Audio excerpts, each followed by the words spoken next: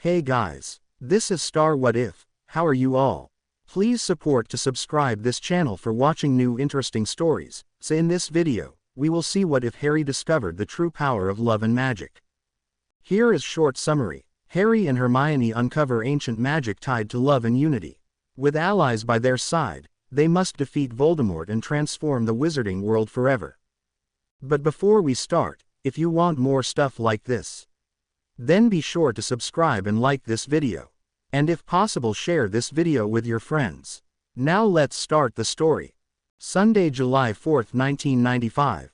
Early afternoon. Hermione was dragging her feet as she got out of the car after her family returned from church. She knew that an uncomfortable conversation was coming up, and she wasn't looking forward to it. It was only a scream from her mother inside the house that got Hermione moving quickly. It took her mere seconds to get through the door and enter the living room with her wand in her hand and a spell on her lips. She gasped and pointed her wand upwards when she realized that the intruders who had caused her mother to scream were Albus Dumbledore, Remus Lupin, and a short woman with pink hair whom she'd never seen before. "Professors," Hermione said in confusion. "Take care with your wand, Miss Granger," Dumbledore said mildly. "The Ministry takes a very dim view of underage magic being performed over the summer, especially by Muggleborn. Self-defense is a valid excuse, of course, but it can be difficult to prove to Ministry employees, who aren't known for their tolerance or fairness." Hermione nodded and her wand shot back into her holster, eliciting a slight look of surprise from her headmaster. "Do you know these people?" her mother asked angrily as her father came into the room with a cricket bat held high. "Dad, stop, they aren't here to hurt us," Hermione said quickly, putting up her hands and trying to get between her father and the three magicals who had made themselves at home while the Grangers were at church. As unhappy as she was with her headmaster, she didn't want him and her father to come to blows. "What are they doing in our home?" her father demanded, not putting the cricket bat down. "Please," Dumbledore said as he stood, holding his hands out in a non-threatening manner. "We seem to have gotten off on the wrong foot. My name is Albus Dumbledore, and I'm the headmaster of Hogwarts School for Witchcraft and Wizardry. I'm here to talk to your daughter, though you are of course free to join us, as you may have questions." He ignored the muttered, "Told him we should wait outside," from the woman, though none of the Grangers missed it. "Coming uninvited into someone's home is quite rude," Emma said frostily. "Especially when the owners aren't even home." "My apologies," Dumbledore said in his best grandfatherly voice, "but I didn't think it prudent for the three of us to stand on your front porch, given that we aren't dressed like muggles." "Very well," Lindsay said, and Dumbledore took that as an acceptance of his apology. Hermione, though, could tell that her parents accepted neither his apology nor his excuse. They may have allowed that he had no ill intent, but clearly he'd had alternatives which he had chosen not to go with. Once everyone was seated, which only happened after Emma had served tea, they may have been uninvited intruders who scared several years off of her life, but that wouldn't have justified being uncivilized herself. Lindsay asked them, "So what's all this about, then?" "She just came home yesterday. What could be so sudden and important that you'd have to come here today with three people to talk to her about it?" Dumbledore nodded, seeming to understand that he was dealing with intelligent parents who wouldn't easily miss anything. "I'll admit that we could have discussed this before she left, but the end of the year is always incredibly busy, and it would not have been appropriate to have this conversation in a public setting. In the end, I thought that coming today would be most convenient. It also gave me an opportunity to introduce my two companions here to you and to her." Turning to them, he gestured first to one and said, "This is Remus Lupin. He was your daughter's defense against the dark arts professor during her third year." Both Grangers thawed noticeably at the name and nodded to him, remembering that Hermione had praised him several times in her letters. He then gestured to the woman, saying, "And this is Nymphadora Tonks." "It's just Tonks," Tonks interrupted firmly. "I don't like my first name and would prefer that it not be used." She shot Dumbledore an annoyed look which seemed to surprise him. "Ah, yes," he said, "my apologies. I seem to have forgotten." After clearing his throat, he turned back to Hermione and said, "Remus and Tonks may stop by from time to check on you and make sure everything is fine.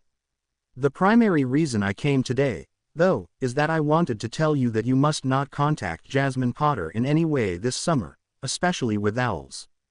"What?" Hermione half shouted as she jumped out of her seat, surprising the older Magicals with the vehemence of her reaction. Neither of her parents looked pleased with her outburst, but they didn't immediately move to correct her, either. "How can you do such a horrible thing to her? She needs her friends. The Dursleys are cruel to her, and it's cruel of you to keep her isolated with them." "I can assure you, Miss Granger," Dumbledore said confidently, "that Miss Potter is just fine with her family. I'm sure she'll appreciate having the time to reconnect with them." "And what right do you have to decide such a thing?" Hermione demanded. "You have no authority over us during the summer." "I'm afraid you're going to simply have to trust me on this," Dumbledore said with a weary sigh. "The situation is simply too dangerous. We can't take any chances because we don't know who might be watching or who might be able to intercept any messages. It's an unfortunate but necessary security precaution." That's absurd." Hermione sputtered. "You can't really expect me to believe that there's no way to send secure messages in and out of a single house in Surrey. Not even magically." "Honey, please," Emma said as she put her hand on Hermione's arm and tried to get her to sit back down. "Let's at least hear what he has to say." "How much danger is there?" Lindsay asked, trying to shift the topic to something that he personally thought was rather more important. Dumbledore shrugged. "With Voldemort's return, it's tough to say. The danger for us all has increased greatly by that alone, but until he starts moving, there won't be much practical difference for most people." Both Emma and Lindsay looked at Hermione, who buried her face in her hands. "Oops," Tonks said softly, immediately recognizing that they'd just opened up a big sack of flobberworms for the young witch. "Voldemort?" Lindsay asked. "Back? How? I thought he died back in the 1980s. "He was defeated on October 31, 1981, Lupin explained, "but his body was never found, and Dumbledore never believed that he was completely dead. Back in March, he was returned to a body in a vile, dark ritual that I will not describe here. Right now he is mostly moving in the shadows, trying to rebuild his forces. Eventually, though, he will move in the open again and start attacking our world more directly, just as he was doing in the 1970s. At times, that will include attacks on the Muggle world as well, because he hates Muggles. We were told last night that Jasmine had been kidnapped and then escaped," Lindsay said, "but we didn't realize that it was all part of a plot to return their old leader to life. We simply thought that Jasmine, and perhaps by extension our daughter, were in some danger because of that guy's old followers." "I'm afraid the situation is a bit more serious than that," Dumbledore said diplomatically. "His followers are a threat, but with Voldemort back they will become more organized and thus more dangerous and active than they ever would have been before. So, sooner or later, we may be in danger, too." Emma asked. When Dumbledore nodded, she continued, "Would it help if we pulled Hermione out of Hogwarts? Would they leave her and us alone, then?" Hermione gasped in shock while Dumbledore shook his head. "I'm afraid not, Mrs. Granger.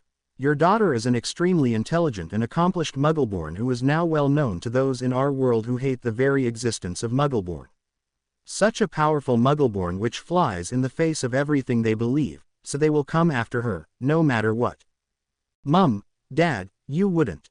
Hermione choked out, but her parents simply ignored her. "And besides," Lupin added, "she'd still need to go to a magical school somewhere. She's not a fully trained witch yet. Even if you went so far as to leave the country and enroll her in a school abroad, you could be found that way. What's more," Dumbledore said, "if Voldemort is victorious here in Britain, he will set his sights on other countries, and you would eventually be discovered." "Is she put in more danger by associating with Jasmine Potter?" Lindsay asked, eliciting an even louder gasp and an incredibly hurt expression from his daughter, who was now practically shaking in distress. "No, I wouldn't think so," Dumbledore said. "Quite the opposite might arguably be the case. Both are targets, but both are strong witches, and I know that Miss Potter would do anything to protect your daughter." Hermione was tempted to breathe a sigh of relief at the fact that their headmaster didn't seem to want to separate her from Jasmine anymore, but that goal was now apparently being pursued by her parents, while Dumbledore seemed prepared to separate Jasmine from everyone. Both of the elder Grangers were obviously unhappy. From the moment they first thought their home had been invaded, it had been one shock after another, and this latest revelation about the threat to their daughter clearly wasn't sitting any better with them. An awkward silence fell on the room until finally Dumbledore said tentatively, "Perhaps we should leave you to discuss this, in light of the new information." "Yes," Emma said quickly, seizing upon the suggestion like a lifeline. "We have a lot to talk about as a family. Just remember, Miss Granger," the headmaster said as he followed the other two out of the room, "do not contact Miss Potter under any circumstances." Mr. Granger rose to escort them to the front door, but before he could even leave the room, they heard 3 cracks of apparition from the front hallway. Hermione looked everywhere but at her parents. "I knew I'd be in for an unpleasant conversation," she thought, "but this just keeps getting worse and worse. And how dare he tell me that I can't contact Jasmine? He has no authority over either of us during the summer. The Dursleys are awful to her, and she needs some sort of contact with the rest of the world." "I'm going to. Hermione," her mother said sharply. "Are you even listening?" "Sorry," Hermione said distractedly, trying to extricate herself from the whirlwind in her head. "I was just thinking about why he wanted to forbid me from contacting Jasmine. She's counting on me to write, call, and even visit a couple of times." Emma's face softened a bit as she said, "I'll agree that that doesn't sound right to me, and we should talk about it, but we have other things to discuss first." "Right," her father said, "and let's start with, why didn't you tell us all this last night?" "Tell you what, exactly?" Hermione asked scornfully. "That some evil terrorist has risen from the dead. Would you really have believed me?" Emma and Lindsay looked at each other with uncomfortable expressions. "And besides, it hardly matters. It's not like he's going to come strolling down the street and then knock on our door before personally killing me. If he targets me, he'll send his minions, the wizards I did tell you about. So for all intents and purposes, I told you about the actual threat, if it even becomes a threat anytime soon. What would be the point of scaring you even more about something that won't affect you?" Lindsay shook his head. "Be that as it may, we still expect you to tell us the truth. This affects both us and you, and as your parents, we care about your well-being. We need and deserve to know what is going on, for both your sake and ours." "Yes, Hermione," Emma said. "Why would you hide such dangers from us? Why wouldn't you tell us about what you're going through? Why?" "You can't understand," Hermione insisted. "You can't understand what's happening in the magical world. It's not your world. You don't have to live in it. Why do they keep pushing me like this?" she wondered. "They have to know that they can't understand what I'm going through. They don't know what magic is like. They don't know what Jasmine's life is like, or how stressful it is to have to constantly hide our relationship. So tell us," Lindsay said with the air of a man whose death grip on his patience was slipping. "Don't keep holding things back.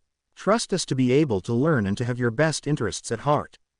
"We're not stupid, you know," Emma chided her. "We don't deserve to be kept in ignorance. But there's nothing you can do about any of it," Hermione said desperately. "You're just muggles, you can't do anything." "Just muggles?" her father asked slowly, real anger coming into his voice now. "Just muggles. That sounds an awful lot like what that Voldemort person preaches, doesn't it? That muggles don't count and aren't worth anything." Hermione just stared at her parents, stricken by the reproachful looks on their faces. Then she collapsed on the sofa and started sobbing, horrified at her own words and unsure about where that attitude might have come from. "When did I start looking down on muggles?" she thought despairingly. "When did I start looking down on my own parents?" To their credit, Emma and Lindsay moved to either side of her and pulled her into a 3-way hug. They were hurt by her words, but they knew that deep down, she couldn't really have meant what she said. They wanted to believe that she was still the little girl they'd tried to raise, even if perhaps she'd gotten lost somewhere along the way. If they were mad at anyone, it was at the wizards and witches who had changed their daughter, disrupting her moral values to the point where she would treat her parents like children. As she cried, she remembered Jasmine's words, "Try to trust and believe in them, and maybe they'll surprise you." Slowly and haltingly, she began telling them the truth about what had been happening to her over the past 4 years. It was an extremely difficult conversation for all of them. Hermione found it hard to share things she'd worked hard to keep hidden for so long. Her parents were appalled at just how often she'd been in danger and how much she'd been concealing from them. There was only one thing she still held back on, but she just wasn't ready to share that particular secret yet. Maybe later, when she had a better feel for how they'd react. Sunday, July 4, 1995. Evening. Jasmine sighed as she lay down for bed. She missed Hermione terribly. She would have missed Hermione regardless, but the emotional and psychological stresses of her first full day back at Privet Drive made her long for her bushy-haired girlfriend all the more. Starting early in first year, Hermione had quickly grown into the most important person in her life. She'd also become Jasmine's anchor, providing stability and helping her weather the never-ending storms that buffeted her. Now her anchor was missing, and Jasmine felt the gale winds threatening to overwhelm her already. "I am not weak," she repeated in her mind like a mantra. "I am not a victim. I do, however, need some help to deal with all of this." She'd certainly had worse days at Privet Drive, but this day hadn't gone nearly as well as she hoped. Overnight, Vernon seemed to have forgotten their discussion and berated Jasmine for not being in the kitchen early enough to cook them breakfast. He then laid into her about developing lazy habits at that freak school of hers and informed her that she'd need to straighten up if she was going to complete all of the work he'd been saving up for her to do. "I suppose I should have expected it, sooner or later," Jasmine realized. Vernon has never taken no for an answer, certainly not from me. After she coldly reminded the whale of a man that she wouldn't be doing any more work than Dudley, Vernon proceeded to rant, complain, and bluster. He even looked like he might threaten violence before Petunia finally stepped in. Dudley was already backing away, and it hadn't been out of fear of Vernon, either. Like the night before, Jasmine's magical power had begun gathering in preparation for defending her, and Dudley hadn't wanted to get caught in any resulting explosion. Vernon had tried to ignore it, hoping that if he pretended it didn't exist, it would simply go away. Then he could go back to being the master of his domain, and freakish little brats like her would be kept in their rightful place. Only Petunia had both the courage and the good sense to step in before something dire happened, pulling Vernon away while telling Jasmine to find things to do outside the house. "Gladly," she had said in a voice that resonated with power and promised a world of pain. Spending most of the day in the local park had been only mildly irritating. It was out of the house, which was nice, but the place had a lot of bad memories from times when Dudley and his friends would bully and chase her. Back in her room, or prison cell, as she tended to call it in acknowledgement of the bars that used to be on the window and the current multitude of locks on the door, she closed her eyes and tried to get to sleep. "I'll write Hermione tomorrow," she promised herself. "If I can't have her here with me, I can at least start exchanging letters." Daphne Greengrass took a deep breath to calm her nerves before entering her father's study.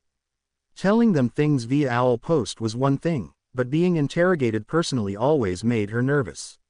When she entered the room, she was slightly surprised to see her mother there as well, but she managed to hide it before taking her seat.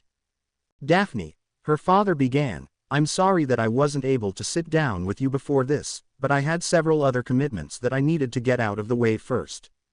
"Just so you know," her mother interjected, "we were both very pleased to see that you took the first step to get to know Miss Potter.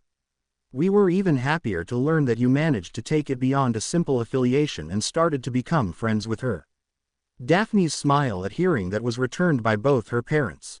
"I am concerned, though, about some of the things you wrote in your more recent letters," her father continued. "One of the things I was doing today was checking with my ministry contacts once again.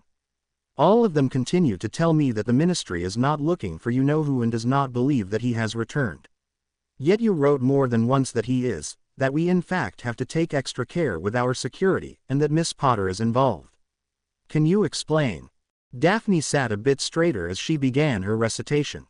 "I wanted to give you more details, but I wasn't sure how secure Owl Post would be, so I stuck to the absolute minimum so I could at least warn you.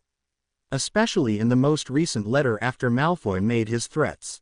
Her father nodded. "That's perfectly reasonable. So, what's the full story, then?" Daphne proceeded to give them all the details of what had happened to Jasmine, from Hermione's frantic questioning in the library through Jasmine's recounting of her experiences to her friends, and finally how she herself organized school-wide support for Jasmine in the wake of the Gryffindor witch's altercation with Draco Malfoy. Both her parents were left in stunned silence, and neither seemed sure what to respond to first. "Well, you've certainly had an interesting fourth year," her mother finally said. "Indeed," her father agreed. "We'll leave aside your political activities at the school for the moment, as impressive as they are. The return of you-know-who is what we need to focus on right now." He leaned forward and fixed her with a stern look. "Are you absolutely sure that what Miss Potter told you is true?" "Yes," Daphne said confidently. "She's an honest person.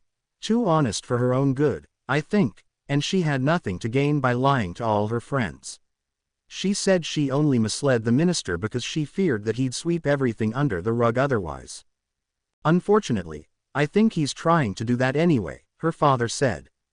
"The investigation into her abduction has stalled, and my sources tell me that he wants to shut it down." He sighed as he leaned back in his chair. "Very well, if you are convinced that her story is genuine, then we'll trust your judgment and act accordingly.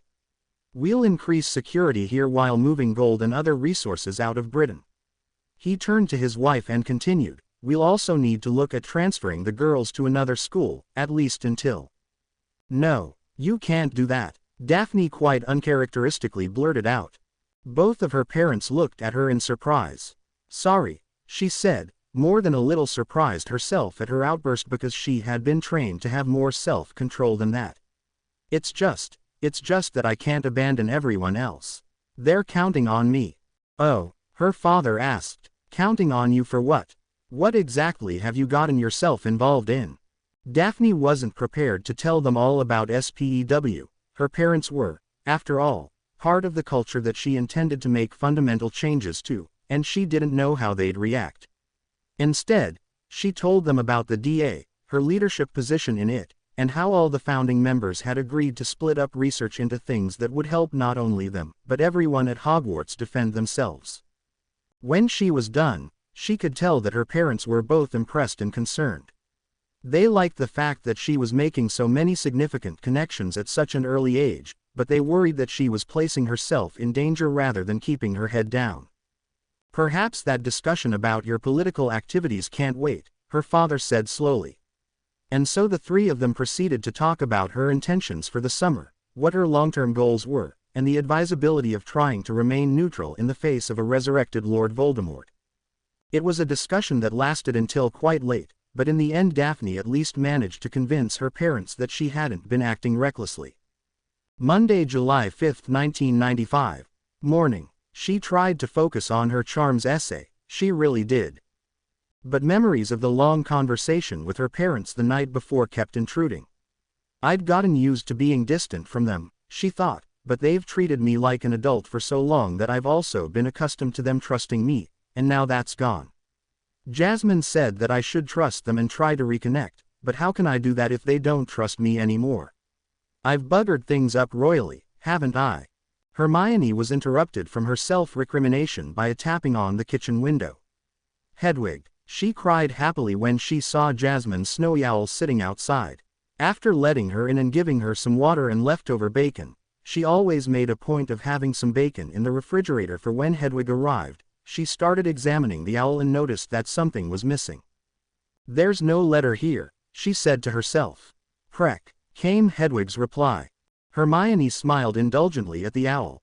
Snowy owls, and female snowy owls in particular, had one of the widest vocal ranges of any owl species, and she always enjoyed listening to Hedwig talk, even though only Jasmine seemed to understand. "Prek, bark, Prek." Hermione frowned. She had a letter but it was stolen. She thought, "Wait, how would I know something like that?" Hermione shook her head in confusion and shoved the idea aside as ridiculous. Not noticing the annoyed look on the owl's face, she proceeded to write a quick note to Jasmine, explaining how Hedwig had arrived without a letter and asking if everything was okay. After attaching the note to Hedwig and opening the window for her again, Hermione returned to her homework. It was a lost cause, however, because now the mystery surrounding Hedwig and the missing message niggled at her, too. Could this be the headmaster's doing? She wondered. He said I shouldn't contact her, but would he really go so far as to steal her own messages to her friends? Monday, July 5, 1995. Late morning. Dolores Umbridge smiled gleefully, an expression that would have made small children cry had any been unlucky enough to see it. After several days of negotiations and threats, the Daily Prophet was finally on board and starting to publish the sorts of articles she wanted. Articles that promoted the minister and the ministry while undermining confidence in both Dumbledore and that Potter brat. The shift wouldn't be immediately noticeable. She was smart enough to know that an abrupt and dramatic change would raise questions, even among the sheep of Wizarding Britain. Instead, the editor would insert her desired slant into several stories, or have stories specially written for the purpose, in every edition. That slant would increase on an almost daily basis, and by next month even the most neutral British wizard or witch would be treating Dumbledore and Potter like pariahs. And that wasn't even taking her second plan into account. Monday, July 5, 1995. Afternoon. Hermione's summer homework was interrupted once again when her parents arrived home, and far earlier than she had expected them. "Mum, Dad," she said as she hugged them in greeting. "You're both home so early. Is anything wrong?" The hugs were a little stiff, even more so than usual, and they all knew it, which only added to the awkwardness they felt around each other. "No, there's nothing wrong," Lindsay answered. "Not at the office, at least," Emma added, causing Hermione's worries to redouble. "Come on, Pumpkin, let's all sit down at the kitchen table," Emma said, taking her daughter gently by the shoulder. "We need to talk." The use of the familiar pet name, something she hadn't heard in years, relaxed Hermione. But only a little. Once they were sitting, her father began pulling some books and pamphlets out of a bag while her mother spoke. "After you went to bed, your father and I stayed up even later, continuing to talk about the situation you're in and what we as a family can do about it. And we will be acting as a family," Lindsay said sternly. "So far you've been making decisions on your own, and while I might be willing to concede that at least some of those decisions were good ones, you shouldn't have excluded us from the process like you did. You're mature and intelligent, but you don't know everything, and you simply don't have much experience in the world." Her mother nodded. "That's why we're home early. Last night we came up with some ideas and provisional plans. We cancelled our afternoon appointments, went out for some shopping and research at lunch, and now we're here to talk." "Do I," Hermione asked hesitantly, "do I get any say in any of this? Or have you already made all of the decisions for me?" The fear and bitterness in her voice were unmistakable. "Yes," Emma said. "Maybe," her father said at the same time. Her parents gave each other a look, then her mother turned back to her and continued, "That's one point where your father and I disagree slightly. In principle, we agree that you should have a say, both because it's your life and it involves a world that we don't live in. However," Lindsay said, "the high-handed manner in which you've excluded us in the past makes me a little reluctant to take your advice at face value. I've not rejected you having a say, I'm just more of a mind that we should take your input on a case-by-case basis." Hermione nodded while avoiding her parents' eyes. She wasn't happy about her father's attitude, but realistically, she could hardly blame him. "So, what are our options?" she asked with some trepidation. Her father started sorting through some of the pamphlets he'd pulled out of his bag. "The first thing we looked at was leaving the country," he said, causing Hermione to nearly leap out of her seat. "No," she cried out, "I can't just leave, if this is about that boyfriend of yours." Lindsay responded with a frown. "I thought you broke up with him anyway," Emma said. "No, there's no," Hermione tried to answer, "I mean, it's not that. I won't leave Jasmine, or any of my friends here alone." Her father looked confused while her mother put her hand on Hermione's arm and said, "Calm down and just hear us out." Hermione sat, but she didn't calm down. Breathing heavily, she kept looking back and forth between her parents, panicking at what might be coming. "We're looking into it because it's the best chance of making you safe," Emma explained gently but firmly. "And as your parents, that is our first priority, your safety. There is literally nothing that we wouldn't do to protect you, up to and including risking our own lives. Do you really think that moving abroad is unreasonable from our perspective?" As soon as her mother mentioned risking her life, Hermione was caught up short. It reminded her instantly of Jasmine's own parents, and how often she'd told Jasmine how much her parents must have loved her if they were willing to die to give her a chance to live. Morgana, she thought as she slumped in her seat and her panic began ebbing slightly, how can I complain about them loving me enough to risk everything to protect me? Emma Granger took her daughter's hand and squeezed it gently, recognizing that they were finally getting through to her, but once more wondering about the relationship between the two young girls. Moving abroad is not, however, an easy or quick solution, Lindsay admitted. We'd prefer Australia because it's a Commonwealth nation, they speak English, and it's about as far from Britain as you can get. We can't make such a decision without knowing more about the situation there for magicals, though, and even if we chose today to go that route, it would take quite a while to get visas, find work, sell the business here, it's a very daunting task. So while we'll keep exploring that option, Emma continued, it's not going to happen right away and may never happen.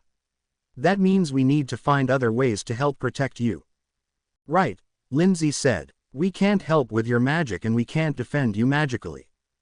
That leaves non-magical methods. First, we'll be improving home security, alarms, reinforced door locks, that sort of thing. I don't know how much it will help against a magical attack, but if it even delays someone by a few seconds, that might be enough time to escape.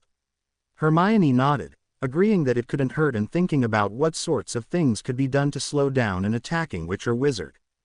Next, Emma said, we all need to improve our ability to defend ourselves. First and foremost, that means an exercise regimen. We're also looking into self-defense classes. Most martial arts would take a long time before we had skills that would really help us, but there are a few specialized classes designed to help an unarmed person deal with an attacker who has a knife or other weapon. Do you think that would help? Hermione's mind started racing at the possibilities, and after a few moments said, perhaps, if you can get close enough. Spells aren't usually cast at great distances, and they don't travel as fast as a bullet, so you aren't as bad off as you might be against someone with a gun. Any sort of cover or solid shield will usually help, and dodging is possible, if you're fast enough. If you can get close enough to a witch or wizard, you can disarm them. Okay, good, Lindsay said. That's what we'll focus on, then. That leaves exercise. Running for endurance and some weight training for strength. Running? Hermione asked in a small voice. Yep, he answered. I've made doctor's appointments for us all to get checked over, but I think we're probably healthy enough to start with light running early tomorrow morning. Running, she said again as her face took on an expression of horror. Mornings. I'm afraid so, sweetie, Emma replied with a wan smile. Aside from the overall health benefits, the endurance should help you in several ways. At the very least, it will make it easier for you to run away if you can. And if you can't run away, the endurance should help you last longer in any sort of fight. Hermione didn't know a lot about magical duels, but she couldn't argue with that logic. Extra endurance and strength just might help. It's just that the idea of getting up early to run every morning, she thought, is Running is also something we can continue to do while on vacation, her mother went on. Vacation? Hermione asked. Every summer her family did something for vacation, and with all of the heavy discussions about the dangers she'd been in, she hadn't gotten a chance to ask about that. Yes, Emma responded, seeming to Hermione to be a bit hesitant. We thought we'd try something a little different this year. We're booked for 2 weeks in Saint-Tropez in France, Lindsay explained. We leave on Sunday. A beach. There's nothing different about a beach in France. We've done that a few times, Hermione pointed out, confused now. After a pause, she added, aren't the beaches there topless? We've done that a couple of times, too. Well, Emma said, looking a bit uncomfortable, some of the beaches there are topless, but some are nude as well. Oh, Hermione asked, now more intrigued than confused. That's different. What made you decide on something like that? Aside from going to topless beaches in France on a couple of occasions, Hermione had always perceived her parents as very straight-laced and conservative in their private lives. It was, in fact, one of the reasons why she was so hesitant when it came to telling them about her relationship with Jasmine. We've heard some good things about such beaches, and Saint-Tropez in particular, from some of our patients and even a few neighbors, Emma explained, so we've been thinking about it for a while. But as to going to such a place at all, well, we wanted to do something a little different. A bit more, adventurous. At the same time, we've also been thinking for several months about how we could reconnect with you, Lindsay said, and one idea we had was to do something out of the ordinary, familiar enough to be comfortable, but different enough that we wouldn't easily fall into old habits of interaction, because that's what we need to change. Since your mother and I were already talking about going there, well, it seemed like a helpful coincidence. That was your father's argument, at any rate, Emma said, giving her husband a sidelong glance. Turning back to Hermione, she continued, Street Tropez might not have been my first choice for such a solution, but I agreed with the goal and couldn't come up with any better ideas. And, like he said, we were talking about going there anyway. Regardless, we don't have to go there if it will make you uncomfortable, Emma insisted, looking less than comfortable herself. I didn't get the impression that there were, regular beaches there, so if it bothers you, we'll change our plans. Hermione bit her bottom lip in thought, turning the idea around in her mind. I've been to topless beaches a few times, but that was when I was younger. A year or two ago a nude beach might have been a bit awkward, she admitted, but after Yoster and Beltane, well, I've done a whole lot more than just lie in the sun while nude in public. No, Hermione said nonchalantly and with a slight smile. I'm fine with it, I think it'll be fun. This was greeted with expressions of surprise and relief from her parents. Looking at them closely, she wondered at their real reasons for picking Street Tropez. What exactly did they mean about wanting a more adventurous vacation? Then something occurred to her. I made some friends from the French magical school this past year. Is it okay if I write them and let them know where we'll be and when? It's possible that one or more will be able to meet up with us. Sure, Emma said as she started digging through some papers in order to find the flight and hotel information. Who are your friends, anyway?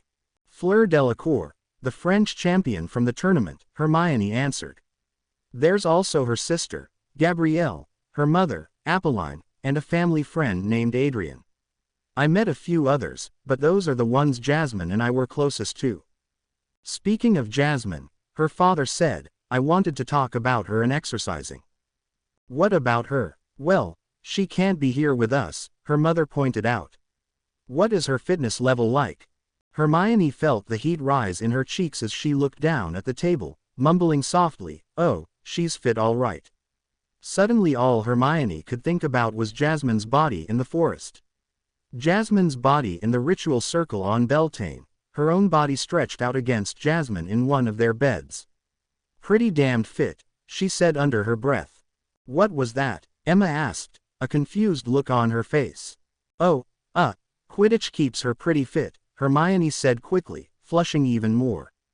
Okay, then, Lindsay said with a frown, that's a start, but you should probably tell her in your next letter about the exercise program we're doing and recommend that she try to do something similar on her own. I can even write it out and explain it, if you'd like, Emma added. But, the headmaster said I shouldn't. Hermione tried to object. Her father simply shook his head, and her mother rolled her eyes before saying, yes, and we all know just how likely it is that you're going to follow those orders, am I right? Hermione turned pink again and tried to look away. Don't worry, Pumpkin, I happen to agree with you. Isolating a teenager like that would be a bad idea even if her family were wonderful, and I could see that that wasn't the case. However good your headmaster's intentions may be, his execution is horrible. Just so long as you're careful about how you contact her, we'll support you. Hermione looked back up to see that both of her parents were smiling at her, something they hadn't done since getting in the car at King's Cross Station the day before. Thank you, she said softly, tears welling up in her eyes. Her mother stood up and hugged her as she knelt next to Hermione's chair. We both love you very much, Hermione, and we want what's best for you. We just need you to work with us instead of going off on your own, okay? Hermione nodded into her mother's shoulder, feeling both ashamed at how she'd excluded them from her life and grateful that they seemed to be forgiving her. Maybe she hadn't ruined her chances of reconnecting with them after all. Tuesday, July 6, 1995. Morning. She felt like her lungs were on fire. She was certain that her legs were about to fall off. She'd have done anything to end this horrible torture, torture made all the worse by the fact that it was her parents who were inflicting it on her. Are we? Gasp. There yet, she heaved. Almost. Pumpkin. Lindsay panted, struggling a bit himself, though not nearly as much as Hermione was. When they finally reached the house, her parents led her around to the backyard, where she was forced to stretch and walk around a little to prevent cramps. And how far was that? She asked as she finally got some of her breath back. 2 kilometers, Emma answered, recovering faster than Hermione. Like we said, we're only starting out easy until we get physicals. 2 kilometers, Hermione asked disbelievingly. It felt more like 20. Sorry, Pumpkin, her father said, but while his tone sounded sympathetic enough, she was sure that he was laughing at her on the inside. And why do we have to do it so early in the morning? She whinged. Because it's going to be a hot summer, Emma answered, wiping at her face. And mornings will be cooler. Besides, exercising in the morning helps give you energy for the rest of the day. Is that Jasmine's owl? Lindsay asked suddenly, pointing up into the largest tree that grew in their backyard. Hermione looked and immediately recognized the snowy bird. Hedwig, she called, holding out her arm for the owl to land on. Come on down. When the owl didn't immediately come to her, she called again, Hedwig. Are you all right? After staring at Hermione for a long moment, she finally came down, but all 3 Grangers could tell that there was something wrong. Once she landed, Hermione could clearly see missing and broken feathers, and there was even some blood on one of her wings. Oh, Hedwig, Hermione said sadly, trying to gently smooth her feathers. It was obvious that the owl was in distress, but she seemed to be comforted by Hermione's touch. Preck, bark, bark, do you know what happened to her? Emma asked. No, Hermione said, shaking her head. Well, no, she was attacked and her message was stolen. Again, in fact, she tried to fight them off, but she got injured. How do you know that? Lindsay asked curiously. I don't know, Hermione answered. I'm not sure that I do. Maybe I'm just guessing or something. Hedwig irritably fluffed out her feathers and nipped at the hand she was standing on. Hey, Hermione complained. That hurt. Preck. Well, how would I know? Bark. Preck. Don't give me that. Hermione, are you talking to Hedwig? Emma asked slowly. What? Hermione responded. Of course not, only Jasmine can do that. Come on, let's get Hedwig in the house. Once inside, Hermione was able to do a better job of getting Hedwig cleaned up. After giving her some water and bacon, she went to her room and came back down with a piece of parchment. What's that? Her father asked. Jasmine gave me the Dursleys' phone number, Hermione answered. I haven't wanted to use it because I don't want to get her into trouble. She had a lot of problems with her aunt and uncle after Ron called her the summer before 3rd year. I only got it for emergencies, but right now I think this qualifies. 2 trips in a row without a message at the end, and now Hedwig's hurt. The phone was answered after just 2 rings. Hello, is this the Dursley residence? Oh, good. My name is Hermione Granger. May I speak? What? No, I'm not Little Duddy's girlfriend. I'm calling for Jasmine Potter. May I speak to her, please? Yes, I know about her, I'm a friend of hers. From school. Yes, that school. She is not a freak. And I can use a phone because I grew up with telephones. My parents are perfectly respectable dentists, I'll have you know. Thank you, I'll hold. In response to her mother's surprised expression, Hermione whispered, Petunia Dursley, Jasmine's aunt. A horrid woman, and I think that was her being nice. Abruptly she turned back to the phone. Jasmine. Oh, I'm so glad I could reach you. Yes, Hedwig arrived, but she had no message, same as yesterday. You, too. Well, this time she was injured, too. Not too bad. She did make it here. She has some missing and broken feathers, and there was a bit of blood, but no obvious wounds. And no broken bones, at least not that I can tell.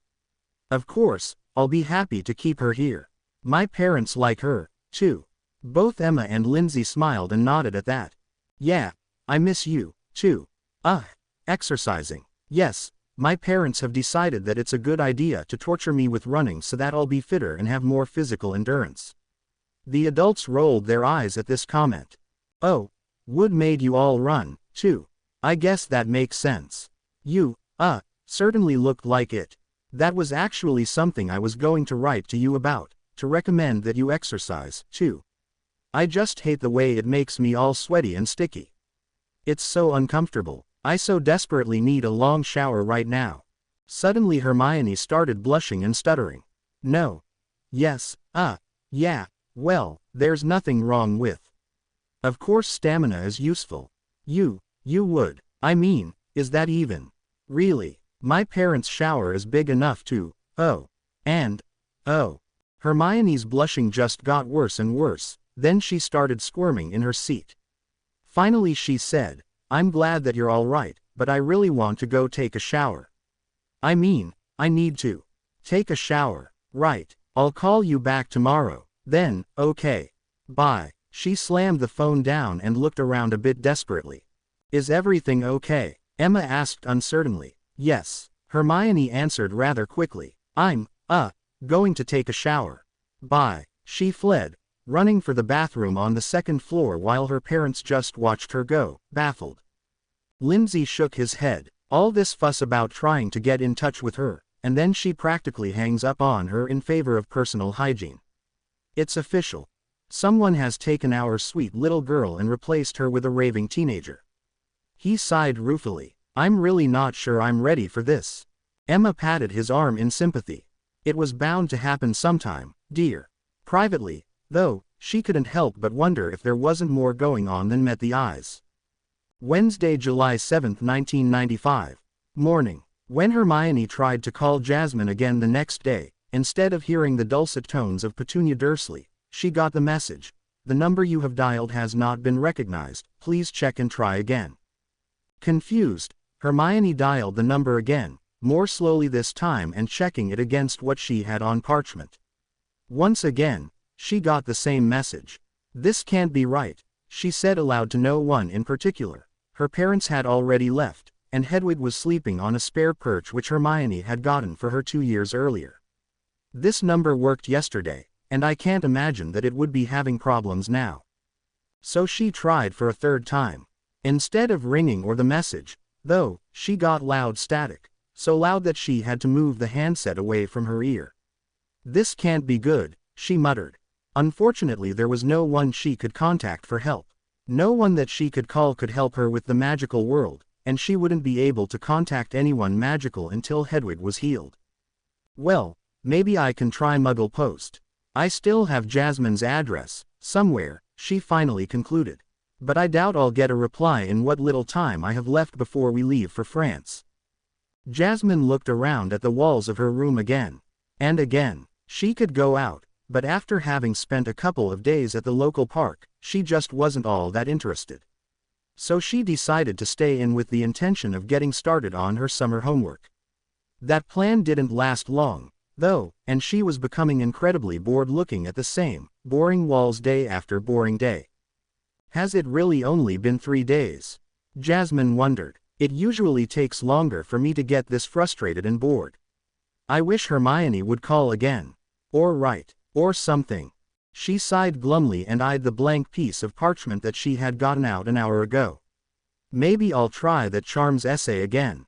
Thursday, July 8, 1995. Morning. Hermione, there's an owl here for you. Only just having finished showering after their morning run, Hermione came downstairs in her bathrobe. Won't it let you take the message? She asked her mother. No, Emma answered. I tried, but it got rather snooty with me and refused to turn it over. The mystery was quickly solved when she saw the seal on the parchment envelope. Oh, this message is from Gringotts. The goblins have very strict rules about who can accept their letters. After taking the letter and trying to offer the regal-looking owl some bacon, which was refused, Hermione sat down to see what the goblins wanted with her while her mother let the owl back out the window. Well, Emma asked. Hermione couldn't help but notice that while previously her mother wouldn't have asked, it seemed like part of the loss of trust meant her parents asked a lot more questions about what she was doing, especially when it involved magic. Huh, Hermione said after skimming through the letter quickly. It's the results of the audit that was done on Jasmine's Gringotts vaults. Why would you be getting it? Lindsay wondered. Hermione frowned, then explained, she's been having trouble getting her mail, even from Gringotts, which is supposed to be really secure. They finished the audit a while ago, but they couldn't come up with a way to guarantee that she'd get this, especially while she was still in the castle. So they decided that I would be safe and reliable, at least once I got out into the Muggle world for the summer. Hermione set the letter down and made to open the packet which contained all the details about the audit, then stopped. While her mother tried to read some of the letter upside down, Hermione considered whether she really should read the audit information.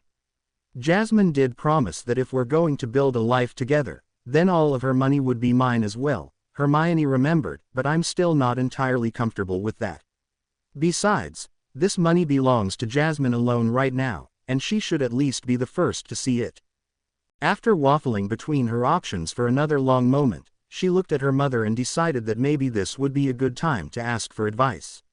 Should I open it? It's Jasmine's, which means I shouldn't. But if there's a problem, Jasmine might not find out for a while, so maybe I should.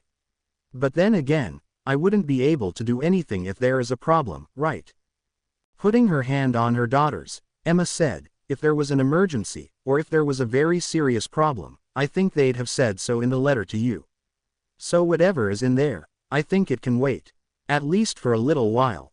Brightening at that, Hermione thanked her mother and took the packet up to her trunk. Meanwhile, Emma Granger was left wondering why goblin bankers would choose to send her daughter so much confidential financial information about her friend when they were normally so strict about such things. Friday, July 9, 1995. Late morning. It had been 3 days since Hermione had been able to speak to Jasmine on the phone. 3 days in which every phone call she tried to make was met with horrible static. Even the conversation on Tuesday had been cut short, something she'd been regretting ever since, because Jasmine started distracting her with talk about getting hot and sweaty together, presumably from running, though she couldn't be sure, and needing a long, lingering shower and stop, she told herself. Focus. She'd written Jasmine a letter and sent it via Muggle post, but that had been 2 days earlier, and she simply didn't have the patience to wait any longer. That's why she was now on a train just entering Surrey, and she needed to pay attention so she wouldn't miss her stop. She was too young to drive herself, but fortunately the trip wasn't too complex. She'd only had to change trains once, then walk a bit. She knew she could have taken the night bus, but she decided against it in case it was being watched, whether by Death Eaters or by Dumbledore. Right now, she wanted to avoid them both equally. When the train finally arrived at the right stop, she exited and began what she estimated would be a 15-minute walk to Jasmine's house. She was careful enough to keep checking behind her to make sure she wasn't being followed, and everything went well until she turned onto Privet Drive. Just minutes from her destination, Remus Lupin stepped out of nowhere and blocked her way. "Miss Granger," he said quietly, "you know you're not supposed to be here. I'm very disappointed in you." She had always liked Lupin, but after days of endless frustration, something inside her snapped at being thwarted so close to her goal. "Oh, really?" she drawled as she backed up a step. "You're disappointed that I would care enough about Jasmine to seek her out and spend time with her. I guess that explains why you never did that in all the years she was growing up as a beep in that prison the headmaster stuck her in." Lupin looked stricken by her words, which had been her intent. He had been her favorite defense instructor, but after she and Jasmine started writing down the problems and oddities in her life, Lupin's absence despite being her parents' friend stood out. Why had he never visited? Or never written a letter, not even after she entered Hogwarts? Hermione couldn't imagine abandoning Jasmine or any of Jasmine's children like that, and her respect for him had suffered as a result. Which made it all the easier for her to lash out now. "Dumbledore assures us that she is safest with her relatives," Lupin insisted. "And have you ever bothered to ask Jasmine what her home life is like?" Hermione shot back. "Do you even care?" That seemed to stop him for a moment, but he quickly recovered. "That's unfair," Lupin said. "I'm just doing what the headmaster wants, which is what you should be doing as well." "Why?" Hermione asked belligerently. "What?" Lupin responded. confused. He's Albus Dumbledore, of course. And he's your headmaster. As headmaster, Hermione retorted, he has no authority over me or Jasmine during the summer. He can express his opinions about what we should do, but that's all. We don't have to obey. Lupin shook his head. I don't know where this hostility towards the headmaster has come from, but it's certainly not justified. He only has the best interests of you and Miss Potter at. Once again, did you ever bother to ask me or Jasmine what we think about that? Hermione asked. Or do you simply follow orders blindly? Lupin actually took a step back at that question, so Hermione pressed further. I'm going to visit Jasmine, and there's nothing you can do about it. You have no authority over me whatsoever, no more than the headmaster does. Out here in the Muggle world, you're just another middle-aged man standing on the side of the street. As she started moving forward, Lupin held out his hand to grab her, but she twisted away. If you touch me, I'll scream, she warned, her expression making it clear that she wasn't bluffing. The Muggles around here won't hesitate to help a screaming teen girl who's being grabbed by a scruffy older man. Lupin's eyes widened in shock as he digested her words, giving her time to step around him and start moving quickly towards number 4 and Jasmine. Then everything went black. Friday, July 9, 1995. Evening. When Hermione came back to consciousness, she found herself lying on the sofa of her living room with her parents peering down at her. Lupin was there, too, with an apologetic expression on his face, but as soon as Hermione saw him she leapt off the couch, flicked her wand into her hand, and stalked in his direction. What did you do to me? She shouted. Both her parents were stunned into silence, and Lupin himself barely got out of the chair before she reached it. Miss Granger, he said indignantly as he stepped back, just in case he needed to put the chair between her and him. I only did what was necessary. It was necessary to stun a teen witch in the middle of a Muggle neighborhood in broad daylight. She exploded. What gave you the right? What gave you the authority? I'm simply doing what Albus Dumbledore has asked me to do, he tried to say. In fact, I really should report this to him, but in deference to your relationship to Miss Potter I'll let this one go. Next time, though, I won't be so lenient. Oh, don't worry about there being a next time, Professor, she spat. I won't be turning my back on you again. Lupin rocked back as if struck. He looked as though he were about to protest, but then his gaze was caught by the tip of her wand, which was now glowing. Miss Granger, he reminded her uneasily, you cannot use magic outside of school. And you aren't supposed to use magic in front of Muggles, she pointed out. That's why I cast a wide notice me not charm before I, stunned you, he said, now seeming to question whether that had been a good idea after all. And I'm allowed to use magic in self-defense, she countered. I think that being attacked by an old man qualifies. What do you think the DMLE will say when they question me about it, huh? No need to point out that as a werewolf, he'd almost certainly not be believed over her, despite her blood status. Whatever thoughts were going through his mind at the implied threat, they were driven out when he saw that her eyes were glowing as brightly as her wand. Suspecting that getting into a duel with a teen witch would not go over well with anyone, no matter what the outcome, he decided to cut his visit, and his losses, short. I'm sorry you feel that way and I hope you reconsider, he said very quickly. Good day, and with a crack, he apparated right out of the Grangers' living room. Oh, Hermione sputtered. That bastard. Hermione, language, her mother chastised her. I was right there on her street, Mum. Hermione fumed. I was just a couple of minutes away from her house. From seeing her.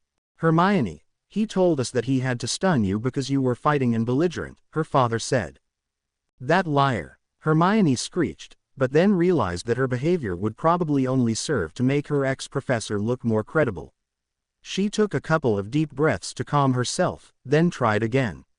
I'm sorry for yelling at you, but I'm simply beyond angry that a former professor of mine would attack me like that. All I did was tell him that the headmaster had no authority over my movements in the summer, and when he went to grab me, I threatened to scream. That's it? Emma asked. Hermione stopped and thought about it carefully for a moment, then said, aside from making clear my opinion about being kept apart from my friend by people who had no authority over us, yes. I won't deny that I expressed my anger that he'd presumed to stop me on the street like that, but after threatening to scream if he grabbed me, I simply stepped around him and continued on my way. Then, well, that's when he must have stunned me, because the next thing I knew, I ended up here. Lindsay shook his head. I'm rather glad he's not your professor anymore. I know you said good things about him when he was teaching you, but he didn't handle that well at all. He paused for a moment, then said pointedly, neither did you, I suspect. As justified as your anger may be, you need to avoid lashing out like you just tried to do. You can't use or even just threaten violence to solve your disagreements with others. Your father's right, Pumpkin, Emma said. You can't criticize Lupin for using magic to forcefully stop you if you're going to turn around and use violence against him because he upset you. You can't descend to their level.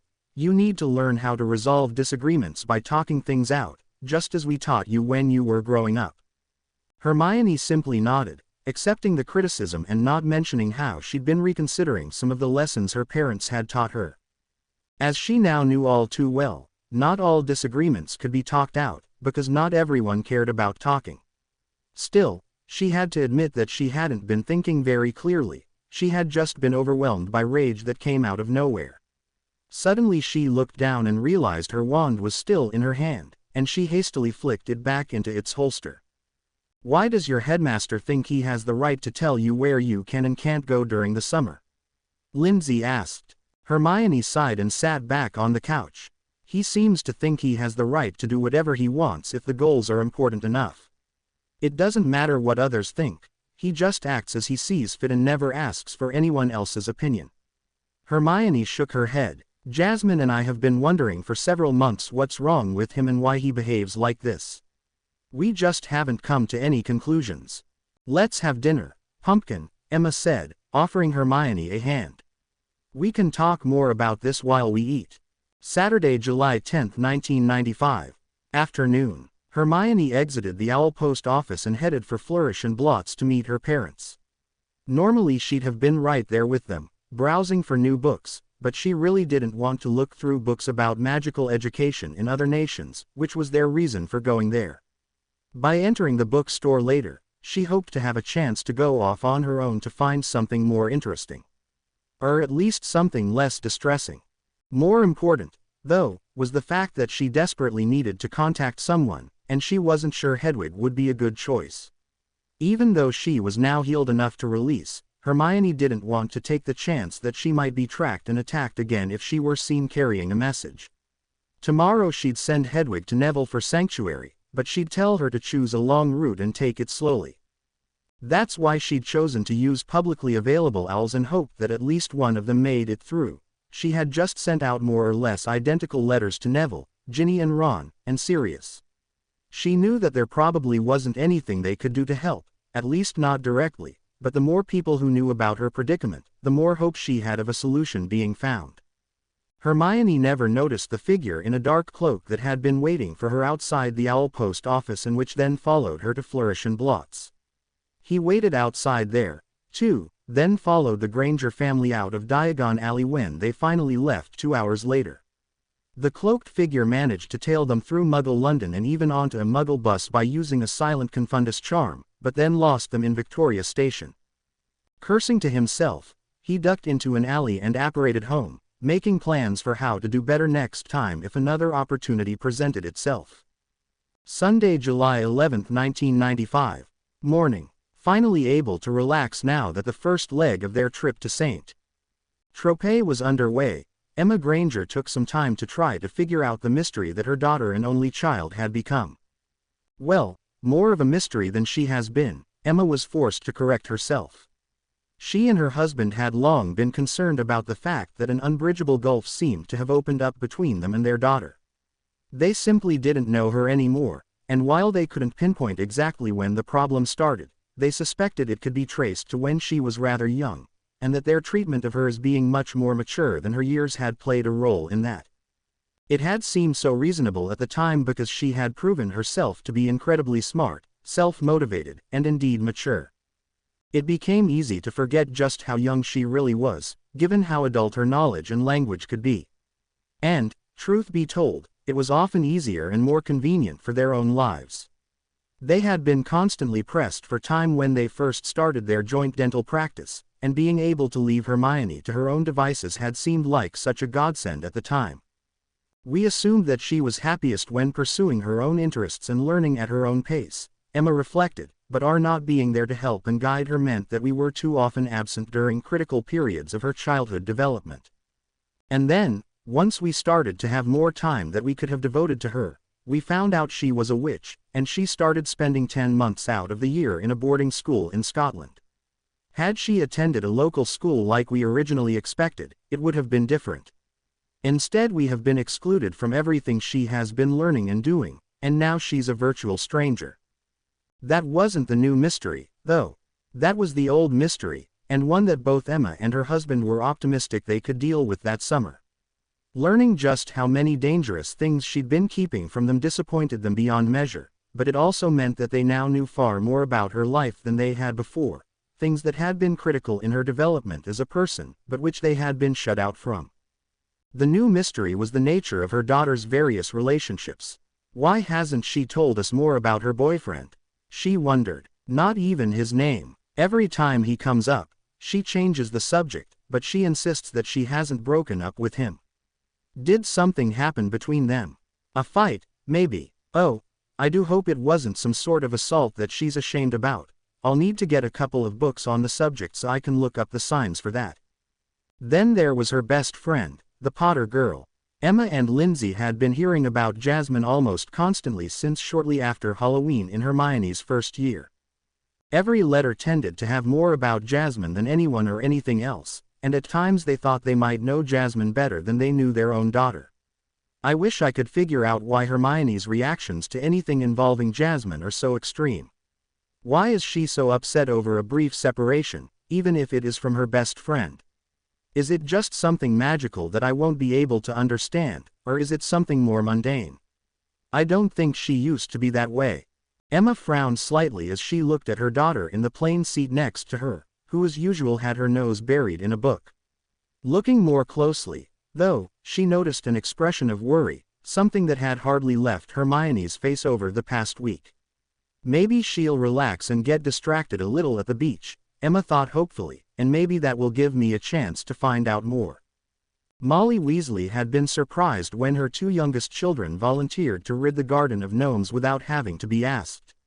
It was the first time they'd ever done that, and she was suspicious at first, but after watching Ron and Ginny carefully for a bit, she decided that their offer had been made without ulterior motives and went back to work herself. "Is she gone?" Ron asked quietly. "Yeah," Ginny answered, "and it's about time, too. I thought she'd never leave us alone." Ron sighed in relief. "Right. Then, any thoughts about Hermione's message?" He and his sister had been pleased when they got Hermione's letter the previous day, then shocked at what she had written. It was bad enough that she couldn't get in contact with Jasmine in any way, but the idea that a former professor would stun her in the middle of a Muggle street was incredible. "Not really," Ginny said, shaking her head as she chucked another gnome over the fence. "It's got to be tough on Jasmine, not being allowed any outside contact." "Do you think Mum is in on it?" Ron asked. Ginny stopped to consider that. "I really don't know. We could try writing a letter to Jasmine and see if she tries to stop us." Ron nodded, liking that plan. "Do you think the twins might be able to help?" Ginny started to answer, then stopped and seemed to change her mind. "I was going to say that that was a good idea," Ginny said, but near the end of term they started acting differently. More reserved and cautious, not like their usual selves. They did get caught in a couple of major pranks. Ron pointed out. "Maybe it's made them a little less daring." Ginny shrugged. "Maybe, but they've been caught before, and it didn't change anything." "Why do you suppose Hermione is so upset?" Ron suddenly asked. "I mean, of course she's unhappy about it. I don't like it either. But Hermione seems, I dunno, a bit over the top." Ron didn't notice his sister go still as he paused for a moment before continuing. As a matter of fact, they both seemed to be a bit over the top whenever it came to something happening to the other. More so this past year than in previous years, I'd say. Dunno, Ron, Ginny said, trying very hard to be casual. Are you sure you haven't been imagining things? Ron scowled at her. Look, I may not be the most observant bloke in the world, but I'm not completely thick. There was definitely something strange going on last year. You got a lot closer to them, so I thought you might have noticed something. Ginny shook her head firmly. Nope, sorry. Ron frowned at Ginny's back as she tossed another gnome over the fence. He was sure that she knew more than she was letting on, but apparently asking directly wouldn't get him anywhere. He'd have to try something different, but he wasn't exactly sure what. He wasn't a Slytherin, and being sneaky just didn't come naturally to him. Sunday, July 11, 1995. Late afternoon. Pad, came a voice from the open bedroom door, and Padma looked up from her potions essay to see her sister standing in the doorway, looking more than a bit hesitant. Can we talk? Just you and me. Padma sighed and motioned her sister to come in. She'd been expecting this for a couple of days now. She'd known that she had changed at the end of the spring term, but it wasn't until she'd gotten home and spent time around her twin that she'd realized just how much she'd changed. And was still changing. Her entire family had noticed, but whereas her parents seemed to accept the explanation that it was simply a difference in growth spurts, Parvati clearly had doubts, and those doubts seemed to grow every time the two of them lounged around the pool, where the differences in physical development became impossible to ignore. Even Padma, despite her focus on academics, couldn't help but think about how much she was developing physically, not just height and muscle mass, but hips and bust as well. She knew that Parvati, who obsessed about looks and fashion, must have been thinking about it non-stop. Aside from any envy Parvati might be feeling, there was the fact that as twins, they'd always looked so much alike, even when they deliberately tried to look different. But now Padma's changes were separating them in ways that even being sorted into different houses at Hogwarts hadn't. After the door had been closed and Parvati was sitting on the bed, Padma asked, "So, what's up?" Parvati hesitated for a moment, obviously trying to choose her words, then finally said simply, "You've changed. A lot. What happened to you?" Padma shrugged, hoping for nonchalance. "Like I said to Mum and Dad, I must be getting my growth spurt earlier than you." Parvati scoffed. "Don't lie, Pad, not to me, please. I know there's more to it than that." Padma looked down, avoiding her sister's eyes. "I hate lying to her," she thought, "and I shouldn't have even bothered trying. We can always tell. Even though I don't know the full story, I know that something about that ritual affected me. I just don't know how, and I certainly can't tell Parvi." Before she could come up with a response, her sister asked, "It has something to do with Jasmine and Hermione, doesn't it?" Padma looked up in surprise, and Parvati said, "Oh, don't give me that look. I may not be in Ravenclaw, but I'm not stupid. Neither is Lavender." Padma's skepticism must have been just as plain as her surprise, because Parvati continued irritably, "It's true. Just because we like makeup and clothes doesn't mean we're airheads. We've lived with those two for 10 months a year for the past 4 years, so it wasn't hard to notice significant changes in their bodies during last term. They're both taller and fitter, and curvier," she added, gesturing helplessly. "Sure, we're all changing, but those two changed a lot more and a lot faster than anyone else.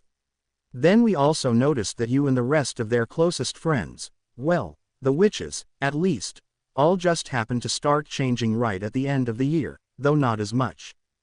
Padma looked at her sister with a new appreciation. "I guess your interest in clothing and such actually helped you notice the changes, even through our bulky Hogwarts robes," she finally conceded. Parvati smiled. A bit smugly, it seemed to Padma, though she also thought she could detect something else there as well. "Jealousy, perhaps. Jealousy that I'm filling out. I'm sorry, Parvi," she said, "but I can't tell you what I've been doing.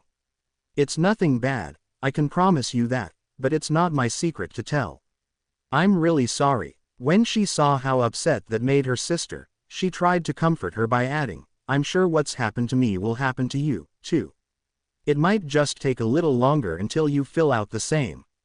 "No," Parvati interrupted her, "it's not that. I mean, well, I certainly wouldn't mind filling out as much as you have already, but that's not." She sighed as she trailed off, clearly having trouble explaining. It's just that, well, we're all Gryffindors, but you're Ravenclaw, you know. And suddenly it clicked for Padma. Her sister was jealous not of Padma's recent physical changes, but of her relationship with Jasmine and Hermione. Those two were Gryffindors, but instead of sharing whatever was going on with their fellow Gryffindors, they had instead chosen to share with a Ravenclaw, a couple of Hufflepuffs, and a couple of Slytherins. Parvati was feeling like she'd been snubbed in favor of her sister and was having trouble dealing with it, especially when faced with the obvious and interesting consequences of the relationships she was missing out on. "Oh, Parvy," she said as she moved to the bed and put her arm around her twin's shoulders. She couldn't help but feel sorry for her, despite the fact that the problem was pretty much her own fault. "I know that you and Lavender were really supportive of those two in your common room recently. They told me later how surprised and impressed they were." "Really?" Parvati asked. "They never said anything. You two treated them pretty badly over the Triwizard Tournament," Padma pointed out, "and they're not quick to forget that sort of thing. You just need to show that you've changed. Keep showing that you can be counted on, like in the DA in our new witches group next term." "You think it'll help?" Parvati asked. "Do you think we'll be accepted like you are?" "It will take time, so be patient," Padma said, "but yes, Parvy, I do think so." "Thanks," Parvati said softly as she put her arm around her sister and leaned into her shoulder. "So," she added after a few moments, "when can Lav and I take you shopping for new clothes to fit that rockin' new body you have?" Padma huffed and gave her a shove, only for her sister to retaliate by trying to tickle her. "Come on, you know you want to," she cried as the two of them descended into a tickle battle that would leave both panting, but also feeling much closer than they had felt in months. Sunday, July 11, 1995. Early evening. Lindsay Granger tried to stifle a yawn as he picked up the last piece of their checked luggage. "I can't believe how much we packed to go to a place known for nude beaches," he lamented, and not for the first time that day. Since neither Heathrow nor Gatwick offered direct flights to Le Mole, the airport that served St. Tropez, they'd been traveling all day for what would have ideally been a mere 2 or 3 hour flight. And they weren't done yet, because they still had to pick up a car and drive nearly half an hour to their hotel over in St. Tropez, where he suspected he'd immediately drop off to sleep. "Emma and Hermione don't look any better," he thought as he gazed at the two women in his life. They'd been on the move just as long that day as he had, and he hadn't missed how stressed Hermione had been looking recently. Lindsay was still yawning as he walked up to his family with the last of the luggage, causing both of them to yawn as well. "Prat," Emma said with a mock scowl as she elbowed him in the ribs. Lindsay grinned. "Sorry," he replied, not looking the least bit apologetic. "Let's go rent a car so we can get to the hotel and crash for the night." As they exited the baggage claim area, Lindsay was stopped short by two surprising sights. The first was the tallest, fittest, most beautiful woman he'd ever seen. Well, she was for all of 2 seconds until he noticed the two taller, fitter, and even more beautiful as standing on either side of her. The first looked to be around 6 feet tall, but the other two were nearly half a head taller and a couple of stone heavier, and both of them had very stern, even dangerous, expressions on their faces. The second surprise was the fact that the first was holding a sign in front of her that said, "Granger." Before he could say anything more articulate than, "Wah," his daughter had already run forward, shouting, "Phoebe! Arito!" As she hugged the two taller women, who for some reason kept bringing to mind the term, Amazons, he couldn't help but notice just how much they dwarfed his little girl. For a moment he was afraid that they might crush her, and he was well familiar with the crushing hugs his wife and daughter were wont to give. "Monsieur et Madame Granger," the first asked as she stepped up to them. "I am Victoire, and Avenue been sent to fetch you to your hotel." Lindsay gulped and shook his head to get focused. The woman's beauty was astounding, there was no doubt about that, but he had things to do. "Thank you, but, we were going to rent a car to get to St. Tropez and use it to drive around while we're here." "There is no need," she responded with a warm smile that seemed to make his head go fuzzy for a moment. "We, Avenue been put at your disposal for as long as you are, heir." "And who are you, exactly?" Emma asked suspiciously. These are the friends that I told you about, Hermione said as she came up with the other two. Lindsay noticed that their eyes were constantly moving, taking in everything and everyone around them. This is Phoebe and Arito. They were helping train Fleur and Gabrielle while they were in Scotland. And, she turned to the first of the group, I'm sorry, I don't think we've met yet. I am Victoire Delacour, she said as she shook his daughter's hand. I am so delighted to finally meet you, Mademoiselle Granger.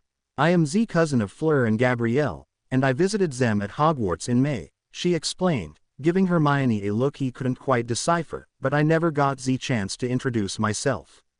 That is part of why I volunteered for these. Well, let's go, Hermione said as she picked up her bags. Phoebe said that Fleur and Gabrielle are waiting for us. She then trotted out towards the parking area without bothering to wait for her parents, though the woman he thought was Phoebe strode right behind her. Not having any good reason to say no, and more comfortable now that he saw how accepting his daughter was of these people, Lindsay looked at his wife and shrugged before picking up the other bags. Emma frowned slightly, but followed along. When he and his wife exited the airport, he was confronted with his third surprise of the evening. His daughter standing next to a large stretch limousine while being embraced simultaneously by two more also incredibly gorgeous and tall, though not as tall as the three who had been inside waiting. Is this France or Sweden? He heard his wife mutter. Lindsay snorted. He'd actually been wondering the same thing, but hadn't dared say it out loud. Sunday, July 11, 1995. Night. Sirius desperately wanted a drink, but he had to admit that it might not be a good idea to be under the influence when having this conversation. It was something that had been coming for a while, ever since he read Hermione and Jasmine's description of all the odd things that had happened in his goddaughter's life and saw several questions about the behavior of one Remus J. Lupin. Several serious and disturbing questions, in fact. After getting Hermione's letter the day before, though, he couldn't put it off any longer. I'm honestly not all that surprised that Dumbledore would try to restrict Jasmine's contact with the magical world, he thought. There are dangers that she needs to be protected from. Banning all contact, though, is going a bit far, and Moony's decision to stun Hermione in the middle of a Muggle neighborhood, that went well over the line. The old man and I are going to have words about what he's doing to my goddaughter, but first I need to focus on Moony. There were several ways he could approach this conversation, but he was going to go with a course that would be sure to put his old friend off balance, act mature about it. Actually, that had been his mother's idea, and while he could see the value in it, he suspected she only suggested it because she wanted him to get the practice. The decision to act mature did not, however, prevent him from building up some anger while waiting for his friend, and when Moony finally did arrive, Sirius was in a right state. Good thing that none of the other members of the Order of the Phoenix are staying here tonight. I just need to avoid yelling and throwing curses, he thought to himself, because he won't take me as seriously if I look like I'm throwing a tantrum. Whoa, when did I start sounding like my mother? Shaking his head elicited a questioning look from Moony as his friend sat down and poured himself a drink. Sirius already had something non-alcoholic and was struggling to resist the urge to replace it with some of the fire whiskey Moony just poured. Deciding to use that agitation to good effect, he waited until his friend was in the middle of drinking before asking in as casual a manner as possible, so, curse any teen girls in the back lately. His question had the intended result, which was Remus spitting a mouthful of fire whiskey across the table and choking for the next minute on what had gone down. Serves him right, Sirius thought with a private smirk. And if I can't drink any of that, why should he get to enjoy it? Where did you? Remus coughed out. Sirius was pleased to see that he looked embarrassed, but that didn't mean he was going to go easy on his old friend. Not yet, at least.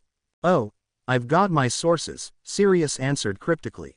Just because I'm a prisoner in my own home like Jasmine doesn't mean that I've been completely isolated from the rest of the world. At least, I'm still allowed contact with others. Putting as much scorn into his voice as he could muster, he continued, I suppose you're proud of yourself for what you did.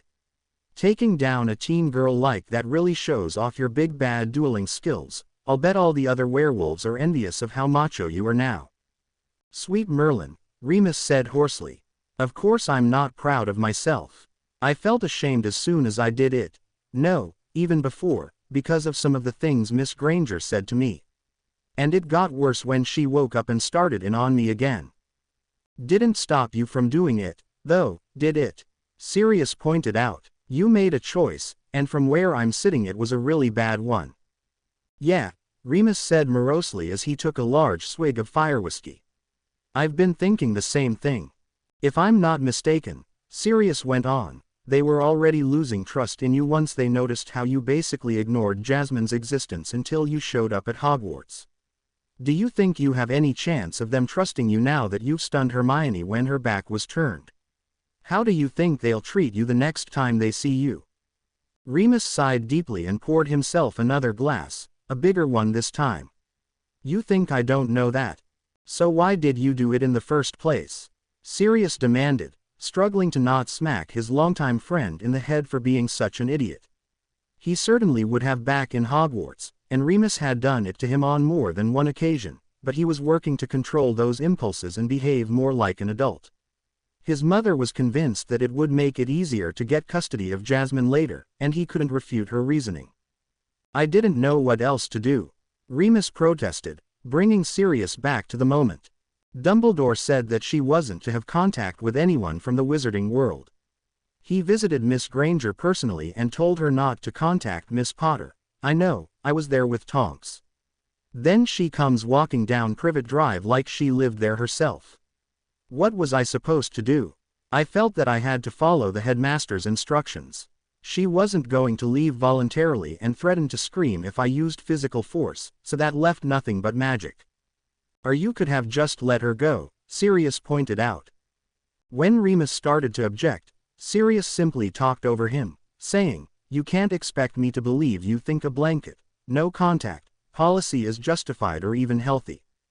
I'm all for security procedures, but they should be restrictions that actually take her wishes into account, not high-handed decisions by people who have no authority over her. It's her life, and she's more than old enough to have some voice in what happens to her. For Merlin's sake, Moony, she's about to turn 15, not 5. Remus looked thoroughly chastened, but Sirius wasn't quite done.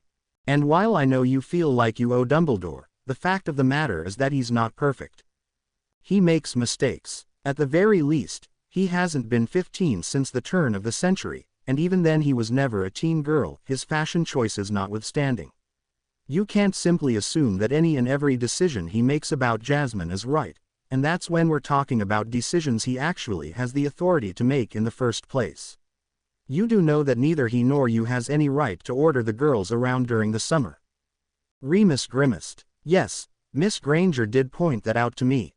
She also threatened me with the DMLE. When Sirius raised an eyebrow at that, Remus added, She didn't have to mention that as a werewolf, I'm especially vulnerable if any legal complaints are made against me. I, more than almost anyone else, need to keep my nose clean. Following the headmaster's orders had me breaking the law. Remus downed a large gulp at that.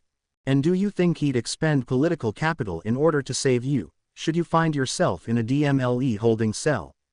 Sirius asked as he took a sip of his own drink. At one time, maybe, Remus said slowly. But now, I don't know anymore. Reading between the lines of some of the recent stories in the Daily Prophet, I don't like the message the ministry seems to be sending, and I'm worried about what it might mean in the future. Sirius nodded. I had thought that Jasmine's handling of the minister would prevent something like this, but it looks like it didn't work.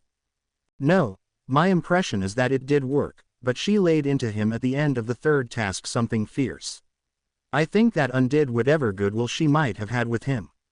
Sirius smirked and said, She can be a real spitfire.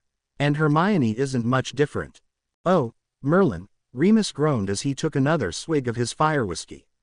I was sure she was going to attack me before I apparated out of her house. Did you or did you not run with your tail between your legs? Sirius needled him. He could tell that he had successfully gotten Remus to rethink his priorities.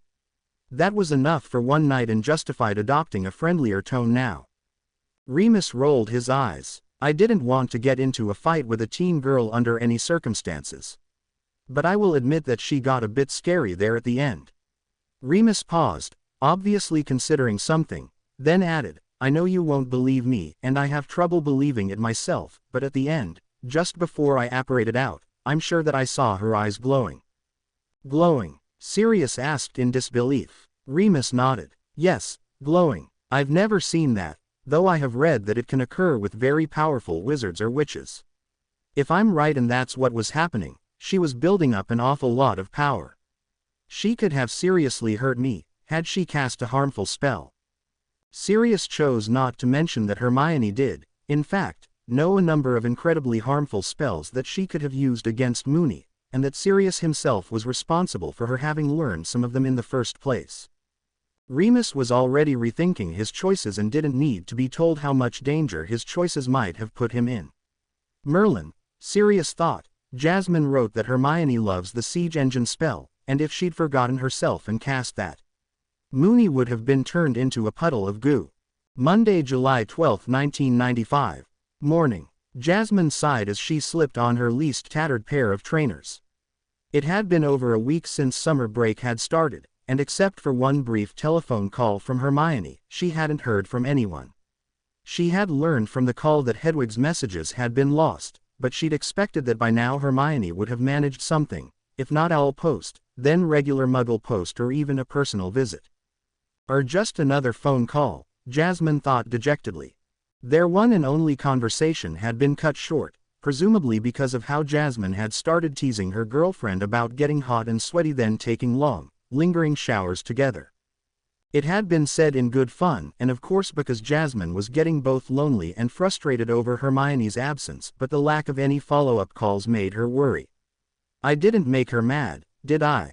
She did hang up awfully fast, and she promised to call the next day. Maybe I should have thought to get her phone number before leaving the train, but I figured the Dursleys wouldn't allow me to use the phone. Shaking her head, the auburn-haired witch decided to put that out of her mind for now.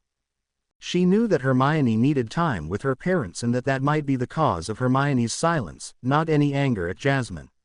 She walked outside and did a few stretches before taking off down the street in a fast jog. At least something came out of our one phone call, she thought. Other than homework and a very few chores, I'd have nothing else to do if Hermione hadn't given me the idea of running for exercise and endurance. Sending out a postcard already, Pumpkin? Lindsay asked when he walked up behind his daughter and saw her writing at the table in their suite's living area. We only just arrived last night, you know. I know, Dad, Hermione responded tiredly, but this is for Jasmine. I need her to know that I haven't forgotten about her. Lindsay frowned. I hardly think she'd believe that, would she? He turned to look at his wife when he heard her exit their bedroom, and she was frowning too. I don't know. I hope not, Hermione said with a sigh. But I promised to call her back on Wednesday, last Wednesday, and since then I haven't been able to contact her at all. She has no idea how many times and ways I've tried or that I keep getting blocked. So she won't know what to think. She won't know what I'm doing. It'll be all right, sweetie, Emma said as she knelt down and pulled her daughter into a hug. She's your friend, and she won't instantly think the worst of you. When an unexpected knock came at the door, Lindsay started to move in that direction, but one of the tall S who occupied the second of the suite's 3 bedrooms got there first and opened it, revealing Victoire standing in the hall. Good morning, she said brightly as she entered. Did you all sleep well? Wonderfully, Lindsay said, thinking back to how unexpectedly awake he had felt last night when they checked in. Awake. And frisky. Fortunately, Emma hadn't minded. I want to thank you again for getting the hotel to upgrade us to this suite. I'm sure the regular room we booked would have been fine, but this. It is quite all right, Victoire said with a wave of her hand. As I explained last night, Z's suite allows us to put 2 bodyguards with you, so it is for our benefit as well. We appreciate that, too, Lindsay said. It never occurred to us that the dangers back home might follow us so quickly. They probably will not, Victoire said as she shrugged, but better safe than sorry, no. Hermione is a dear friend of my cousin's, and my family just wants to help over they can. She then leaned in and whispered conspiratorially, and if nothing happens, Arito and Phoebe get to spend some days being lazy on Z Beach. Hola, Phoebe complained. We are not being lazy. Victoire grinned. If you say so. Almost immediately she turned serious and asked the taller woman, whom Lindsay learned last night was a witch and a Veela, like the others, were there any problems last night? When Phoebe shook her head, Victoire added, not even, you know. Lindsay noticed that the shorter of the two gave a significant look in his direction. Is there a problem? He asked. Victoire suddenly looked very embarrassed and seemed to grope for the right words.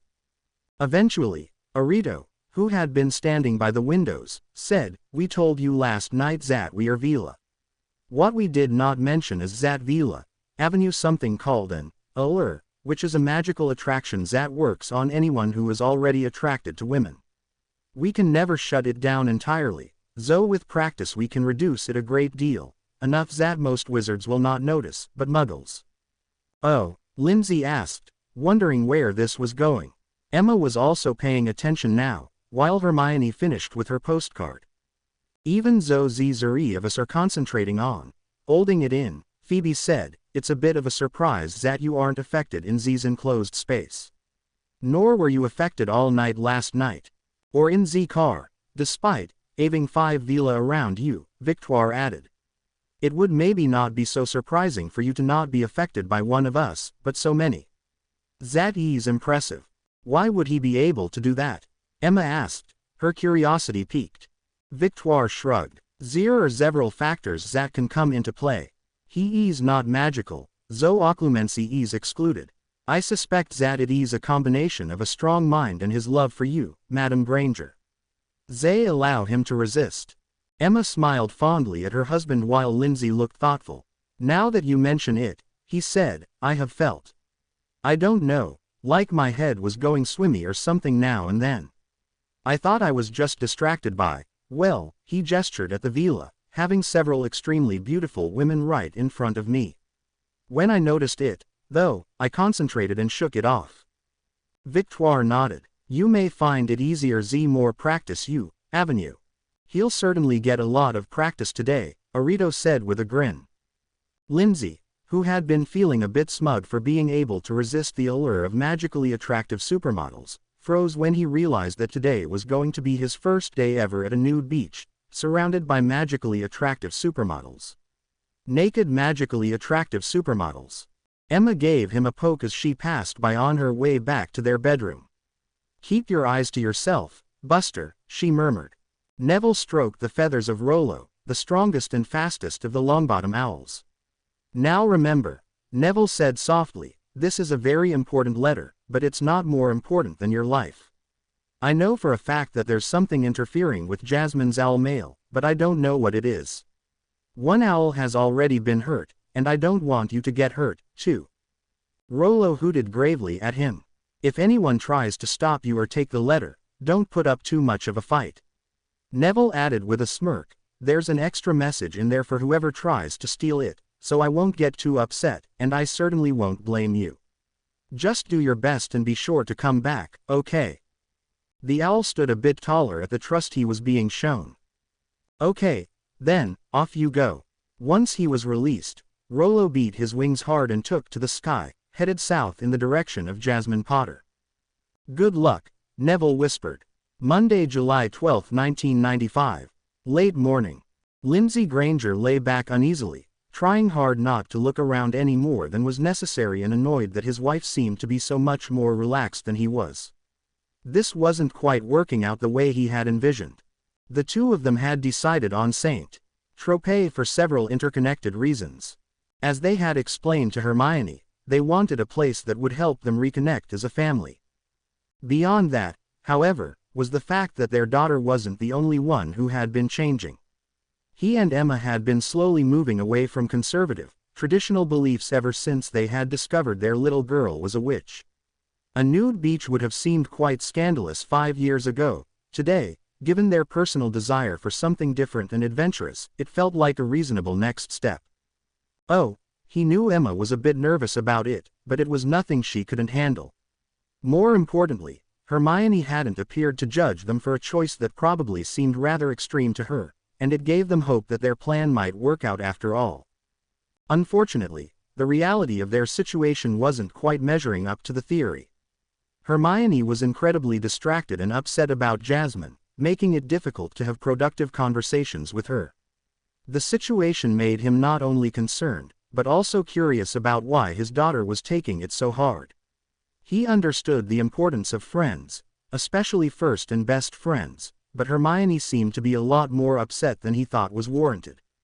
She only seemed to grow calm and relaxed when close to her two young Veela friends, and while he didn't mind having the Veela around in general, especially since they were generously providing security, their presence at the beaches had been preventing him from relaxing at all. He had originally thought that being surrounded by nude women all day would just be icing on the cake, and perhaps inspire a bit more fun between him and his wife during their nights. "I guess the old saying about being careful what you wish for is right," he lamented.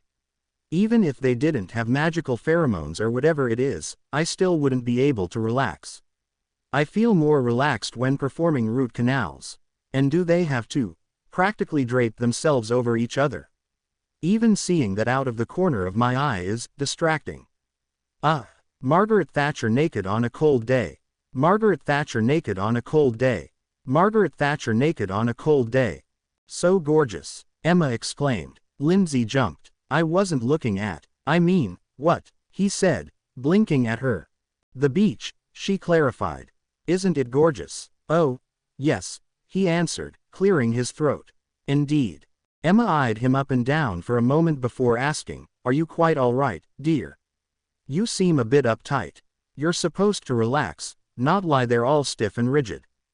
"Easy for you to say," he muttered under his breath. "What was that, dear?" Emma asked. "Nothing," he said a little bitterly, not seeing the mirth in her eyes behind her sunglasses. Monday, July 12, 1995. Night. Susan Bones yawned deeply as she got into bed. She and Hannah had been working at the ministry for a week now, putting in long days researching how the Death Eaters had operated during the war and discussing ways to counter their most common tactics. It was harder than anything they did at school, in large part because the information was so disturbing. More than once she'd come home and cried herself to sleep, haunted by the dreadful things she'd read about during the day. At the same time, it was also more rewarding, because she felt she was learning important things which might be useful in helping others survive. Neither she nor Hannah had fooled themselves into thinking that they'd create revolutionary new tactics, but they were optimistic that they might catch a few things that earlier DMLE employees hadn't. Even just one good idea might save lives, and that's what kept the two of them going, the hope that they could prevent even one of the horrors they were reading about from happening again. Especially to their friends. Tuesday, July 13, 1995. Jasmine Potter sighed and slammed her Transfiguration text shut, fed up with her complete inability to concentrate for very long on her summer homework. She'd get a little work done, then she'd think about Hermione having fun with her parents, the professors relaxing in the castle, other families enjoying themselves on vacations, and it was all she could do not to start screaming and breaking the furniture. As she fumed, she stared at the wall in front of her and unconsciously started counting the dents which Dudley had once made with some toy back when it was still his second bedroom. 143, she thought. There were 143 last summer, 143 the summer before, and there will be 143 next summer, too. Unless I start putting some dents in the wall myself. She looked around her room, bare of anything personal which would signal that someone actually lived there, and questioned whether the blood wards were really worth it.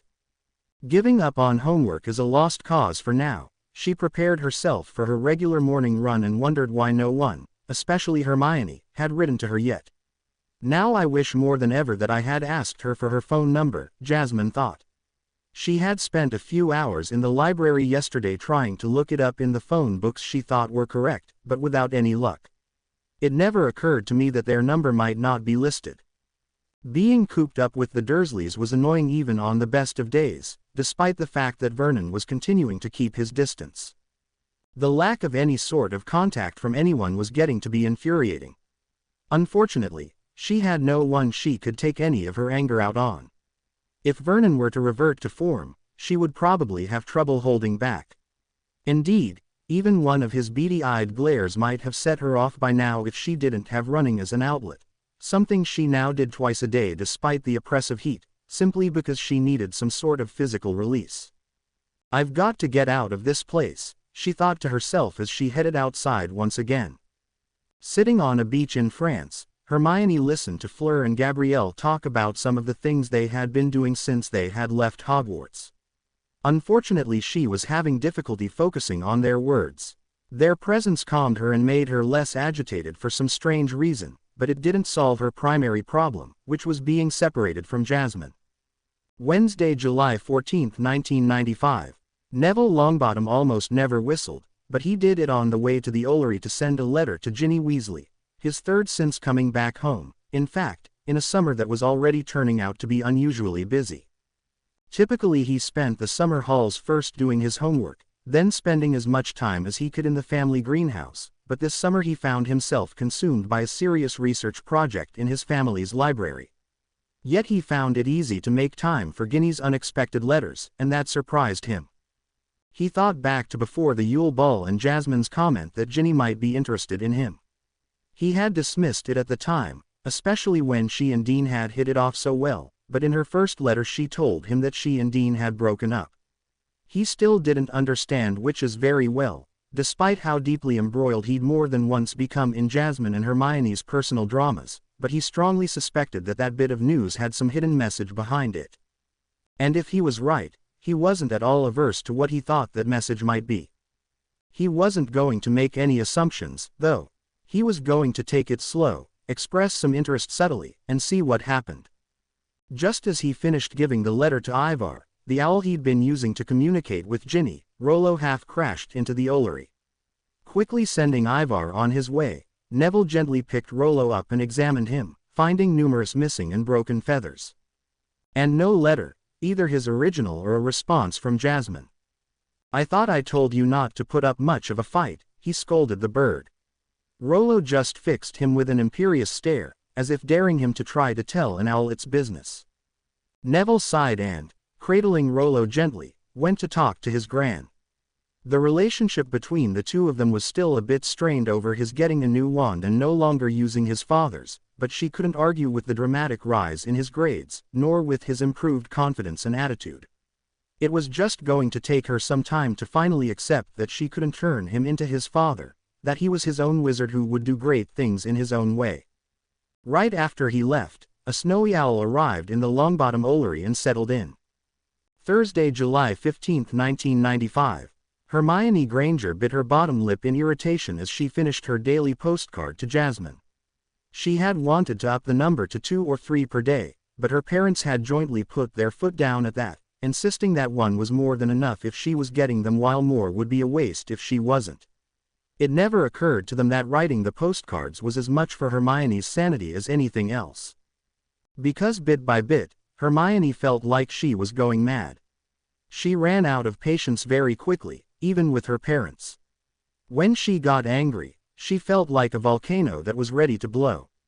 It was difficult for her to concentrate on anything for very long, which made her glad that she'd completed her summer homework before leaving on holiday. She wasn't sleeping well, so there were dark circles under her eyes, and her hair was an unruly mess.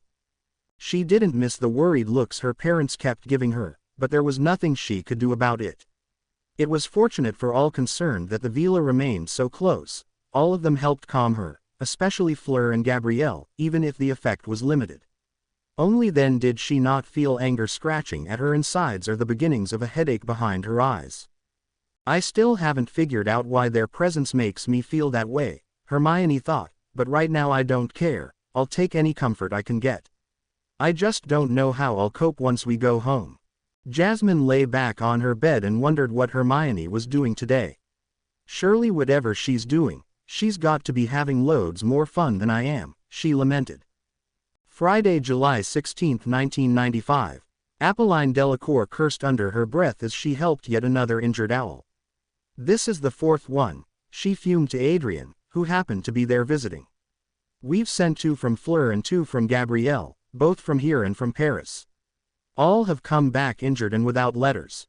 "And Muggle Post?" Adrian asked. "We've sent a couple of letters that way as well," Apolline answered, "but there's been no response." "I am not optimistic." Hermione gave us the phone number for Jasmine, and I've asked our people in several different cities to try calling, but all get the same result that Hermione did, loud static. Adrian sighed. I'll ask others for suggestions, but short of going there in person, I'm not sure what else to do. I know, Apolline agreed, and except as a last resort, we dare not go in person because we don't have a strong enough political or economic presence in Britain to protect us if anything goes wrong. If we had an agreement with the goblins, we could probably use them, Adrian said, but even as fast as the negotiations with them are progressing, I wouldn't expect anything to be finalized until early next month. Apolline nodded. I strongly suspect that Hermione will try going there again, and this time I expect that she will be more prepared for a confrontation. That would be unfortunate, Adrian replied, but I wouldn't want to be the one to try to dissuade her. Those two should not spend too long apart while the bond is still developing. It will eventually become dangerous for them. Perhaps we should set a deadline, Apolline suggested, a date after which we will resort to riskier measures, like going in person. Adrian considered that, then said, that's a reasonable idea. I will bring it up with the others, and recommend that if we do it, we wait until at least August 1st.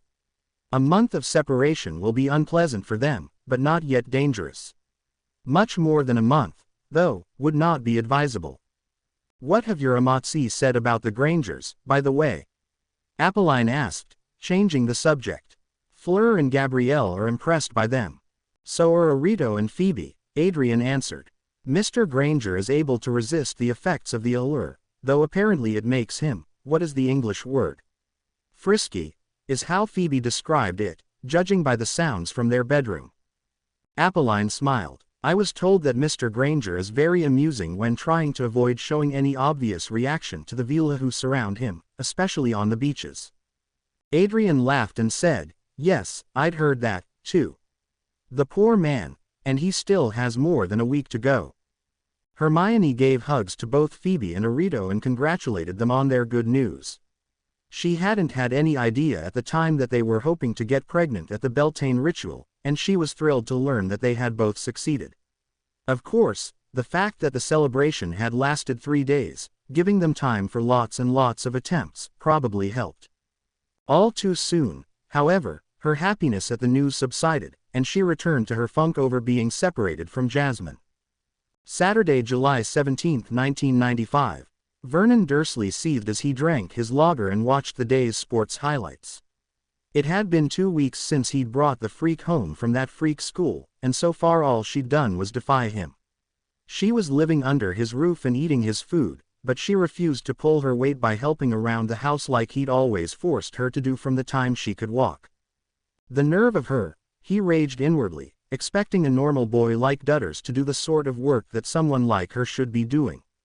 No surprise, I guess, since her freak parents were good-for-nothing layabouts as well, but I thought we'd taught her better than that. Taking another drink, he thought about how he'd originally intended to stamp the freakishness out of her, but Petunia had prevented him from getting too physical with a little girl. Always too soft, my Petunia is, he mused. Too much heart in her to do what's necessary sometimes. That's part of why I married her, that big heart of hers, but I should have overruled her back then. If I had, then maybe we wouldn't be dealing with the girl's unnatural defiance today. He had been outraged that she'd presumed to threaten him with her freakish abilities, but the more he thought about it, the less cowed he felt. He finished the beer he was working on and called Petunia for another. Sooner or later, he'd do what was necessary. As the man of the house, that was his job, wasn't it? Jasmine remained up in her room all day. As soon as she saw Vernon starting to drink in the late morning, she decided that it would be safest if she stayed out of his sight. She had a bit of saved food hidden in her room and hoped that it would suffice. As angry as she had been feeling lately, another shouting match between the two of them would lead to one or the other getting hurt. Sunday, July 18, 1995. Draco Malfoy hugged himself as he sat hunched on the edge of his bed. His homecoming had not been what he'd expected, not at all. Neither of his parents had showed up to greet him at the train station. Instead he'd been met by a stranger who grabbed his shoulder and forced him into a gut-wrenching side-along apparition. Once home, he'd found his parents to be physical wrecks. his father horribly scarred by burns, and his mother hobbling around, unable to use all of her muscles properly because of repeated exposure to the Cruciatus curse. Then it was his turn. Draco had grown up with stories about how great and powerful the Dark Lord had been. He had been taught that the Dark Lord would reward his most devoted and faithful followers. Draco had endeavored to live his life in such a way that would make both his parents and the Dark Lord proud of him. Instead, what he got was tortured nearly every day for his failure to provide adequate help in kidnapping Potter. Because of his injuries at school, it had been necessary for plans to be changed at the last minute, and the Dark Lord had become convinced that this had played a role in the problems at the Dark Ritual where he regained his body. Everything is Potter's fault, Draco concluded bitterly. Potter burned my father. Potter made the Dark Lord mad enough to torture my mother. Potter messed things up at the ritual. Potter caused me to be injured, leading to me being tortured now. If I could just avenge myself and my family on Potter, then I would prove how devoted and faithful I am. Then everything would be better, I just know it. Monday, July 19, 1995. Sirius Black sat in the warded portrait room and listened to what the different portraits had to report. It still amazed him that he was actively working with so many bigots and blood purists whom he'd once hated. He still didn't like them, but as portraits they also couldn't do any real harm, so as long as they kept their opinions on blood purity to themselves, he found that working with them wasn't horrible. Bizarre and confusing, perhaps, but not horrible. So far, nothing of consequence had happened in the house with the Order, at least insofar as any of the Black family portraits had been able to tell. It was early days, though, and Dumbledore was still focused on recruiting reliable people. Unfortunately, until Voldemort made some sort of move, it would be difficult to convince anyone that he was back. Only those who had a great deal of personal loyalty towards and trust in the headmaster even considered his words, which Sirius found ironic, because he knew Dumbledore was right yet also he had very little trust in him anymore. He couldn't express that distrust directly, but it was becoming obvious as the arguments between them grew increasingly heated. He wanted his goddaughter here in Grimmauld Place while Dumbledore kept stalling, saying that she needed to be at Privet Drive, where it was safe. Merlin, Sirius thought, even my mother is getting impatient with him. She hasn't chastised me at all for the last couple of shouting matches I've had with the old man, and that's saying something. To be fair, though, she has seemed rather distracted. Ever since she listened in on that conversation I had with Moony, she's been asking more and more questions about how Jasmine and Hermione behave around each other, about how strong their spells are, and then sits and thinks for long stretches of time. Maybe it's something I should be paying more attention to myself. Shaking his head, he turned back to the discussion, which ended up being about another failure to learn anything new about possible Horcruxes. Thus far, the only real information they'd gotten was from Phineas' observations of the headmaster while dealing with the diary, and even that wasn't much because he'd said little out loud at the time. We need a new strategy or some new insight, otherwise we'll get nowhere, Sirius concluded. But first, I should come up with a way to convince my mother that it's worth the risk for me to go get Jasmine personally. I had hoped she'd be here after 2 or 3 weeks, but the way Dumbledore has blocked off all communication, I'm not sure he'll let her come here at all. Jasmine winced as she rubbed the place on her upper arm where Vernon had grabbed her and tried to shake her. She'd been expecting him to try something sooner or later, maybe even something physical. Physical abuse had been infrequent in the Dursley household, at least in her opinion, but it did happen occasionally, especially when Vernon got exceptionally frustrated and upset. And that was exactly what had been happening recently, ever since she had refused to be victimized by him anymore. All his anger and resentment had apparently been building up, and he'd intended to vent it that evening when he grabbed her hard with one hand and drew back his other to hit her, a movement which gave her immediate flashbacks to her experiences in the graveyard. Vernon would have connected, too, if he hadn't let go and jumped away from her, yelping as if he'd been burned. There was a lot more fear in his eyes than usual as he held his hand and backed away. What exactly was that, she wondered, and how did I do it? She kept looking out the window for any signs of an owl from the ministry, but after an hour, she concluded that she wasn't going to get anything. I guess it qualifies as accidental magic, unless... She was brought up short as the thought came to her, is it because I didn't use a wand? Does that mean wandless magic isn't detectable by the Ministry? The only way to test it would be to perform deliberate wandless magic, though. She shook her head. Way too risky. If what I did to Vernon only escaped notice because it was accidental, then the Ministry will send me a letter. I don't think Fudge will be as accommodating this time. Tuesday, July 20th, 1995. Severus Snape stirred his potion and carefully added the diced acromantula liver, and hadn't it gotten expensive lately? He'd have to see about getting a new supplier, assuming he could ever find the time. And he had rather more pressing concerns these days. As a spy, he needed to be able to feed enough information to both sides to keep everyone happy and allay any suspicion against himself. Right now, though, both sides were so inactive that there was hardly anything of consequence to report, yet both sides doubted him when he reported this and insisted that he work harder to get usable intelligence. He'd have laughed at the irony of peace and quiet being so dangerous if it weren't for the fact that he was the one in the most immediate danger. If this continues, he thought as he made some notes and left the potion to simmer, the temptation to simply make things up may become too great, and that will only cause problems for me in the long run.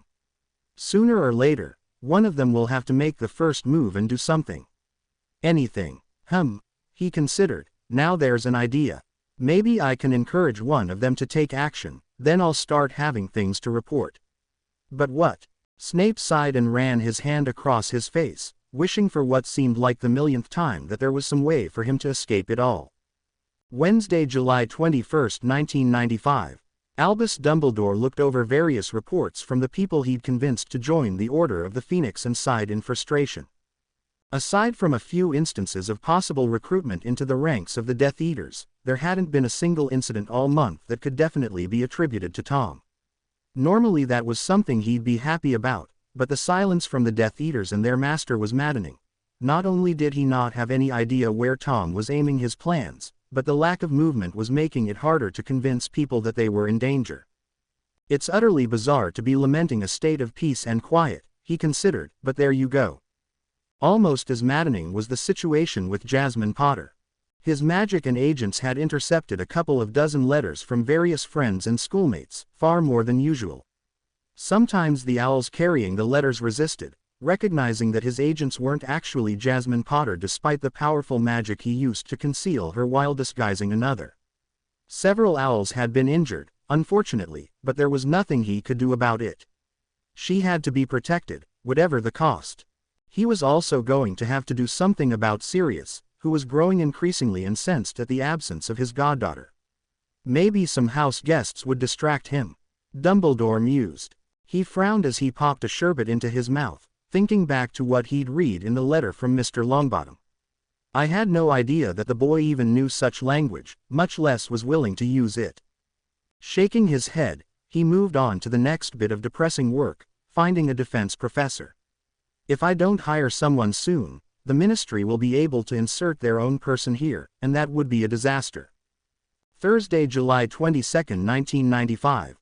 Dolores Umbridge smiled to herself as the last piece of the puzzle was put into place. She now had everything she needed to enact her plan to eliminate or discredit that Potter girl. Either would do at this point. Ideally it would be Dumbledore that she'd go after, but he was too cagey and too well protected right now.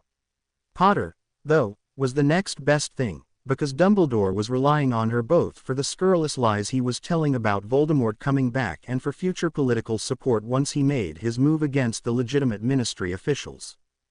Getting Potter out of the way might not completely thwart Dumbledore's planned coup against the Ministry, but it would delay his plans at the very least, possibly long enough for her other schemes to come to fruition. Given enough time, she was sure that even someone as experienced as Dumbledore could be taken care of. No one was immortal, after all. With a flourish of her wand, all of the relevant documents were sealed in a box which was in turn sealed in a hidden drawer in her desk. It wouldn't do for anyone to find any of that, now would it? In a week, once the deed is done, I can destroy it all and none will be the wiser. Next, she thought, I need to take further steps towards undermining those investigations which Amelia is running. Once Cornelius is safe from the lies people are telling, it will be time to do something about Dumbledore. Hermione was the happiest she'd been since she had arrived in France. It had nothing to do with the beach or even visiting with her French friends, but rather because she was shopping for a birthday gift for Jasmine. She had belatedly realized that Jasmine's birthday was fast approaching and she had nothing to give her, so she convinced her parents to let the French witches take her shopping in local muggle and magical areas in order to find the perfect gift. Her parents went along, of course, and didn't miss the fact that all the time she spent focusing on doing something nice for Jasmine was time she wasn't agitated, frustrated, upset, or generally wallowing in the bad mood she'd been in for the past several weeks. They had no idea why, but they were thrilled to see their happy daughter again and made it a point to participate in her quest, simply to enjoy the time with her. Friday, July 23, 1995. Ginny Weasley reread yet another letter from Neville and sighed in happiness. It looked like her efforts might finally be bearing fruit. He hadn't come right out to say that he was interested, but it seemed like he might be. It's a shame that there's no one I can ask for advice, she thought. Certainly not any of my brothers, and I really don't want Mum to get involved. That means that I need to figure this out for myself, and right now that means being direct. Everyone was packing up for an extended stay at Grimmauld Place, where it was safer, not that anyone could explain what exactly the danger was, and she didn't know if she'd be able to send or receive owls regularly, so she decided to treat this as her last chance to say anything at all before the fall term started. Gryffindors forward, she thought to herself as she took a huge chance and tried writing in relatively direct, clear language just what it was she was looking for from Neville. In a corner of her mind, it occurred to her that her mother would be horrified at a young witch being so bold and forthright with a wizard. It was something women did. As much as the relationship between Jasmine and Hermione bothered her, though, it had at least taught her the value of directness and open communication. Amelia Bones reread yet another directive from Fudge's office and slapped it down on her desk, thoroughly disgusted. Minister Fudge couldn't directly interfere with a criminal investigation, especially one that might bring some of his own decisions into question. He could, however, interfere with her department itself in a number of ways that impacted all her investigations unless she prioritized some over others. Whoever is writing these directives is creative, I'll give them that, she admitted reluctantly. Wanting a second opinion, she called in Moira O'Connor, head of the Hit Wizards, and Rufus Scrimgeour, head of the Auror department. Moira was a former Irish Auror who'd had to fight a lot of prejudice against witches serving as Hit Wizards as she rose to the top of that department. Rufus was as much a politician as he was an Auror, but he was also loyal, so Amelia never feared for her job around him. When they arrived, she said, I'm sure you've seen these directives already, but you probably read them at separate times. Right, I want you to read them all together and give your opinions. Both of her most trusted advisors were silent for a while before Rufus looked up from his reading and said, they don't sound like they threaten the integrity of DMLE investigations, especially on their own, but the budgetary revisions, personnel reassignments, and other changes all serve to render our actual ability to conduct investigations almost non-existent, except for 1 or 2 cases at a time. Moira nodded in agreement. I'd be willing to bet that any day now we'll be getting a major case from Cornelius Fudge or a political ally, something we cannot ignore, or that we'll be ordered not to ignore, and that will force us to put everything else on hold, including the investigations into what happened to Jasmine Potter, Sirius Black, and Peter Pettigrew. Those were my conclusions exactly, Amelia said. And if Fudge wants to bury those investigations so badly, that's all the more reason to pursue them. Besides, I promised that girl that I'd do everything I could to see that justice was done. She paused to look back and forth at them. I want the 2 of you to figure out how we can continue pursuing at least those 2 investigations under the constraints that are being imposed on us and without Fudge finding out. Even if it means people volunteering to work off the books, I do not want either case to start gathering dust. Am I understood? Both Moira and Rufus said they'd get right on it before leaving her alone to wonder what Fudge and his lackeys might try next. Saturday, July 24, 1995. Voldemort slammed the latest book shut with a growl.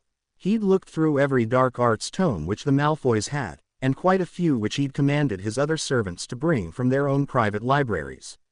So far, though, he'd been unable to find a single scrap of information that would help him understand what had been happening to him.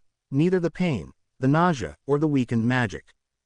Just about the only good news was that he hadn't had to deal with the first two all month, which was the longest stretch of feeling healthy that he could remember since late last year. Still, there was no knowing how long it would last. He needed to find answers, otherwise he was sure that this would continue to plague him, threatening to make him look weak in front of his pureblood followers.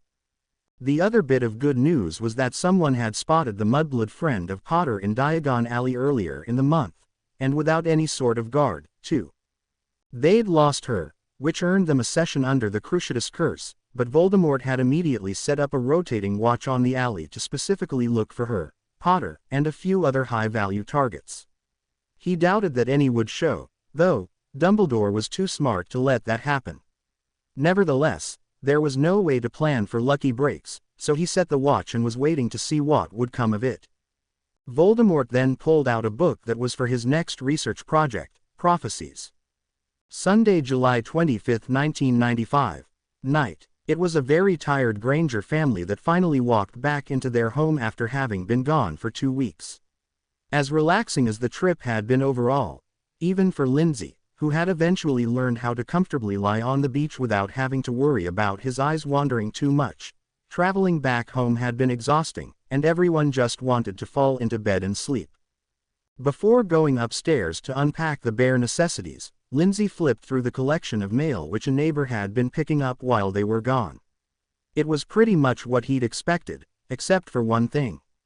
He debated not saying anything, then realized that if he didn't, he'd arguably be doing the same thing he and his wife had criticized their daughter for. "Hermione," he called out. "Yes, Dad," she answered as she came out of the kitchen. Without a word, he handed over a stack of postcards, the same postcards she had diligently written to Jasmine every day while in France. Every single one had been marked, "Addressee unknown," and it was only because Hermione had thought to include their home address that they all had found their way to the Granger house. His heart broke at the expression of distress on Hermione's face when she reached to take the stack of postcards from him. She didn't say anything, just pulled them to her chest and slowly walked upstairs to her room. "Were those?" Emma asked. She had come out of the kitchen, too, and was behind Hermione when she took the cards. Lindsay nodded. "I didn't look closely since they weren't written to me, but it looked like not a single one made it through. There was also the letter she said she sent from here before we went away." Emma sighed and said, she looked devastated. For the moment, Lindsay agreed, but if her recent mood swings continue, she'll switch over to angry soon enough. "I guess we should be prepared for her to make another trip over there sooner or later," Emma said as she picked up some of the luggage. "I'd bet on sooner," Lindsay responded as he grabbed the rest and followed his wife up to their bedroom. Monday, July 26, 1995. Afternoon. Once again, phone calls to Jasmine failed to get through. Not content with just trying to call from home, Hermione walked all over the local village that morning, trying every pay phone she could find. Every time, the result was the same, loud static. So after lunch, she headed immediately for the train station and once again began the journey to where Jasmine lived. "I may not have Jasmine's flair for sneaking around," Hermione admitted to herself, "but I've learned a thing or two from being her friend over the past 4 years. Instead of charging in the front, I'll go around and sneak in the back. Lupin, or whoever's on guard, will never see me." This time, rather than turning down Privet Drive, she kept right on walking and turned instead down the next street over.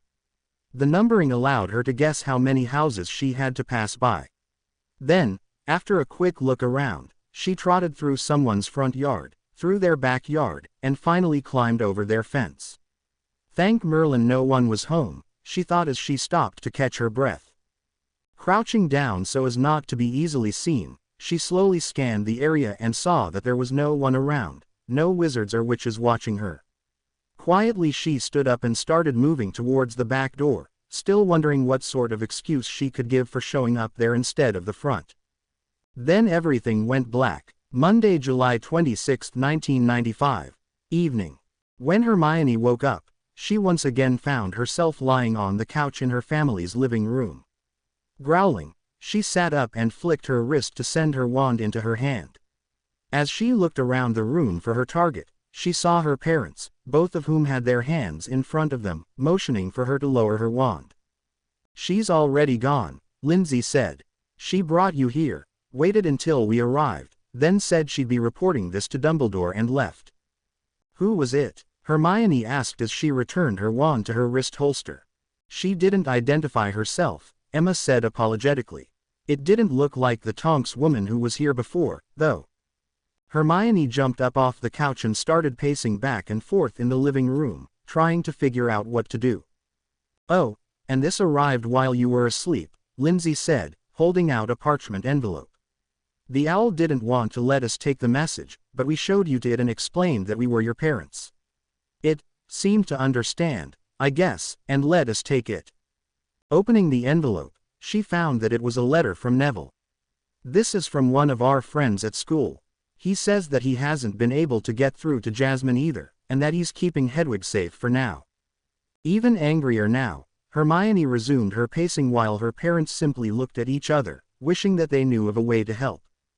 Tuesday, July 27, 1995. Afternoon. Albus Dumbledore looked over the notes he had made during the report about Miss Granger's attempt to sneak into number 4 Privet Drive. Given the way she had tried to get in, she was lucky that she had only been stunned, and that the guard hadn't immediately assumed that she was a polyjuiced Death Eater who was there for nefarious purposes. Eyeing the decanter across the room, he wondered briefly if it was too early in the day for a spot of fire whiskey, then sighed regretfully and returned to the problem of Hermione Granger. "In truth, I shouldn't be surprised that she tried something," he thought. "Of course she wouldn't give up after trying to send a couple of letters by owl. She's a Gryffindor, after all, and not easily dissuaded from pursuing a goal she believes to be righteous. I had hoped that I'd convinced her that it was safer to leave Miss Potter isolated, but I guess I underestimated Miss Granger's loyalty and drive. Those qualities may come in very handy in the future, but right now they're rather inconvenient." Abruptly leaning forward over his desk, he realized that rather than deterring her, this latest incident might actually spur her on to ever more dangerous attempts to get to Miss Potter, and that he'd therefore either have to increase the daily guard just to keep her away or create additional magical protections that would inhibit her.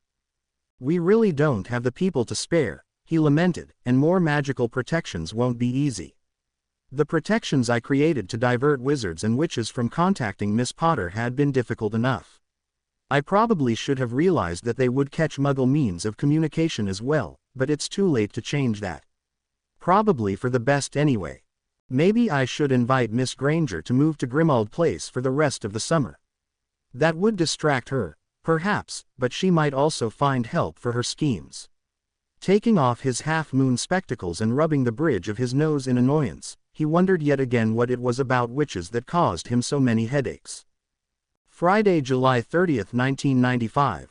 Afternoon. Once more, Hermione Granger found herself in the Owl Post office in Diagon Alley. None of her previous letters had resulted in any helpful advice, so she had decided to expand the pool of potential help. She had been reluctant to take this extra step because she didn't want to spread information about Jasmine's predicament too widely. Now she was getting desperate, however, and decided to finally contact the other witches and wizards of their study group, since they had already demonstrated a tremendous amount of loyalty and support in the last few months. If she couldn't trust them with this, then how could they be trusted with anything? So yesterday she wrote nearly identical letters to Daphne, Tracy, Blaise, Susan, Hannah, and Padma, asking them if they had any ideas. After she had paid for 6 owls and personally sent them on their way, she stopped by Flourish and Blots to browse the books for a little bit before taking the train back home. Despite regularly checking behind and around her, she never noticed the people who were following her, 1 at first, then later 3 by the time she'd left the bookstore. She was moving too fast among crowds that were too heavy for the 3 figures following her to snatch her off the street, but with care and a judicious use of magic, they successfully kept track of her all the way home. 1 stayed to keep an eye on the house while the other 2 left to report. Saturday, July 31, 1995.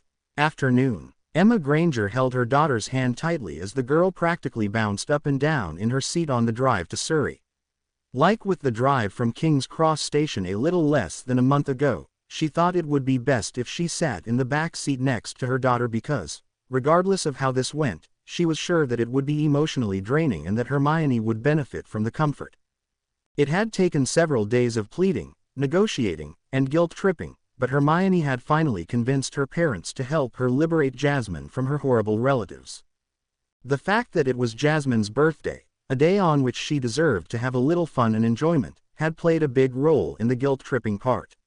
Emma and Lindsay were actually looking forward to spending a little time getting to know Jasmine, but they were concerned about running afoul of whatever magical protections might have been placed around her. After a while, Hermione looked at her watch and asked, "Dad, shouldn't we be there by now?" Emma, who was sitting opposite the driver's side, saw her husband frown when he answered, "Yes, I would have thought so, but the drive seems to be taking longer than I thought." After another 10 minutes, Lindsay pulled off at a petrol station and pulled out a map. He spent several minutes looking at it while Emma stroked the back of her anxious daughter's hand. Finally, Lindsay said, "I don't know, but this looks like the correct route. I guess I'm just driving more slowly than I realized." Within moments they were back on the road. They kept going for another 15 minutes before Hermione yelled, "Stop. Pull over." Lindsay quickly moved the car to the side of the road and asked, "What? What is it? What's wrong?" Emma could see that Hermione looked both pale and furious. "Back there," her daughter said, "the petrol station we just passed. Isn't it the same one you stopped at to read the map?" Emma frowned and Lindsay answered, "I hardly see how that's possible, Pumpkin. I may not be the greatest driver in the world, but I can assure you that I haven't been driving us in circles." "Please, Dad," Hermione begged. "Just go back and look." Lindsay sighed and agreed. Once the traffic cleared, he turned the car around and pulled into the petrol station. "I will admit that it looks awfully similar," he said slowly. "But that's not uncommon for big chains and franchises." Hermione didn't look convinced, but said, "All right, but let's keep our eyes open going forward, okay?" Within a minute they were back on the road and heading in the direction they had been going originally. After 15 minutes, Hermione pointed ahead and to the right, where an eerily familiar petrol station was located. This time, Lindsay pulled right in without being prompted. "I remember that tire leaning against the wall," Hermione said in a low, dejected voice. "Right," Lindsay said, "and I remember that faded sign in the window." "Looks like we all had the same idea," Emma chimed in, "because I remember the number of the registration plate on that car parked on the side."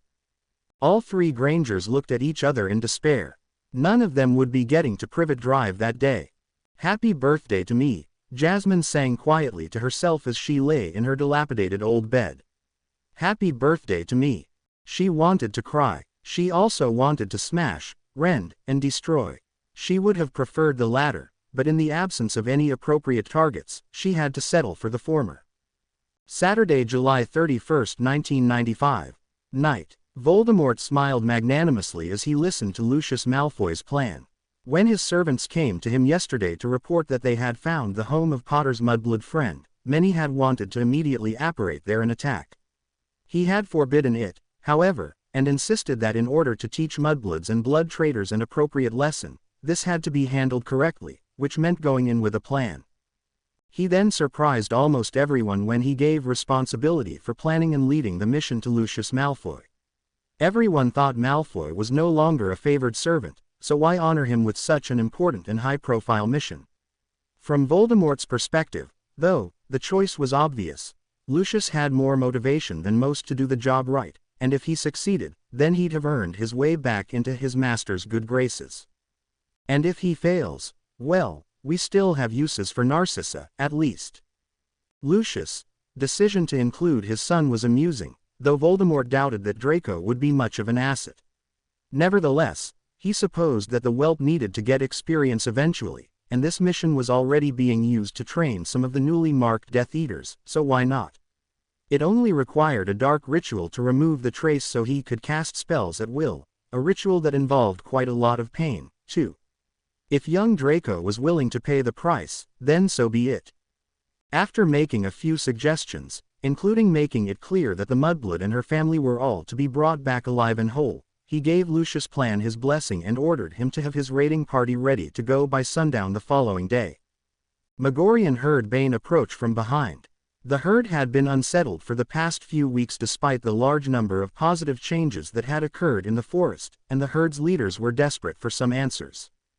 "What news?" Bane finally asked. Megorian sighed. "As you know, Mars has been gradually increasing in brightness this past month, fluctuating, but always getting just a little bit brighter." Bane nodded. "Tonight, however, Mars flared incredibly bright, more than I've seen in many a long year." Bane's rear hooves kicked out nervously. "And Venus?" he asked with trepidation. Megorian frowned and said, curiously, "Venus remains as brilliant as ever, not as intense as Mars, unfortunately, but bright nonetheless." "So there is hope?" Bane asked. "Yes," Megorian said gravely. "There is hope, but there will also be bloodshed and violence. That much is certain now. But we don't know where, do we?" Bane asked. When Megorian shook his head, Bane continued, "Then I will set extra guards and patrols." With that, he left, and Megorian returned to his study of the night sky, looking in vain for further insight. Sunday, August 1, 1995. Night. Jasmine's stomach gurgled and she looked at the clock, wondering if she could make it until morning without something to eat. The last time she'd forced herself to stay in her room to avoid an increasingly drunken Vernon, she'd had enough food stashed away to get by. Unfortunately, she hadn't been able to replace it all yet, and she'd been getting hungrier and hungrier as the day had worn on. "Do I go hungry until tomorrow when Vernon's at work?" she wondered, "or do I try to sneak downstairs to get some food now?" Eventually, hunger won out and she slipped quietly out of her room. Very carefully, she walked to the steps, making sure to avoid the squeaky board at the top, and strained to listen to the noises from downstairs. Almost immediately she heard Dudley stomping about, announcing that he was going to Pierre's house for tea. At this hour, Jasmine resisted the urge to snort, knowing very well that Dudley and Pierre's were simply going to find smaller kids to bully. "Well, that's one less person I have to avoid being seen by," she thought when she heard Dudley leave. "Maybe this will work." Before she could start making plans, however, the front door crashed back open, and she heard Dudley tumble in, screaming. Not giving any thought to the consequences, Jasmine practically jumped down the top half of the steps, and as she came around the corner to the lower half, she saw what she immediately recognized as a Dementor gliding through the doorway and into the hall. Only then did she realize that the house was growing cold as ice, and despair crept up the stairs in her direction. How could that thing get in? What happened to Dumbledore's protections? Screams started coming from all of the Dursleys, and Jasmine just stood there in shock as a second Dementor appeared in the doorway. Instead of following the first, though, its hood turned and the blank emptiness where a face should be was aimed right at Jasmine. Slowly, its skeletal hand reached out in her direction. Jasmine felt frozen and helpless, unable to move or think as the second Dementor glided towards the stairs. Before it could start to climb, however, Jasmine finally came to herself and whipped out her wand. She incanted, "Expecto Patronum." But all she got was a white mist as she heard her mother's screams join those of the Dursleys. By then the Dementor was halfway up the bottom set of steps, and Jasmine felt the weight of the past summer pressing down on her. She felt alone and abandoned, and her knees began to buckle. She felt the burning pressure of Vernon's hand clenched around her arm, and she gasped in pain that seemed to be everywhere at once. She felt the frustration of spending so much time separated from the person she loved above all others. Hermione. Jasmine closed her eyes, breathed deeply, and focused her entire being on Hermione and their experiences during Beltane. Her eyelids snapped open, revealing glowing green eyes, and she once again incanted, "Expecto Patronum." This time a bright white stag exploded out of her wand. It immediately lowered its head and gored the Dementor, causing the dark creature to scream as it was lifted up on the antlers. The stag flew down the stairs, whipping its head and tossing the Dementor out the front door, where its screams died away as it sailed into the darkness. The Patronus immediately turned around and charged down the hallway.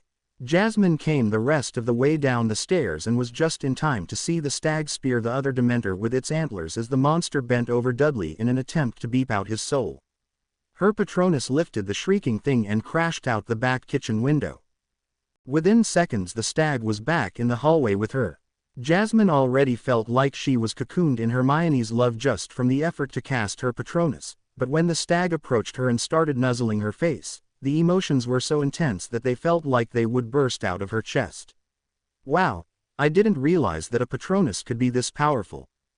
It was then that Jasmine was suddenly overwhelmed by a vision: Hermione in trouble. Hermione fighting. Hermione terrified. Hermione being tortured. Jasmine was near to panic, unsure of what to do. She looked up at the stag, which first cocked its head at her, then nodded as if it were giving her permission to do what she already knew she needed. And in an instant, she did know. Long before Hogwarts she had accidentally apparated to escape bullies at school. If she did it then, she could do it now. If she could do it to save herself, she could do it to save the witch she loved. She ignored the lingering coldness.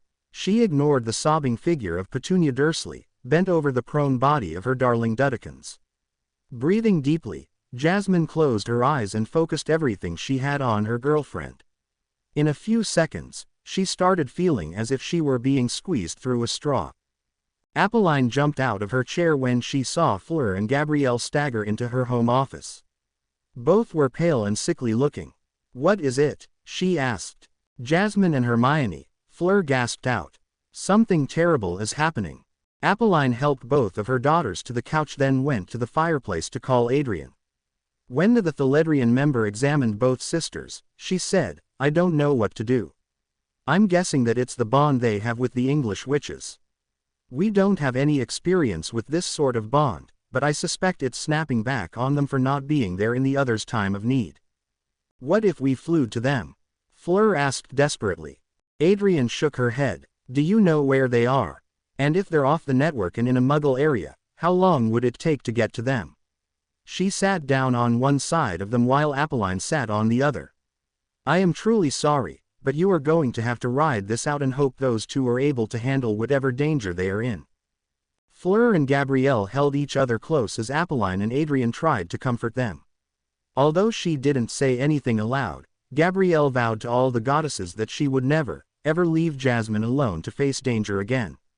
No matter what it took, she would be there by her side to protect and help her.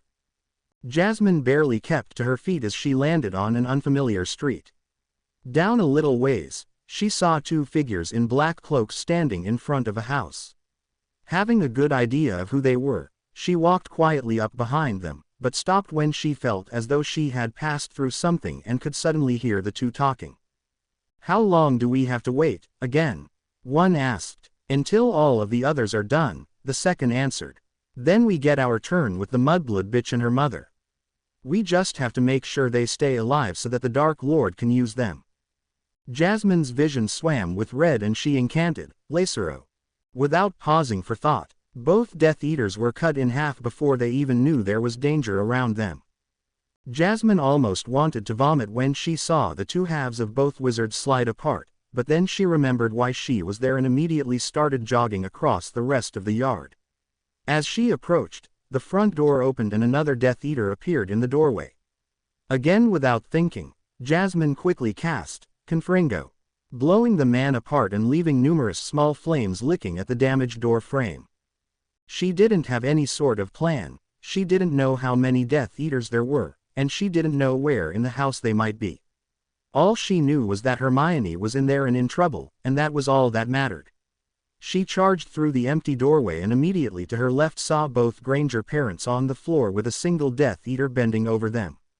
Lindsay Granger appeared to be unconscious. Emma Granger was having her clothing ripped off. The Death Eater had already turned to look at the front door when he heard his comrade get hit by Jasmine's spell, and upon seeing her enter the house, he quickly cast a cutting curse at her.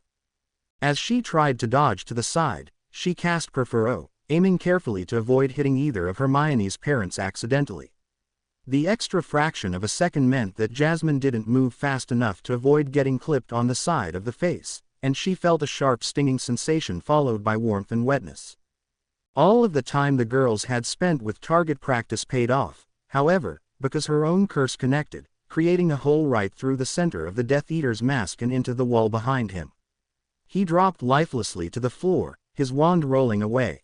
While Emma Granger curled into a fetal position and twitched with what Jasmine recognized as the aftereffects of the Cruciatus curse, Jasmine heard what could only be Hermione's screams of pain. She leapt over a black-robed body lying in the hall and raced into the Grangers' kitchen.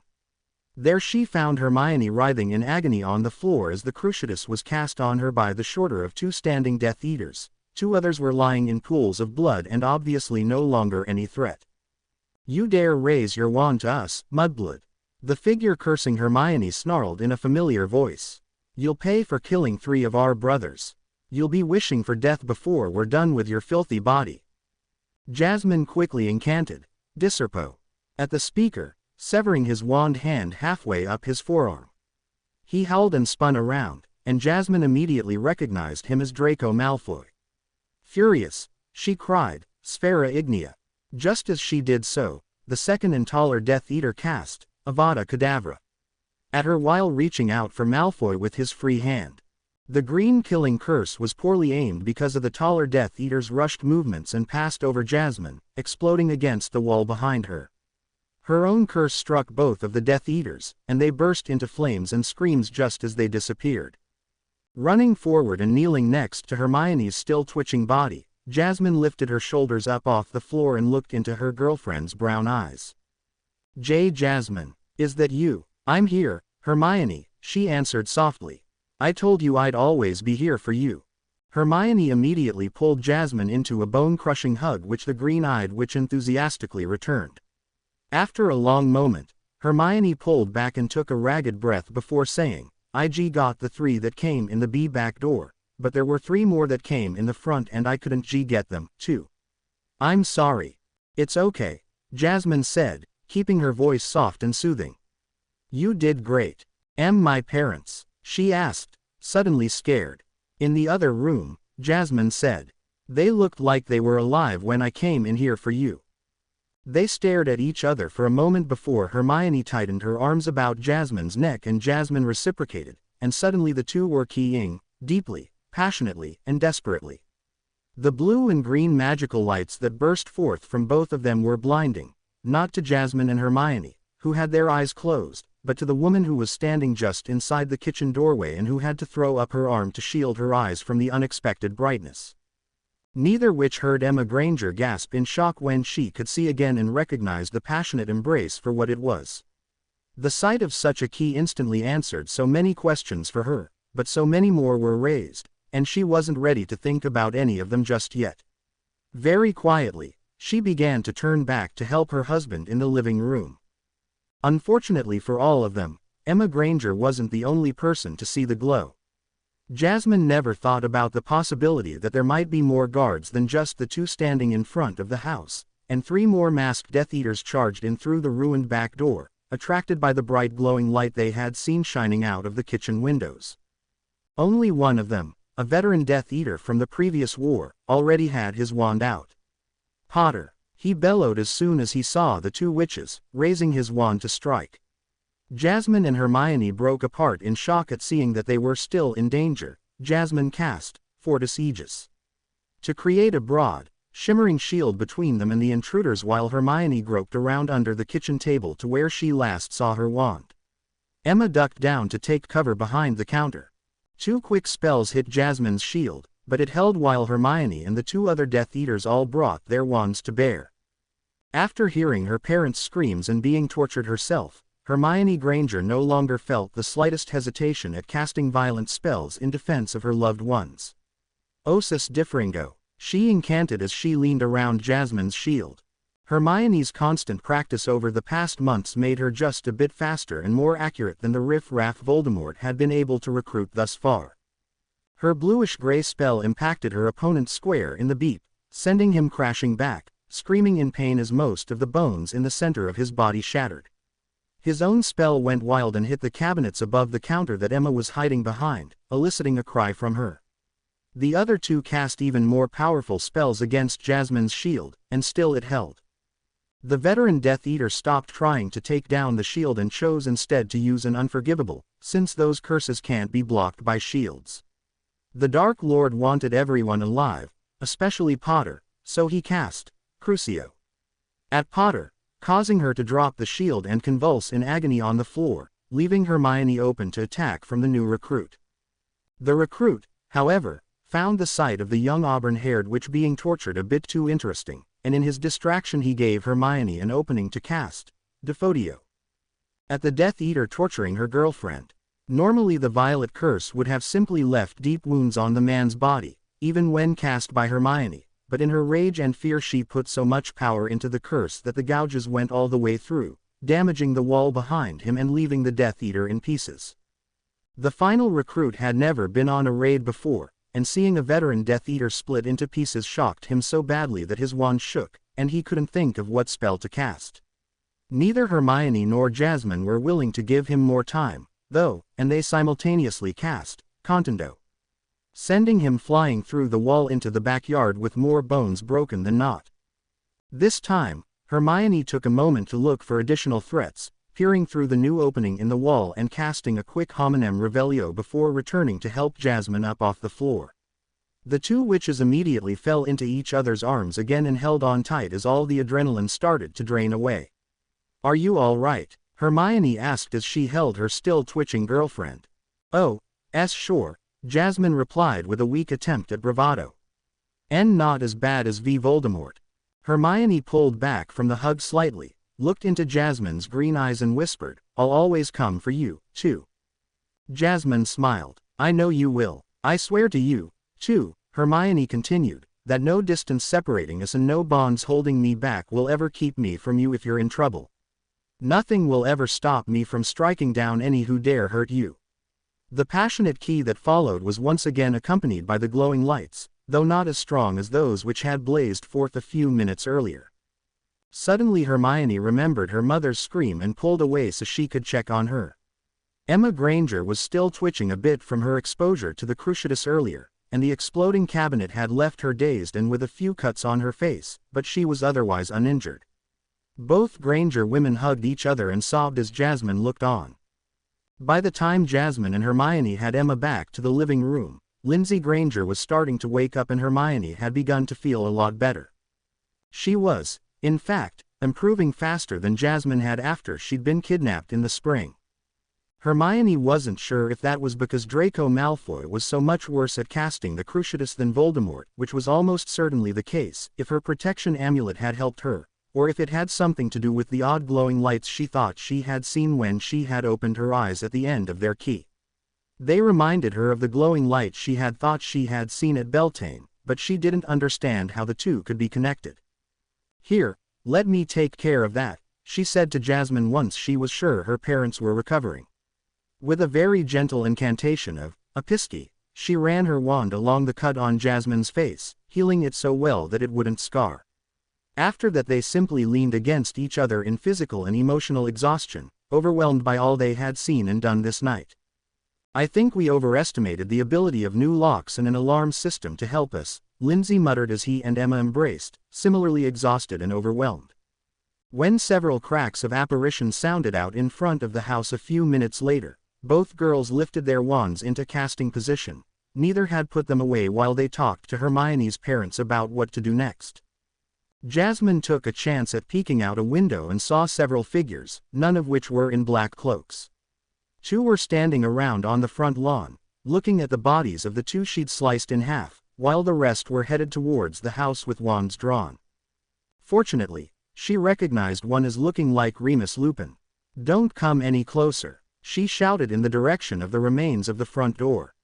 More quietly to Hermione, she said, "There are at least 5, and one looks like Professor Lupin." Hermione nodded and said, "He's working with Professor Dumbledore, so he may have sent them." "Who's in there?" came a gruff voice. "Is that Moody?" Jasmine asked quietly. Hermione shrugged, so Jasmine answered, "Someone who will curse first and ask questions later. This is private property, so you identify yourselves first." Jasmine could have sworn she heard someone laugh before a familiar voice responded, "Remus Lupin, or Kingsley Shacklebolt, Jr. or Nymphadora Tonks, retired or Alistair Moody, and healer Emmeline Vance." Okay," Jasmine said. "But how do I know you are who you say you are?" "Damn it, Lupin, hurry it up. We don't have time for this. They heard the gruff voice complain. Then Remus' voice said, ask me something only Remus Lupin would know. Jasmine and Hermione looked at each other for a moment, then Hermione called out, what was the first thing you said to me when we saw each other on the street the other day? There was a moment's hesitation before he said in a regretful voice, I said I was disappointed in you, Miss Granger. Hermione nodded to Jasmine and said, that's him. Jasmine's eyes narrowed. You're really going to have to tell me that story. Hermione's mouth quirked before she called out, you can enter, but keep your hands where we can see them. All 5 named people entered the house and an unfamiliar witch, whom Jasmine presumed to be Vance, asked, is anyone injured? My mum, Jasmine, and I were put under the cruciatus, Hermione said, but I'm doing all right at the moment. I don't know what they did to my dad. Oh, Jasmine also had a cut on her face, but I already healed that. One of them, a tall black man, had left the group and returned while Vance was examining the Grangers. In addition to the 2 in the front, we've got 5 dead Death Eaters in the house and a 6th in the backyard, he said soberly, looking a little queasy. Also, I think we stepped in one as we entered the house. Otherwise, it's all clear. Mad Eye Moody, the real one, Jasmine hoped, nodded and turned to the younger witches. I'll want to know what happened here, but we need to leave before anyone from the ministry shows up, he told them. No matter what happened, the involvement of 2 underage witches will turn this into a complete mess, and the way the ministry is right now, I don't trust that you'll be treated fairly. So we need some distance and time to prepare a defense. He looked at the healer and said, Vance, make sure the parents are fine while we take the girls to headquarters, then. No, Hermione said. When Moody looked in surprise at her, she said, I won't leave without my parents. Look, Missy, he said in exasperation, headquarters is a magical house, and muggles shouldn't. I don't care, Hermione said defiantly. We were all just attacked by Death Eaters, and I refuse to be separated from my family. Before Moody could respond, Jasmine stepped forward, wand slightly elevated, to add, and I won't be leaving without Hermione. Mad Eye, Remus said quietly. When he had the older Auror's attention, he continued, I don't think Sirius will mind having Mr. and Mrs. Granger as guests, even if it means making special allowances for them. He thinks very highly of Miss Granger and would enjoy meeting her parents, I'm sure. Moody growled in annoyance. Fine, we'll all leave. That just means we're under more pressure. He turned to the dark-skinned man and said, Shacklebolt, help Miss Granger gather her school stuff. Lupin, you help the Grangers pack for a few days. He then turned to Jasmine while the Grangers all went upstairs and said, Potter, we'll send someone to get your school stuff tomorrow, then. My stuff might not be there by tomorrow, Jasmine cut in as Vance looked over her cheek where Hermione had healed her wound. After the Dementor attack earlier, I expect Vernon to burn all my stuff, assuming he hasn't already. That statement was greeted with stunned silence, then everyone started speaking at once. Quiet, Moody shouted over the furor, getting more and more annoyed by the minute. Potter, he grated, did you just say that there was a Dementor? Yes, Jasmine replied matter-of-factly, 2 of them. One of them might have keyed my cousin, but I don't know. Right after I got rid of them, I came here. Moody was about to say something when a Phoenix Patronus flew in and said in Dumbledore's voice, Alistair, likely Dementor attack at the Dursleys. Jasmine Potter is missing. Hurry here to help. Moody closed his good eye and appeared to be trying to calm himself. Finally, he said, Vance, if you're done with Potter, go upstairs and hurry the Grangers along. Our night just got even more complicated, because we're all making a side trip to Little Whinging before we can go to headquarters. Turning to Jasmine, he fixed her with both his normal and his magical eyes and said, Did anything else happen tonight that I need to be aware of, Potter? Not that I know of, Jasmine answered, suddenly feeling very small and nervous. Moody gave a single nod and said, Good, see that you keep it that way, too. He then stomped outside, muttering indistinctly as he cast his own messenger Patronus to reassure the headmaster about Jasmine's whereabouts. When the motley group of magicals and muggles apparated into the Dursleys' backyard, it was obvious that there were problems in the house. All the lights were on, and raised voices were easy to hear. Hermione saw Jasmine tense and immediately moved next to her so she could take her arm. "Come on, Jas, let's go get your stuff," she said. That got everyone moving, though the Grangers were the slowest because of their recent injuries, and soon the small ground floor of the house was filled with people, causing Vernon Dursley to get even more enraged. "What are all of you freaks doing here?" he bellowed. "We don't want any of you here, and we're tired of you interfering with our lives." "Is that normal for him?" Hermione asked in a whisper. Jasmine just nodded grimly. "Ah, Healer Vance," Hermione heard Dumbledore call out. "Would you please check over young Mr. Dursley, here? He's been exposed to Dementors and is still suffering some ill effects." "What are you doing to my Dudekins?" demanded a woman. Petunia, Hermione surmised. "You have nothing to fear, Mrs. Dursley," Vance responded. "I'm just checking to see how healthy he is and what I can do to help him recover faster." Petunia just kept crying over a wail of a boy who had to be Dudley. Dumbledore then turned to Jasmine, giving her a relieved smile before saying, "Miss Potter, I'm very happy to see you alive and well. When I noticed the alarms for the wards here going off, I rushed over to see what was wrong. Eventually I was able to get enough out of your family to conclude that they were likely attacked by Dementors, but I couldn't find the Dementors any more than I could find you." Jasmine nodded stiffly and said, "It was 2 Dementors, but I left right after I drove them off because Hermione was in danger." Dumbledore raised an eyebrow at that, but before he could inquire further, Moody made his presence known. "Potter," the grizzled old Auror shouted. "What are you doing, still standing there? Get your stuff. Tonks, go with her, and make it quick." Hermione and Tonks both accompanied Jasmine to her room, a room so small that the 3 of them barely fit. "They don't give you much, do they?" Tonks asked disbelievingly while Hermione just shook her head. "It's better than my cupboard under the stairs," Jasmine muttered under her breath, but Tonks caught the comment easily. Once they got Jasmine's trunk downstairs, Hermione saw Tonks walk slowly over to the cupboard door, open it, then close it quickly while her hair cycled between several different colors. She then went to Remus to say something before Moody called her outside. Hermione joined Remus at the cupboard door while Tonks exited the house. He sniffed the air deeply and blanched. Hermione already had a good idea of what was behind the door, so she let Remus open it. When he did so, she couldn't help but ask quietly, "Do you still believe Dumbledore's assurances that Jasmine is safest here?" She didn't bother waiting for a reply, instead turning away and rejoining her girlfriend.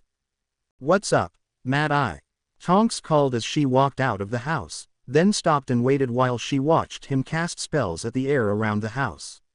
"Checking the wards," she asked when he finished and turned to face her. Albus asked me to double-check his own conclusions," Moody answered. "Bloody pitiful, they are. Merlin be damned, blood protections are practically non-existent, but he's been keeping that lass isolated here since term ended in order to recharge them.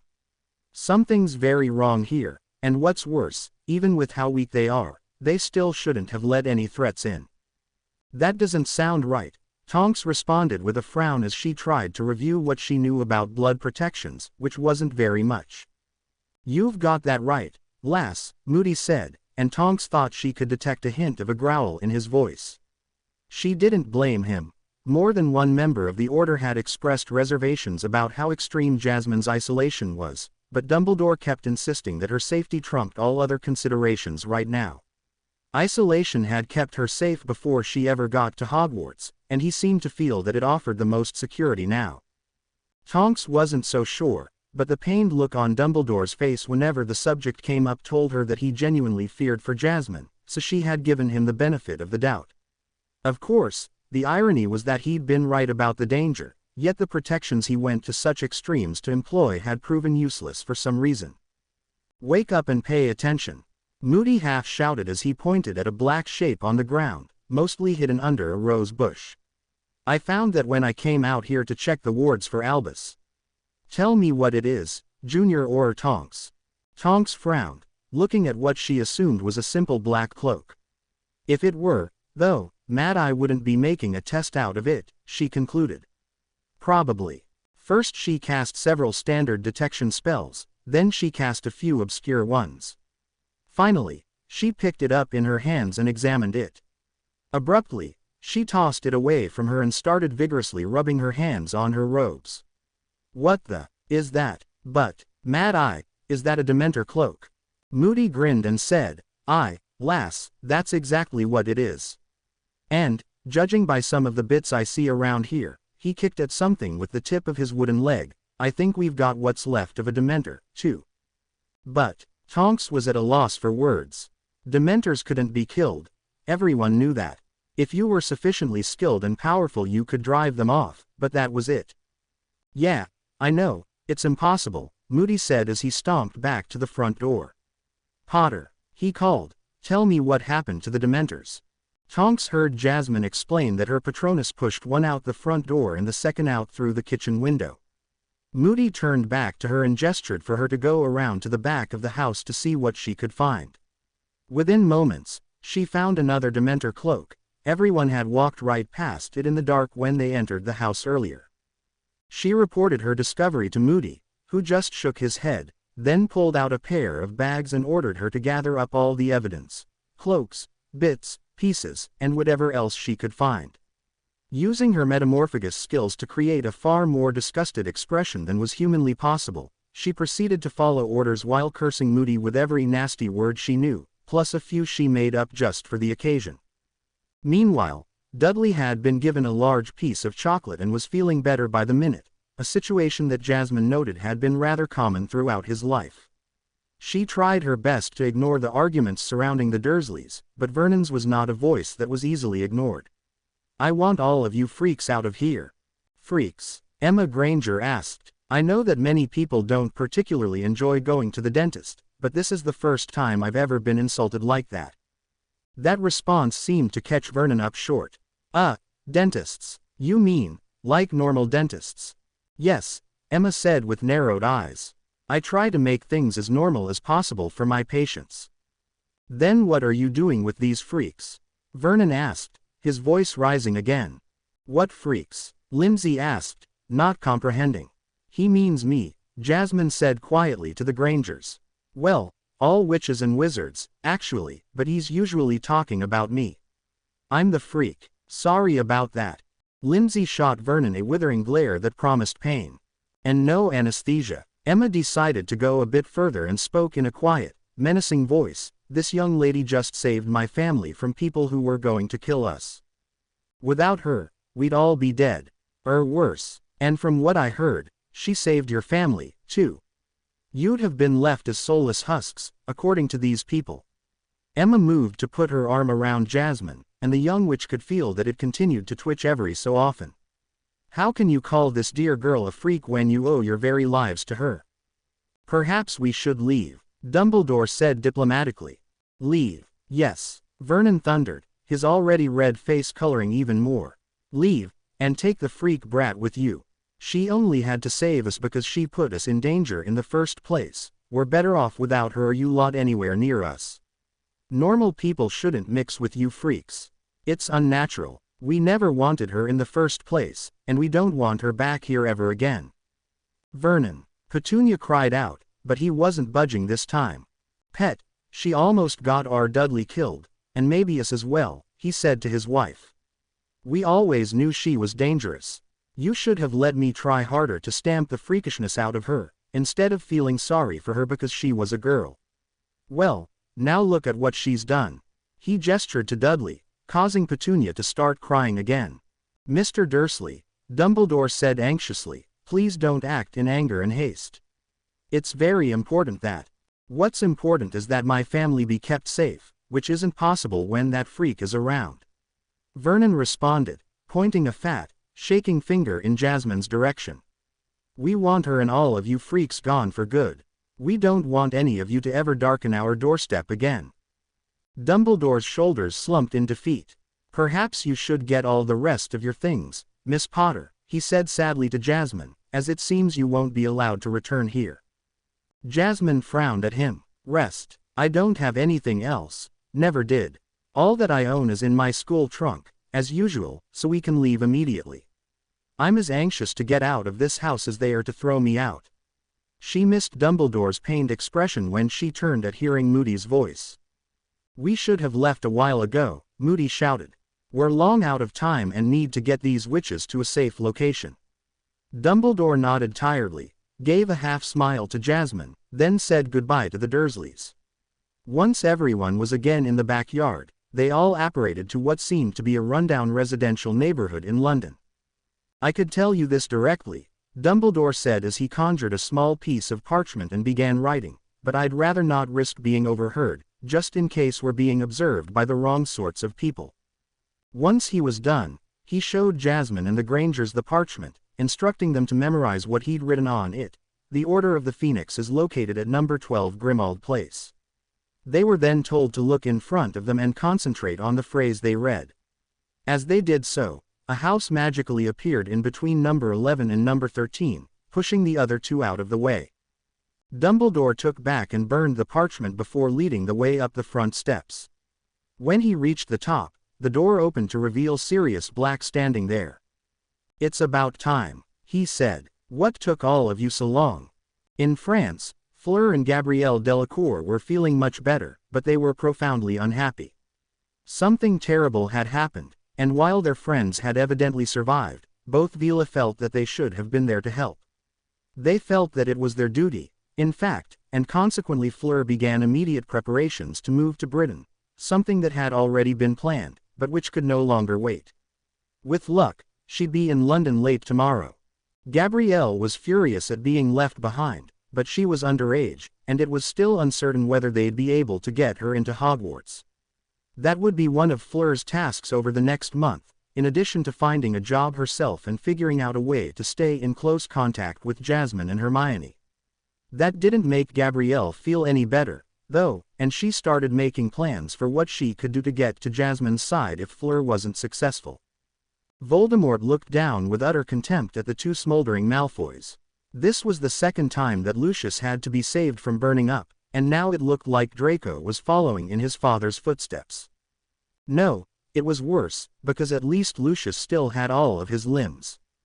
Explain to us, he said slowly, partly because he was trying to hold in his anger until he got the full story and partly because he was still recovering from a new and unexpected bout of pain that had hit him earlier. Why you were unable to get past the old man's protections, even though you led 11 of our servants, 2 veterans besides yourself plus your whelp and 7 recently marked recruits. My lord, Lucius wheezed, clearly having trouble with the pain. Protective wards had been placed there at one time, but they were practically non-existent when we approached the house. Voldemort thought about that for a moment, then nodded. Yes, that makes sense.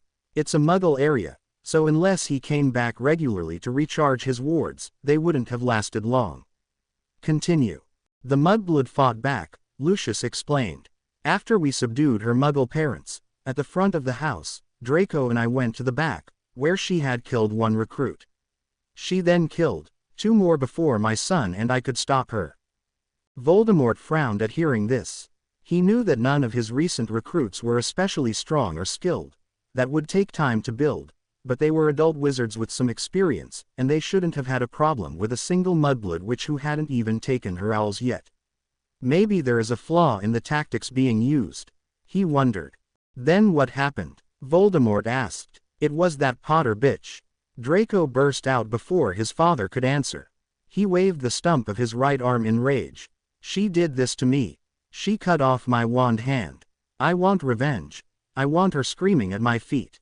Voldemort cast a quick cruciatus at the whelp for shouting at him, though in truth he wasn't all that upset. Such anger and passion were useful, so long as they were directed properly. Is this true, Lucius? Voldemort asked. Did Potter interrupt you? Did the little witch once again set you alight?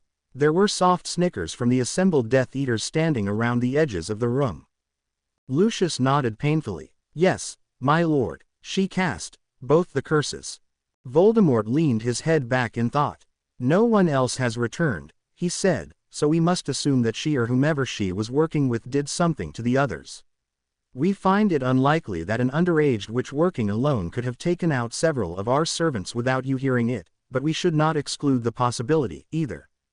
He paused for a moment in contemplation, then said, either way, your leadership resulted in the loss of 7 newly marked Death Eaters on their very first raid plus 2 of your longtime brothers in our service, Crab and Goyle, to say nothing of the injuries sustained by both you and your spawn.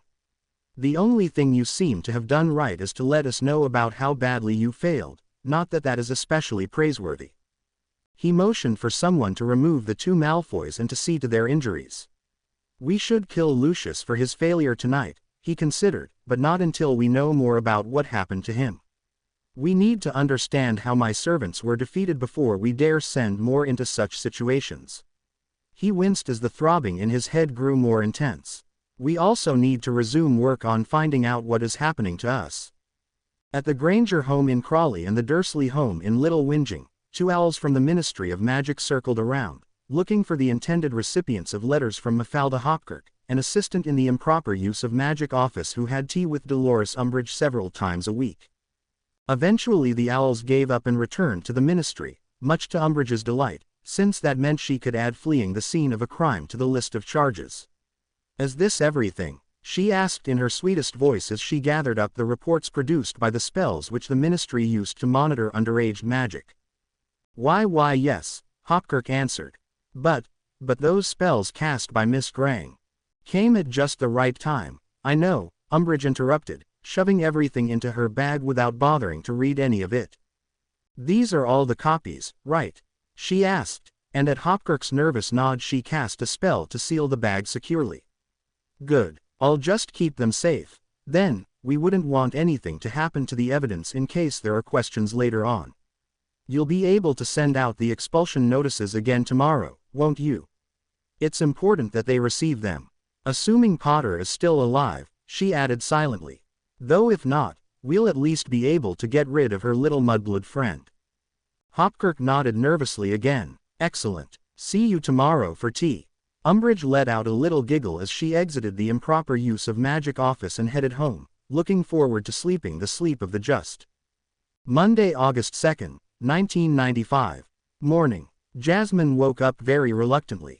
It had been extremely late by the time they'd all gotten to bed because even after they'd arrived at Sirius House, she and Hermione had to relate their stories and answer probing questions from both the Aurors and Dumbledore. Jasmine couldn't be sure, but she suspected that people had started looking at her strangely after she'd told them about how she'd been certain that Hermione was in trouble and apparated to her house, despite never having learned how to apparate or even ever having visited Hermione. Explaining that long before Hogwarts she'd once apparated to the roof of her school to escape bullies seemed to have helped, but she didn't know how much. Even she and Hermione weren't sure what to think about that, but they were inclined to chalk it up to their unexplained growth in power. That Jasmine had been put in a room with Ginny while Hermione had been put in another with her parents hadn't improved Jasmine's mood at all. She didn't mind being around Ginny and certainly didn't begrudge Hermione being close to her parents. She was, however, coming off of a month of isolation and loneliness, and she was simply not feeling well. By the time she made it down to breakfast, being sure to step quietly past the portrait of Sirius' mother so as to avoid being screamed at, even though Sirius had whispered to her last night that both his mother and Kreacher would be putting on an act, everyone else was already there, including the Grangers, the Weasleys, and a couple of the Aurors she'd met the previous night. Hermione had saved her a seat, and it took all of Jasmine's willpower to not simply lean into the bushy-haired witch and doze. Mrs. Weasley, of course, fretted over her and insisted on pushing large portions of food in front of her. According to Mrs. Weasley, both she and Hermione were looking far too gaunt after just a month in the Muggle world and needed food, lots and lots of food. Jasmine could hardly object after how little she'd eaten in the past week and how much the fight last night had taken out of her. She didn't understand, though, why Hermione also looked a bit gaunt. After a mug of strong tea and some of Mrs. Weasley's excellent cooking, she started to take notice of the conversations going on around her at the large table. So according to Mad Eye, Sirius was telling the Grangers, he, Tonks, and Shacklebolt have finished their investigation and cleanup of the scenes. Shack will be taking everything, including his records of his interviews with the girls, to Amelia Bones sometime today. He doesn't think she'll be able to do anything officially, since that will lead to Fudge getting involved. At the very least he'd cover it up, making further progress impossible. Now, though, Bones at least knows what's going on, and Muggle authorities have been notified that some sort of gas leak affected your house, so you won't have to deal with that aside from signing some stuff. How are you two feeling? I'm still a bit stiff, but otherwise mostly fine, Lindsay answered. Emma here is worse off. She's still sore all over and has occasional twitches, but that potion you gave us last night must have helped because she started feeling better almost immediately. Good, Sirius said. You're lucky that the Death Eater who cursed you wasn't particularly competent, otherwise the potion wouldn't have done any good. If you have any more problems, anything at all, just let someone know. We'll get Emmeline Vance in here to check you over again. Lindsay and Emma both nodded in thanks. We're going to have to do something about our practice, Emma said. We can't just not show up. I don't suppose you have a phone? Lindsay asked. Tonks smiled sadly and shook her head. Sorry, but Muggle electronics don't function well when surrounded by magic. People in the Muggle houses on either side can have electronic devices, though they might not always work quite right if they are too close to the shared walls, but deep inside the magic of this house, they won't function at all. There might be a pay phone in the neighborhood, though. We'll need to cancel appointments for today, at least, Emma said to her husband, then get replacements to come in for a few days while we sort out what we're going to do. We can easily use the cover story of what happened to our house to justify that. Lindsay nodded, and the three of them began discussing likely places in the area where they might find a phone they could use. Not being very interested in the rest of that conversation, Jasmine looked to her other side at Ron and asked, How long have you and your family been here? We came in last week, he said between mouthfuls. Sorry we weren't able to write to you, by the way. Ginny and I tried, but Mum stopped us, said Dumbledore had forbidden it. He later said that we were vulnerable at the Burrow and that we'd not only be safer here, but we'd be helping the Order. Order? Jasmine asked. Yeah, Order of the Phoenix, Ginny answered. It's a group that Dumbledore organized to fight you-know-who the last time he was around. In the background, Kreacher shuffled by, mumbling about blood traitors defiling the House of Black.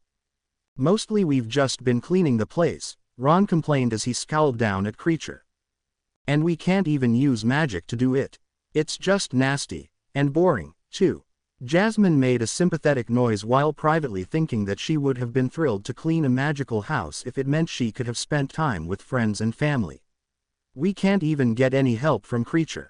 He's the house elf that just walked by. All he does is skulk about, muttering insults under his breath. Completely mental, he is.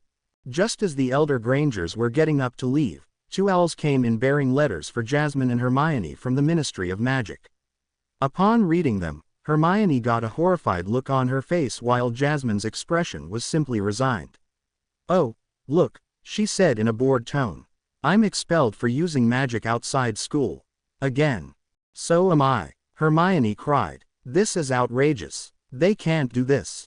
Everyone started talking at once, though while the Grangers worriedly read over their daughter's letter, Jasmine simply went back to her breakfast. Jasmine, Hermione said heatedly, why aren't you more upset about this? Why should I be? Jasmine asked. This is the second time in a little over 2 months that this has happened to me, both times when defending myself and people I care about from dark wizards. As far as I'm concerned, this sums up how British magical society works. Protect criminals while prosecuting those who dare defend themselves. Is it any wonder that I've been thinking about abandoning this island? All the arguing abruptly stopped when people heard that comment, with most of those present gasping in surprise. Jasmine wasn't done yet, though. Expelling me just means that I don't have to make the decision anymore, they've made it for me. All I need to do is empty my vault, get a passport, and I'm out of here. Hermione leaned into Jasmine, trying not to sob, and neither noticed how everyone was staring at them with horrified expressions on their faces. Tonks' jaw had hit the table, literally, without her having to move her head. Only Sirius and the Grangers didn't look upset, though for different reasons. Jasmine, Molly Weasley said, you wouldn't really leave, would you? Where would you go?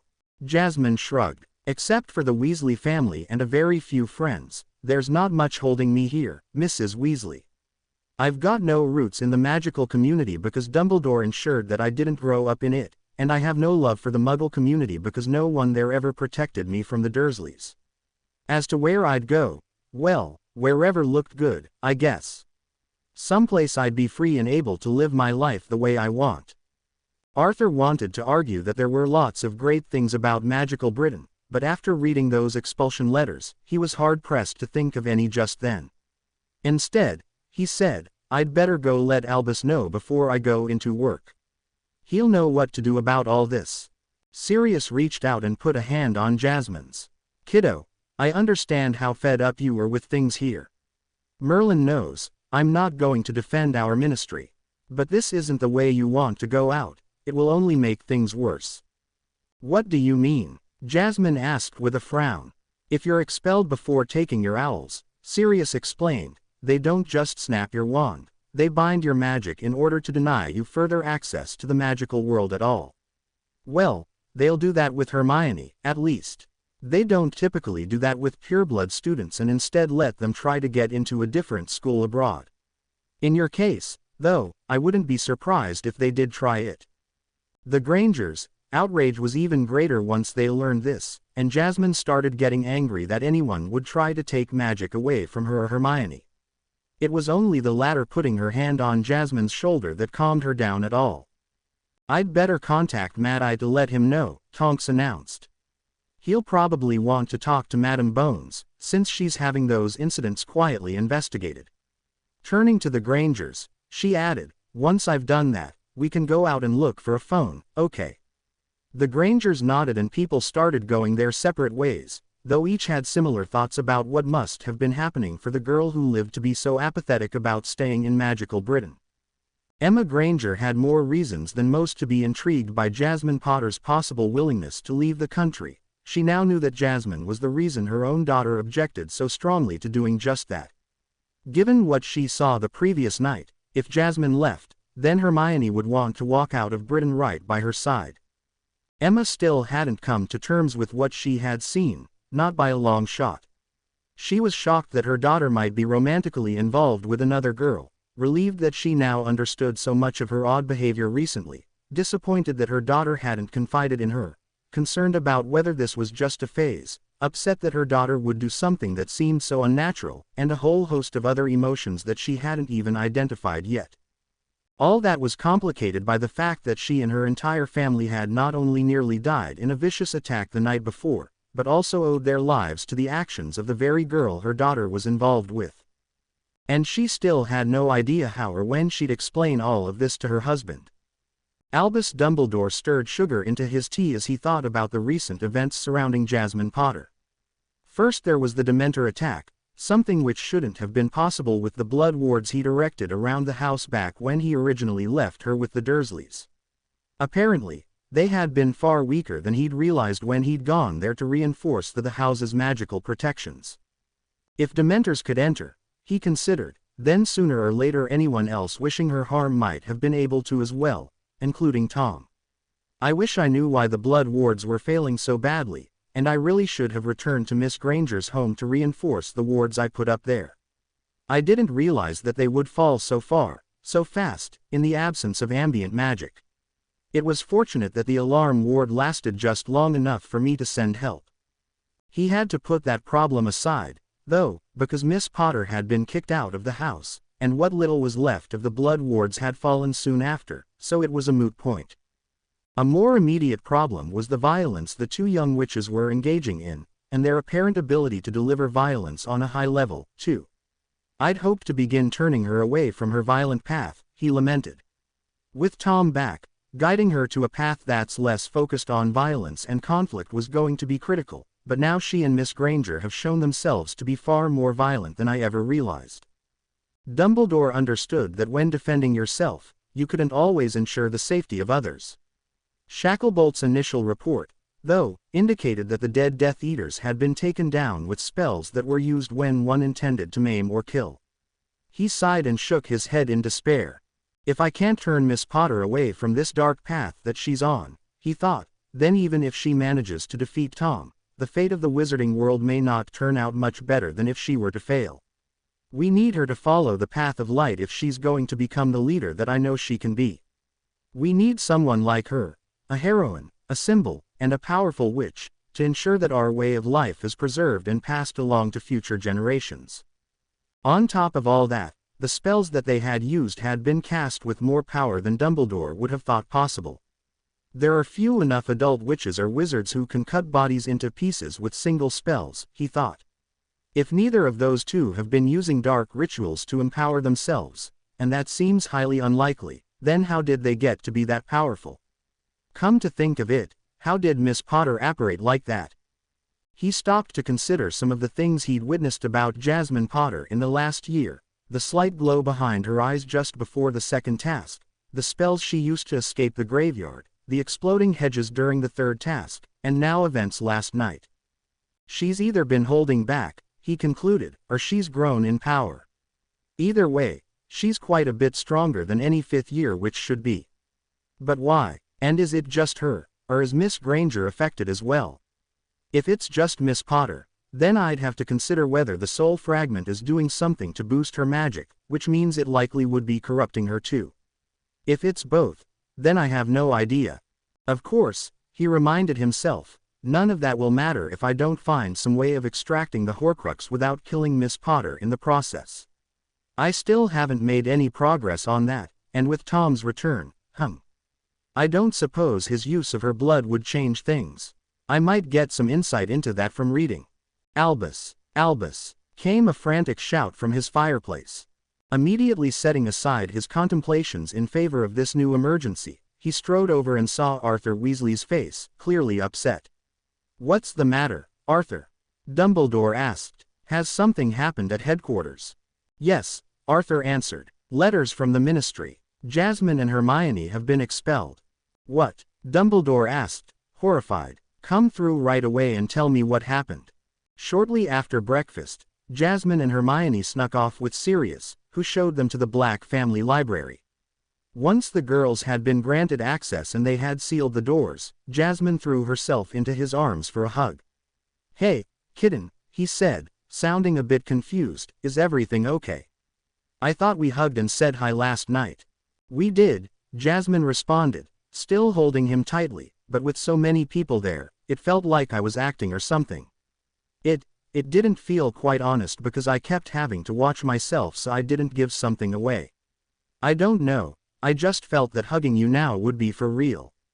"Well, that's fine with me," Sirius said as he pulled her in a bit tighter. "I'm always up for a hug from my favorite goddaughter. I did miss you a lot."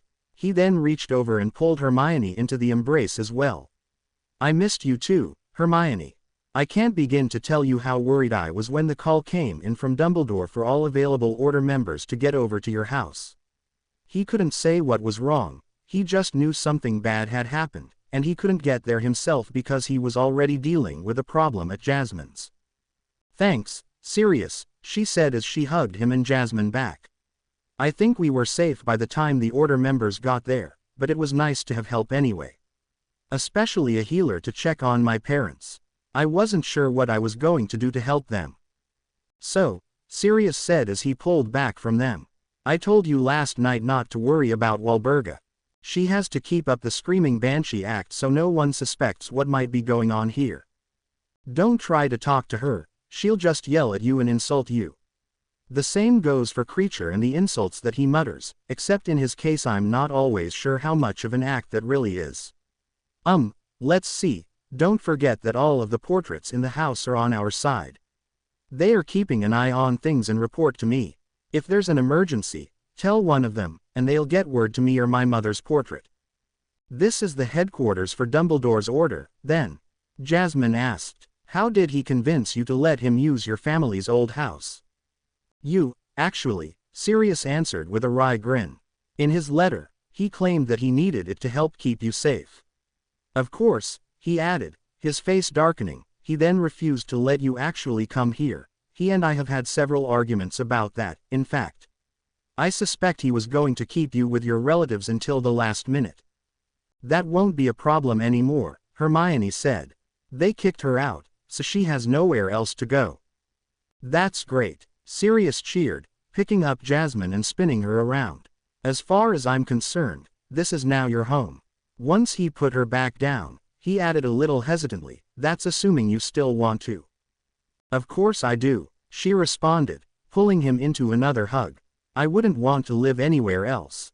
Good, Sirius said. This will always be your home, so long as you want to call it that. I'd give you your own room, but for appearance's sake you'll have to share with Ginny. That's fine, Jasmine replied with a shrug. I don't mind. Ginny's cool. Is there anything else we need to know about the house? Hermione asked. Sirius thought for a moment, then said, this library is probably the best room for you to talk privately. Right now, only people I give permission to can come in here, and that's not many. So you can talk, catch up with each other, study, or whatever. The worst books, though, are in a hidden section that's sealed off, so don't even ask. Thanks, Sirius, they said in unison. Jasmine stepped forward to give Sirius another hug while Hermione gazed around hungrily at all the old books she now had access to. Monday, August 2nd, 1995. Afternoon. Moira O'Connor raised her eyebrows in surprise when her boss cast several privacy spells on her door after she and Rufus Scrimgeour entered and got seated. Turning to the head of the DMLE, she asked, is this what we were waiting for? Amelia Bones nodded as she handed over several pieces of parchment to the other two. Last week 2 separate tips came in about Sirius Black. The first placed him back in Britain. The second claimed that he was buying books and supplies for dark rituals. Fudge learned about this during the weekly DMLE report to the minister's office and demanded that we make finding Black a priority because, and I quote, he must be responsible for what happened to Potter. Due to the changes that have been imposed on us recently, following up on these tips will force us to drop everything else. Clever, Rufus said with grudging admiration. We're forced to direct all resources away from investigating what happened to Potter, but Fudge can claim that we are still working on the case. What's more, he keeps stoking people's fear of Black, making it harder for him to get a fair hearing later on. Who brought in the tips? Moira asked. Both were brought to me by John Dawlish, though at separate times, Amelia answered. Dawlish's father is friends with Fudge, Rufus observed, but not close friends. Moira smiled predatorily and said, his mother, though, is very, very good friends with someone who is close to Fudge. Pausing for dramatic effect, she concluded, Undersecretary Dolores Umbridge. Amelia leaned back in her chair. Aha, that explains it. Yes, I can see her hand in all of this now. Rufus nodded. She's almost fanatical in her devotion to tradition, the ministry, and Fudge personally. This sort of interference is something she'd do, if she thought it were necessary to defend one or more of those. Even worse, Moira added, is that I don't think she has a conscience. I doubt that there's much, if anything, that she won't do in defense of one of those things. Leaning forward again, Amelia asked her 2 friends and top advisors, have you worked out a way to keep up with other investigations while officially focusing on this? Especially now that we have 2 new cases to unofficially investigate, the attacks on the Grangers and the Dursleys. I believe so, Moira answered, but before she could continue Rufus put in, actually, I think we can do a bit better. I think we can assume that Dawlish will report what's going on to Umbridge. If we keep him busy enough in the hunt for Black, we'll have a bit more resources to divert towards our unofficial investigations. Amelia smiled. Good idea, just be sure to check anyone involved. Dawlish might not be the only informant we have in the department. We'll take care of it, Moira said, then she and her colleague left while Amelia spent some time considering the Umbridge problem. She also gave some thought to who else in the DMLE might be slipping confidential information to outside interests. After lunch, Jasmine and Hermione spent the rest of the day in a corner of the library, trying to catch up with each other and reconnect. Jasmine laughed at the Grangers' experiences with nude beaches while surrounded by Vila, but after a few minutes she started blushing when she thought about doing that with her girlfriend. Hermione, in turn, hugged Jasmine when she heard about how isolated and alone her girlfriend had felt all month. In fact, she had to spend some time reassuring Jasmine that she hadn't been deliberately ignoring her, something Jasmine had known intellectually but still had trouble accepting emotionally under the circumstances. They both knew it would take a little time for them to get back to where they had been at the end of the previous term, but they were looking forward to being together again, and especially to training together again. The previous evening had been a graphic lesson on how important their training could be, and they vowed to redouble their efforts. At one point Hermione got the idea of asking their elves to help with the cleaning. She felt a little bad that the two of them weren't helping Ginny and Ron, though not bad enough to give up on her private time with Jasmine. After a few minutes passed without getting a response, the two witches concluded that their elves hadn't returned from their trip yet. "Oh," Hermione said abruptly, "wait here." She ran out of the library, then came running back a short time later. "This was sent to me in July. I didn't open it, though." She handed Jasmine the packet that she'd received from Gringotts. Jasmine took a deep breath and steeled herself for what she might find. Slowly, she opened it up and started reading. And reading. And reading. "Well?" Hermione asked, getting a bit impatient. "Well," Jasmine said slowly, "there were a number of accounting irregularities over the years." Hermione beeped in her breath as Jasmine continued, "So they've deposited into my trust vault the 14 galleons, 5 sickles, and 2 nuts that they say they owed me." "That's it?" Hermione asked. "Yep," Jasmine said, "just a few minor errors that added up a bit over the years because no one was paying close enough attention to the family accounts. On the other hand, the goblins are rather annoyed about something else. Apparently due to the lack of direction from anyone, my parents' account sat completely idle. Someone could and should have been recommending investment ideas. Without at least some input, they couldn't move on their own. They're calling it lost opportunities, for profit, for me and for them, since they'd have taken a cut. Whoever is responsible will not be treated very well by them for a while, and thankfully, that's not me." "That's odd," Hermione observed. "Muggle banks certainly don't punish you for things like that." "I guess we'll need to read up on goblin customs and expectations at some point," Jasmine said. "I mean, if we can be punished for simply failing to do something like that. I'd rather avoid it if I can." Hermione simply nodded. "They'd like me to come in at some point to talk about the accounts and possible investments, but there's no rush. They know I'm at school and all." Maybe before school, but that might be tough to do. "Let's wait and see what happens with the hearing at the ministry before we make any plans to deal with Gringotts," Hermione suggested. Jasmine agreed and set the packet aside so they could talk about other things. Monday, August 2nd, 1995. Evening. When the two came down to the kitchen for dinner, Jasmine discovered that the meal had been transformed into a surprise birthday party for her as well. "We're sorry we didn't get a chance to celebrate it with you on the proper day, dear," Molly Weasley said as she gave the green-eyed witch a hug, "but we thought you wouldn't mind doing it again with us." "Again," Jasmine said as she tried to wipe a stray tear from her eye. "This is the only time I'll get to celebrate it, so thank you."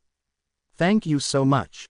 "You mean your family didn't celebrate your birthday with you this year?" she asked in confusion. "Of course not," Jasmine answered. "They never have before, and because of Dumbledore, I didn't even get any letters on my birthday this year."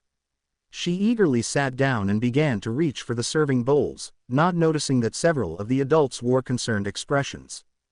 "Did you find out anything about those letters the girls received?" Lindsay asked Arthur when he finally arrived from work at the ministry and joined them. "No," he said, shaking his head, "but that's handled by a different department. I told Albus this morning, and I later saw him several times throughout the day in the ministry, so I'm sure he's working on it." Accepting the Grangers, thanks with a nod, he continued, "Did you work out things with your Detonist practice?" That's dentist," Emma said, "and yes, we were able to make arrangements. Most of the patients today were rescheduled, and we've booked 2 other dentists to work there for the next couple of weeks while we sort out what we're going to do." "It may not be safe to go back to work," Sirius said. "If the Death Eaters could find your house, they might be able to find your business, too." Lindsay nodded. "That's what Emma and I were thinking, but we're not sure what to do about it all. Fortunately our name isn't part of the name of the practice, so the risk should be fairly low, otherwise we'd have to close it entirely, lest we put innocent people in danger." "Well, no need to worry about it right now," Sirius said. "Let's take care of the birthday girl's presents and be happy for the evening." Sirius had been giving the Grangers a guided tour of the house for a good chunk of the day, and the three of them had been getting along quite well, so they didn't object to his obvious attempts to lighten the mood. Jasmine enjoyed all of her presents. Some books from Sirius, a broom cleaning kit from the Weasley children, a silk scarf from Fleur, a wicked-looking knife from Gabrielle, and some other interesting things. Her favorite, though, was Hermione's gift of a magically enchanted hair care kit, brush, comb, and mirror. I got one for myself, too, she admitted. It helps a lot, and if it helps tame my hair, it should do wonders for yours. Yeah, Jasmine said as she reached out to gently touch Hermione's brunette locks. I thought your hair was looking better, sleeker and a bit more relaxed. She smiled and added softly, it really looks good. Hermione blushed and looked away, and while others didn't think anything odd about the exchange, Emma had been watching it closely. Before the birthday meal was done, an owl arrived with a letter from a very unexpected person, Fleur Delacour. She's staying at the Leaky Cauldron, Jasmine explained to Sirius while Hermione reread the letter which had been addressed to her. Would it be okay to invite her over? Maybe even stay here, if there's room. Jasmine had never had much opportunity to practice using puppy dog eyes, but despite that she was able to use them with devastating effect against Sirius. He said, I don't have a problem with that, and there's plenty of room, but this house is under a Fidelius charm, and Dumbledore is the secret keeper. He'll need to agree. Why is he the secret keeper? Hermione asked with a frown. That gives him veto power over who can and cannot visit your own home. That doesn't make sense. Sirius sighed. It's a drawback of the Fidelius charm that the secret keeper can't live in the place that's being hidden. If they could, then one of your parents would have been the secret keeper of their house, Jasmine. The auburn-haired witch slumped a bit at this reminder, and Hermione realized that she should have thought of that. So I needed to pick someone who wouldn't spend too long here, even an extended visit would put the charm at risk. The best choice was Dumbledore. Not only is he the least likely person to give it up, either voluntarily or under torture, but he already lives in the most secure building in Britain, making him very unlikely to seek a room here. Hermione and Jasmine both nodded in understanding, then Hermione asked, but you approve of Fleur coming? When Sirius said yes, Hermione said to Jasmine, then we'll just have to convince the headmaster when he's here next. Depending on how things go at the ministry, Mr. Weasley said, he may be here tomorrow. One way or another, he'll want to tell you what you need to do with regards to those letters. You won't be able to return to Hogwarts if you ignore them completely. I'll write a quick note to Fleur, Jasmine said, just to let her know how we are. She sounds worried. Hermione promptly pulled the quill out of Jasmine's hand. No, I'll do it. If she has to read your chicken scratch, she'll still be trying to decipher it next week. There were several sniggers around the table as Jasmine pouted and Hermione began to write. And, since it was Hermione, the quick note turned into a full recounting of events from the night before, filling several pieces of parchment, not including endnotes. After dinner, Jasmine screwed up her courage to do something that she'd been thinking about all afternoon, ever since Hermione had told her about the conversations she'd been forced to have with her parents about the dangers she'd been hiding from them. My goal was to help bring them closer together this summer, she thought, but now I find that all the danger I keep putting her in may have made things worse. Feeling more than a bit of trepidation, she knocked on the Grangers' bedroom door and soon found herself looking up into the eyes of Mrs. Granger. Yes, she asked. Are you looking for Hermione? I thought she was in the library with you. Hello, Mrs. Granger, Jasmine said. I actually wanted to talk to you. To you and Mr. Granger. Lindsay is off with Sirius, she responded. But come on in. Once they were both in the room, Emma asked, what's wrong? Taking a deep breath, Jasmine began, I wanted to apologize to you. For everything. I mean, for all the danger Hermione has been in. I always try to keep her out of it, really I do, but she insists on helping me. Not that I'm not grateful for her help. I mean, I'd probably be dead several times over if it weren't for her, but still, I hate it when she's in danger too, and I know that you're not happy about that. Anyway, I don't want you to be mad at her when it's my fault that things happen. Her half-coherent rambling was cut short when Emma stepped forward and pulled her into a tight hug. "It's all right, dear," she said. "I understand. We don't blame you, especially after you saved us last night." Emma leaned back slightly so she could look down into the young girl's watery green eyes. "We owe you our lives, and I don't think we've thanked you properly for that." Unaccustomed to being on the receiving end of so much parental affection, Jasmine looked away and mumbled, "It's no big deal, you don't have to." "No, none of that, now," Emma said as she reached out with one hand to gently pull Jasmine's face forwards again.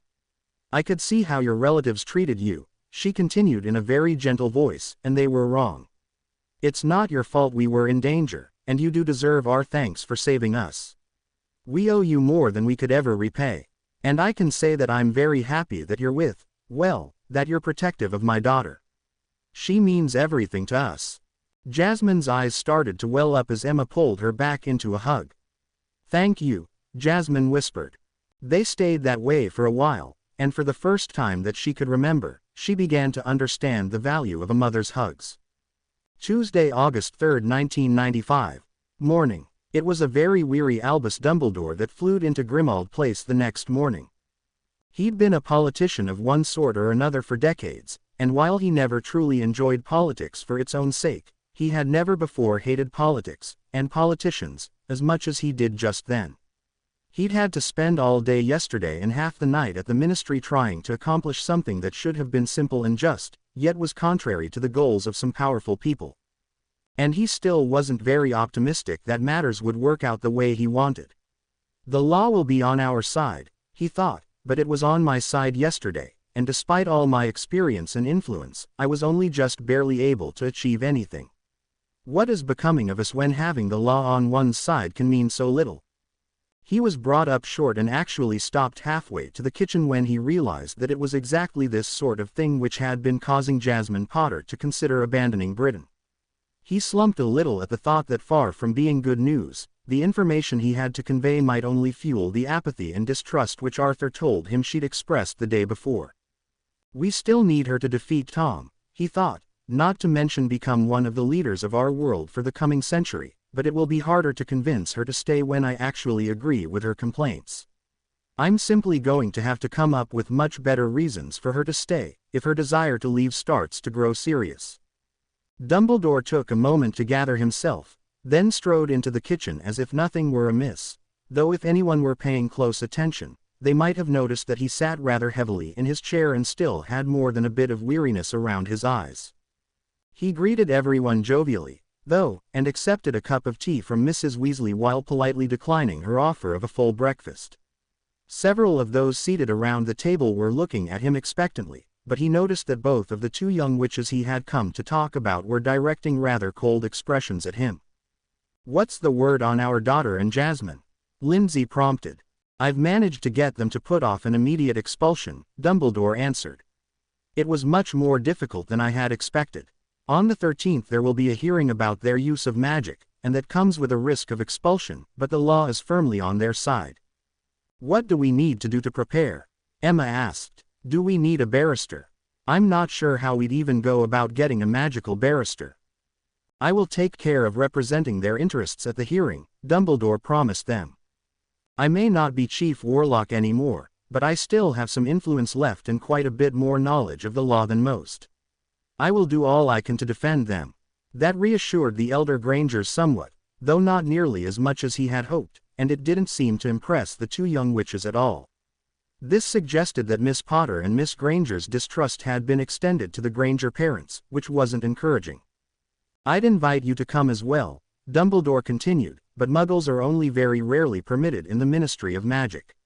An old discriminatory practice that I've never been able to get changed, I'm afraid. Perhaps such efforts would help them see him more as an ally." The Grangers frowned but nodded. "Why aren't you Chief Warlock anymore?" Lindsay asked. "Our Minister of Magic, Cornelius Fudge, has been pushing a political and social campaign against me," Dumbledore explained. "He believes me to be a threat to him, his power, and the ministry as a whole.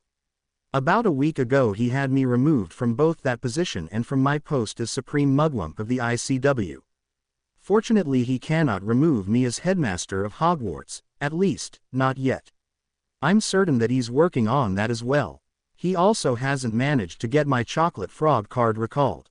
The last was said with a slight smile, though few returned it. And it's not just Dumbledore who's being targeted, Arthur added after a moment. Fudge is behind the articles in the Daily Prophet that are attacking Jasmine, too. Articles? Jasmine asked in confusion. Attacks, Hermione said sharply at the same time. Oh, right, Sirius put in, somewhat abashed. I meant to tell you about them, but so much has been happening. I've got a stack of back issues of the Daily Prophet to show you later.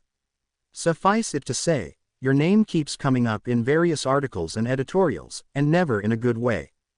It started small, Arthur said, but the animosity has been growing steadily. Almost every day, in fact. Now there's hardly a single page without some sort of snide reference to one or both of you. And I'll bet lots of people in magical Britain are starting to believe it, aren't they? Hermione asked. No one said anything, but the embarrassed expressions on several faces were answer enough. Second year all over again, Jasmine muttered as Hermione gave her shoulder a squeeze. Before I forget, Dumbledore said to Hermione in an effort to change the topic, I owe you and your parents an apology. Late last term I erected a few basic wards around your home, wards to alert me of magical trouble, to discourage anyone who might wish you harm, that sort of thing. I couldn't do anything elaborate because of the lack of ambient magic around Muggle homes. I didn't know of any specific threats against you, but I wanted you to have at least some basic security. Unfortunately, I waited too long to check back, and the magic in the wards dissipated, leaving you without that protection. I am very, very sorry about that. Only the ward that I set to warn me about problems seems to have survived in any way, and even that didn't do as much good as it should have because not long after it went off, I was distracted by dealing with what was happening at Miss Potter's house. That delayed my sending help to you. The young witch's expression had darkened as he confessed his lapse, and she looked like she was about to say something, but then apparently thought better of it. Her eyes looked a bit haunted when she finally did speak. That's all right, Professor Dumbledore, she said, I appreciate that you tried. And you did help, I think, because shortly before they entered the house I heard what I thought was a distant gong sounding. It made me suspicious, so I drew my wand and still had it out when they attacked. If I hadn't had it out, they'd have taken me down immediately. You gave me a fighting chance, and I appreciate that. Dumbledore looked thoughtful at that news. Yes, I think that must have been the alarm ward falling just after it notified me that there was a problem. I'm glad that it proved useful to you before it fell, but when I received the alert I wasn't even sure it was genuine, it was so weak.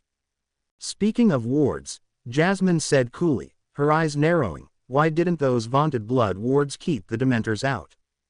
Dumbledore sighed and removed his spectacles to rub at his eyes. I'm afraid that they were far weaker than I had realized. Does that mean anyone could have gotten in to get her? Sirius asked, obviously angry. Even Death Eaters? No, Dumbledore assured him. Even at their weakest, they would have at least slowed, if not prevented, dark witches or wizards. No, Dementors are an unusual case. I've been trying to work out what happened ever since we picked Miss Potter up, and I finally remembered that no one knows if they are entirely sentient or feel emotions. If they were only looking to feed like any hungry animal, then the weakened blood wards would not have recognized them as having ill intent.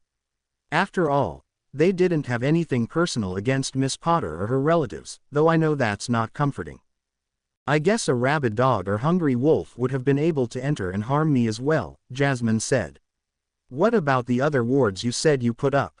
Before I put wards around Miss Granger's house, I reinforced the wards at your relative's home, Miss Potter.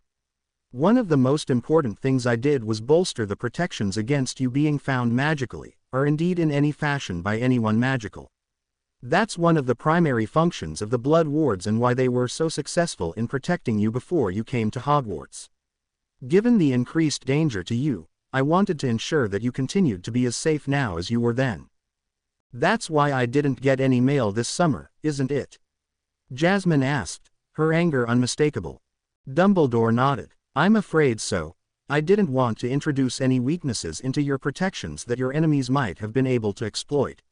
Some things were blocked entirely, others redirected. Normally that would have prevented even non-sentient magical creatures from locating you. However, if someone else was involved, someone with the ability to find you, but who didn't intend to actually seek you out. Because magic is all about intent, Hermione interrupted.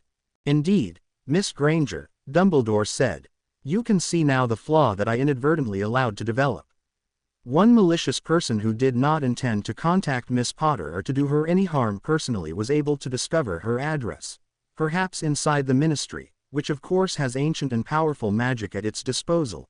Then send along 2 creatures who bore Miss Potter no personal ill will, creatures able to slip through the weakened wards. And what about the other protections you said you put up? Jasmine asked, sounding just slightly less angry now. After the time you'd been there so far this summer, the blood wards should have been in good shape, Dumbledore answered. From what I could still detect before I left, though, it seems that they were not only growing ever weaker, but were in fact sapping the strength of some of the other wards in order to keep themselves active. In retrospect, I probably should have checked for that sooner. Why would that happen? Hermione asked. I'm afraid I haven't come to any conclusions, Miss Granger. The blood-based protections should have remained strong so long as Miss Potter called that house her home, Dumbledore started, but Jasmine interrupted him. I haven't ever really considered it home, she informed him bitterly. I've never, ever felt welcome or happy there. Honestly, ever since my first year, I've always thought of Hogwarts as my only real home. I even said as much to Ron and Hermione just before we left at the end of that year. Dumbledore looked surprised. Well, your loyalty to the school is quite commendable, and I suspect that played a role in the long, slow decline of the blood wards.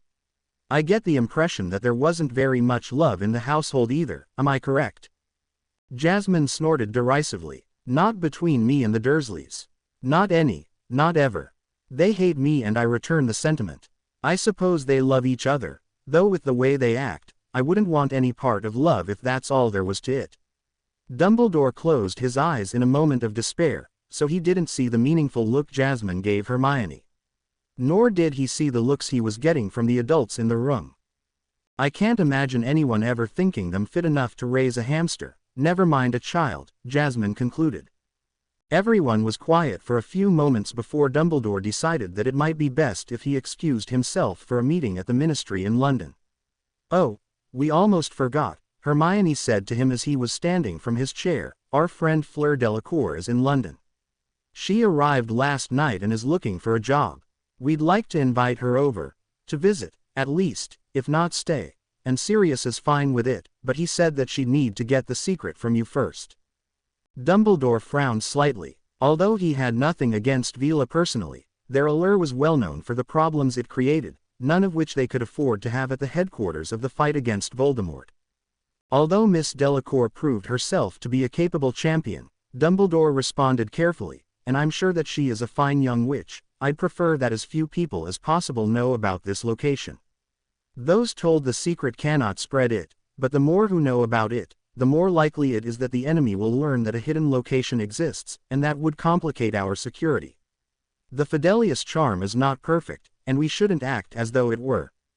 I understand, Professor, Jasmine said with strained politeness, but I've trusted Fleur with my life and would do so again. Either of us could have seriously harmed or killed the other during the second and third tasks, but we didn't. We worked together and we protected each other.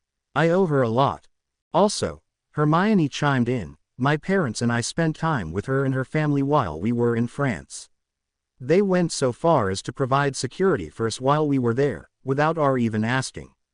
I'm completely convinced that we can trust her to stand with us and fight if something happens. That makes her knowing the secret an asset, not a liability, doesn't it? Sirius asked. Dumbledore raised his eyebrows slightly at this news. He hadn't realized that they were all close enough to generate this sort of impassioned plea. He had assumed that their relationship was more casual than that. I'd rather not introduce the complications of Veela allure to this house, he considered, but if she can hold it in sufficiently, then it would be a relatively minor concession. They are clearly upset with me, and just saying no will surely make things worse between us. But what of you, Sirius? He asked. She might have a problem sharing a house with a man she believes to be an escaped murderer. She was there when we brought in Pettigrew, Jasmine pointed out. So she knows the truth, even if Sirius hasn't been formally cleared. Ah, yes, I'd forgotten about that, Dumbledore conceded. She certainly isn't fond of our ministry, given its discrimination against Veela, Hermione added, so she'd not likely take their side against us. Dumbledore stroked his beard for a moment, then nodded gravely. I can see the wisdom in your words, Miss Potter and Miss Granger. You make a good point too, Sirius. I will ask Alistair to meet her. Where is she? She's staying at the Leaky Cauldron, Hermione said. All right, I'll have him meet her in the Leaky Cauldron and bring her here, Dumbledore continued. Just don't take this to mean that I will agree to all of your school friends learning of this location. Both younger witches nodded in acceptance of that, and Hermione immediately got to work on a letter to let Fleur know what was planned. After that, she decided to act on Dumbledore's inadvertent reminder and started working on short letters to all their friends, letting them know that she was with Jasmine now, what had happened in the attacks, and how they were required to attend a hearing in the ministry about their use of magic outside of school, a hearing which might see them expelled from Hogwarts entirely. Tuesday, August 3, 1995. Noon. Dumbledore returned to headquarters for lunch because he wanted to be there when Fleur Delacour arrived.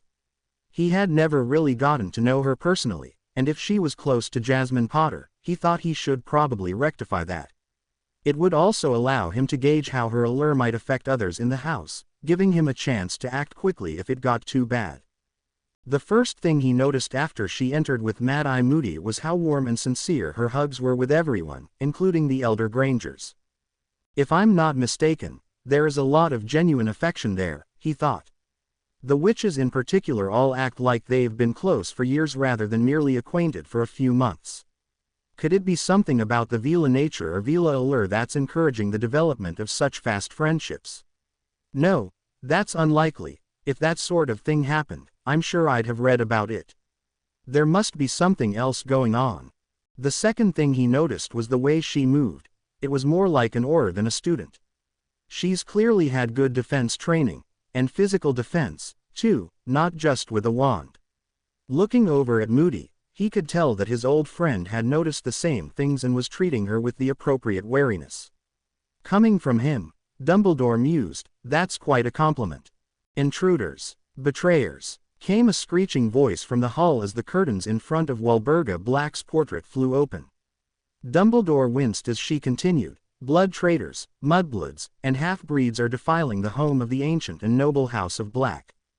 Sorry, Sirius mumbled in apology as he raced for the portrait.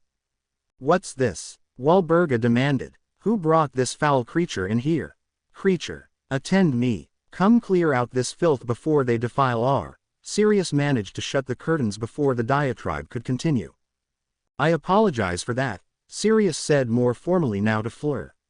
That harridan was my mother, and, well, she doesn't much like any of us. Fleur smiled in sympathy and shook Sirius' hand. It was only when everyone was seated for lunch that Dumbledore realized that he hadn't detected any allure from her. Nothing was affecting him or anyone else. How very interesting, he thought as he observed the others in the room carefully. I didn't see her much outside of meals while she was at Hogwarts, but I don't think her control was this good even then. Fleur immediately asked the Grangers how they were holding up and what their plans were. When they admitted that they weren't sure what to do next because they had nowhere to go and didn't want to give up their business, she replied, I wrote my mother after I read Hermione's letter. She may be able to offer you sanctuary in France, possibly even somewhere you can continue with your jobs. Really? Emma asked, hope in her eyes but skepticism clear in her tone. Yes, Fleur said confidently. There are Veela enclaves all over, and many are close enough to Muggle areas that you can live very near to both. It should be possible to place you somewhere you can work as dentists. Dumbledore listened to their discussion while observing the reactions of the young Weasleys to the Veela witch. He noted that the twins kept sneaking glances at her, but they didn't appear to be overtly affected. The oldest, William, was giving her much longer, lingering looks that suggested interest, but he didn't seem to be mentally compromised. Ronald, In contrast, well, it was hard to tell with him. Maybe he was being affected by her allure, or maybe this was just how he was around very beautiful witches. I probably shouldn't give too much weight to his reactions, Dumbledore concluded. That would be amazing, if your family could help, Lindsay said. We'd still have to talk about it, of course, because we honestly hadn't even considered something like that, but even just the possibility would ease our minds. Fleur nodded and smiled warmly at that. Dumbledore's mind raced with the implications of her offer. He didn't know much about the internal politics of the Vila, but he doubted that they'd offer to help just anyone relocate somewhere near a Vila enclave, much less with their protection as well. This meant that the Granger family must have made a very, very good impression on them indeed. The Vila were extremely insular and weren't known to go out of their way to help anyone, never mind Muggles. What are your plans in Britain, Miss Delacour? Dumbledore asked. The French champion was turning out to be much more interesting than he had imagined. Right now I am looking for a job, she answered. I would like to improve my English and magical skills. Your English is already a lot better than when we first met, Hermione said. Thank you, Fleur responded carefully with a smile. I have been practicing very hard. And what sort of job do you hope to get? Dumbledore continued. What were your test scores like? I took Z French Newts after I returned from Hogwarts and received outstandings in charms, transfiguration, runes, arithmancy, and defense. I received E in potions, and acceptables in astronomy, herbology, and history. Dumbledore nodded, impressed by those scores, especially after having spent a year working on the tournament. My strongest subjects were defense and charms, she continued, though runes came close. I zowed about working as an apprentice curse breaker, but I think Gringotts would send me abroad, and I'd prefer to stay here for a few years. The rest of the meal passed with an animated discussion about working in Britain, with comparisons of different jobs and how well a person really needed to do in school in order to pursue different careers. By the end, Dumbledore was more than satisfied that the young Vila posed no danger to the household, so he got up to take his leave. As he headed to the Flow, Mad-Eye Moody stopped him in the hall. Are you still looking for a defense professor for the coming term? Yes, Dumbledore said, then asked hopefully, have you reconsidered accepting my offer to actually be the one to teach this time? Not a chance, Moody said with a scowl. I'm needed too much on the outside, working against Death Eaters, not wiping noses and asses in your school. But I did want to suggest that you consider that Delacour witch. Dumbledore frowned. She strikes me as a bit young for such a position. She only just took her newts, after all. The lass is young, Moody agreed, but I was watching her carefully, and she's no wet behind the ears naif. She's got skills and training. Maybe not a lot of experience yet, but definitely skills and training. I could tell by the way she walked and how she looked around a room. Dumbledore nodded, having reached a similar conclusion himself. You don't think that her being a Vila would cause problems? Dumbledore asked, curious about the old Auror's perspective. Depends on what you mean by problems, he answered. If you're wondering about her accidentally bewitching the lads at school with her allure, I wouldn't worry about it. I've been keeping an eye on that, and she has it under control, better than most I've seen. If you're worried about others' negative reactions, well, he shrugged. There's not much you can do about that.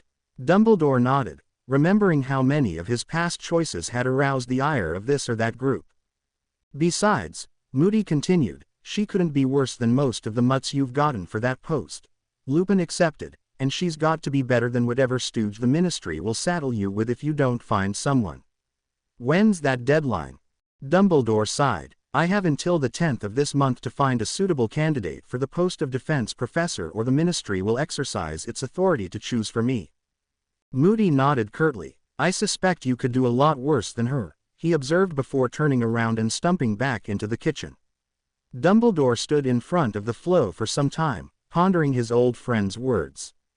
Once Jasmine and Hermione had convinced Sirius to grant Fleur full access to the library, not an easy task, even with Jasmine fully deploying her puppy dog eyes. The three witches spent the rest of the day there so they could research magical law in Britain. Their focus was, naturally, any and all laws dealing with underage magic and self-defense.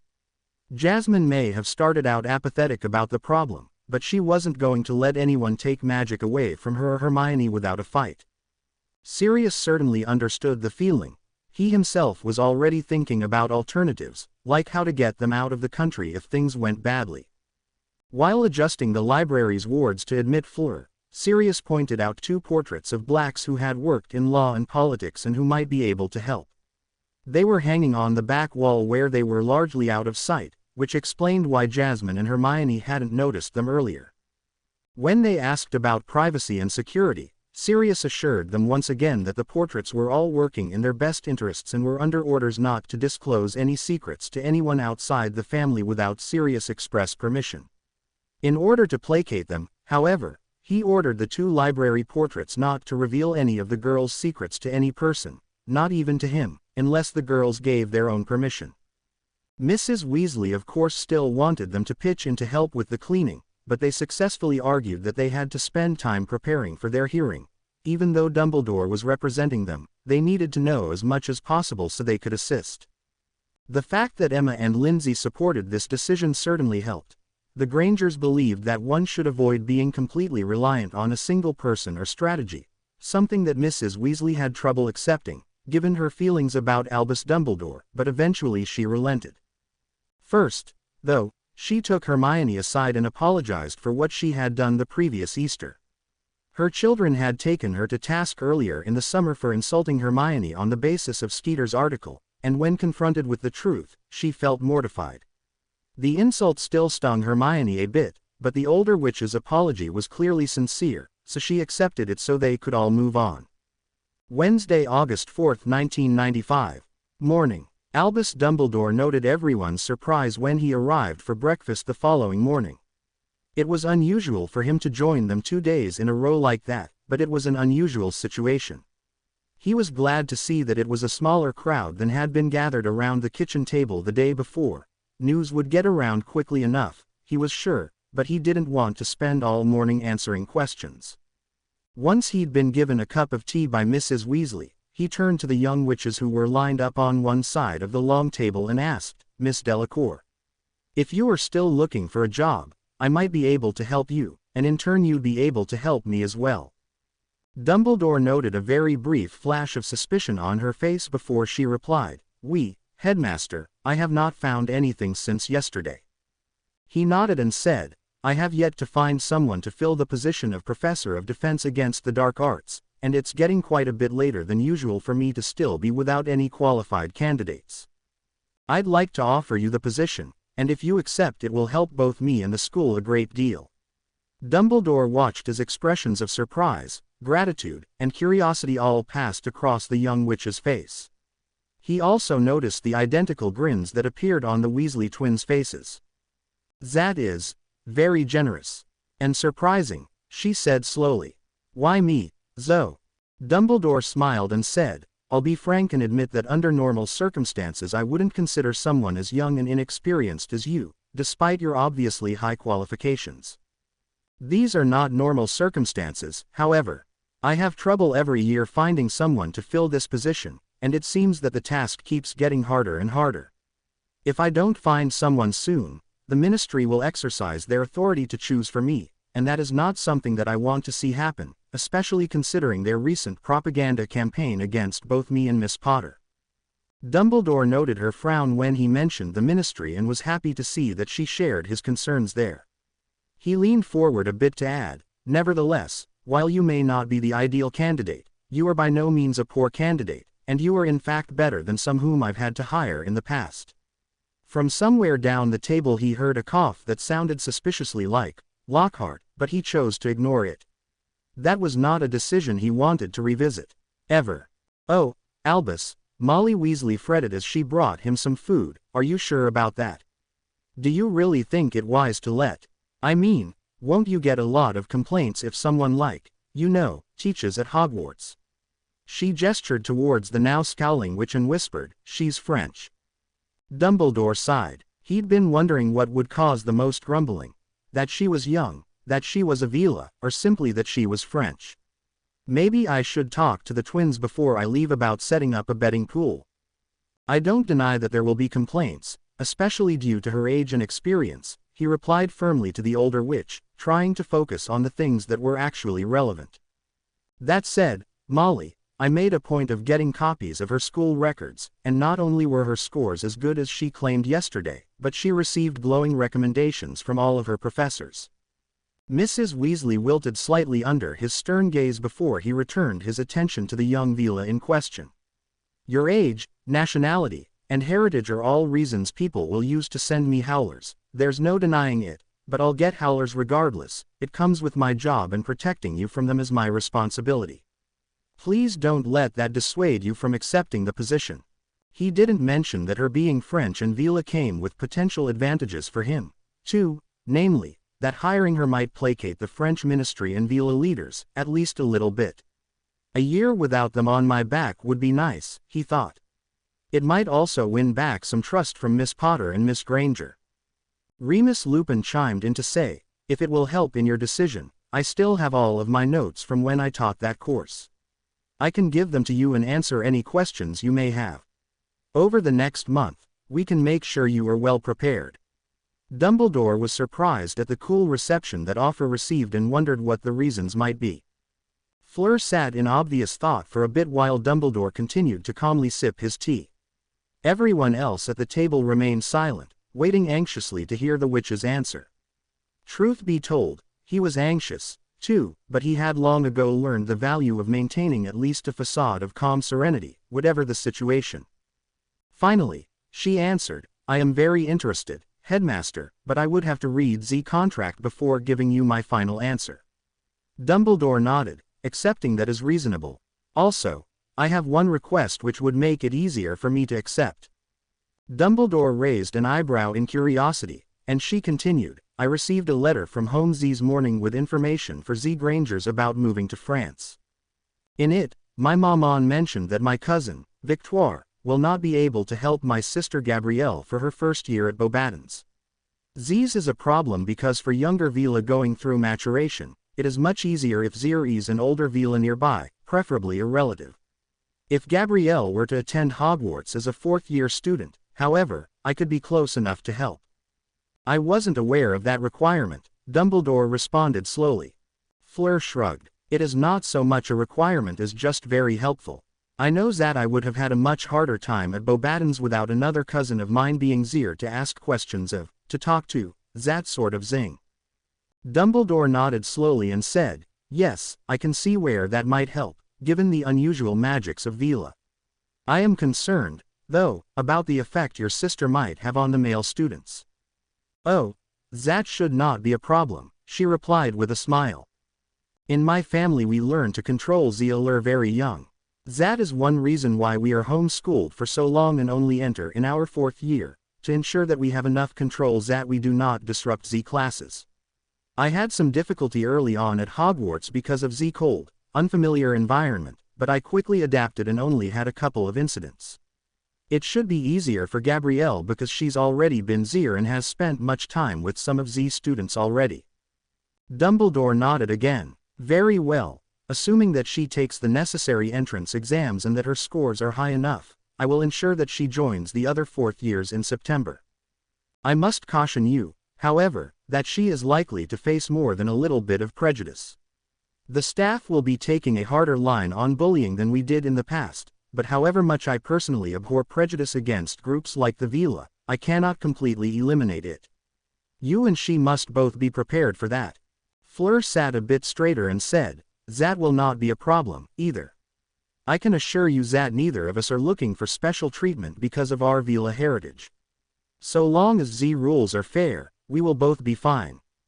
Dumbledore smiled at hearing that and promised to have a contract sent over the next day. If you sign it, I will receive a copy automatically and take that as your acceptance of the position.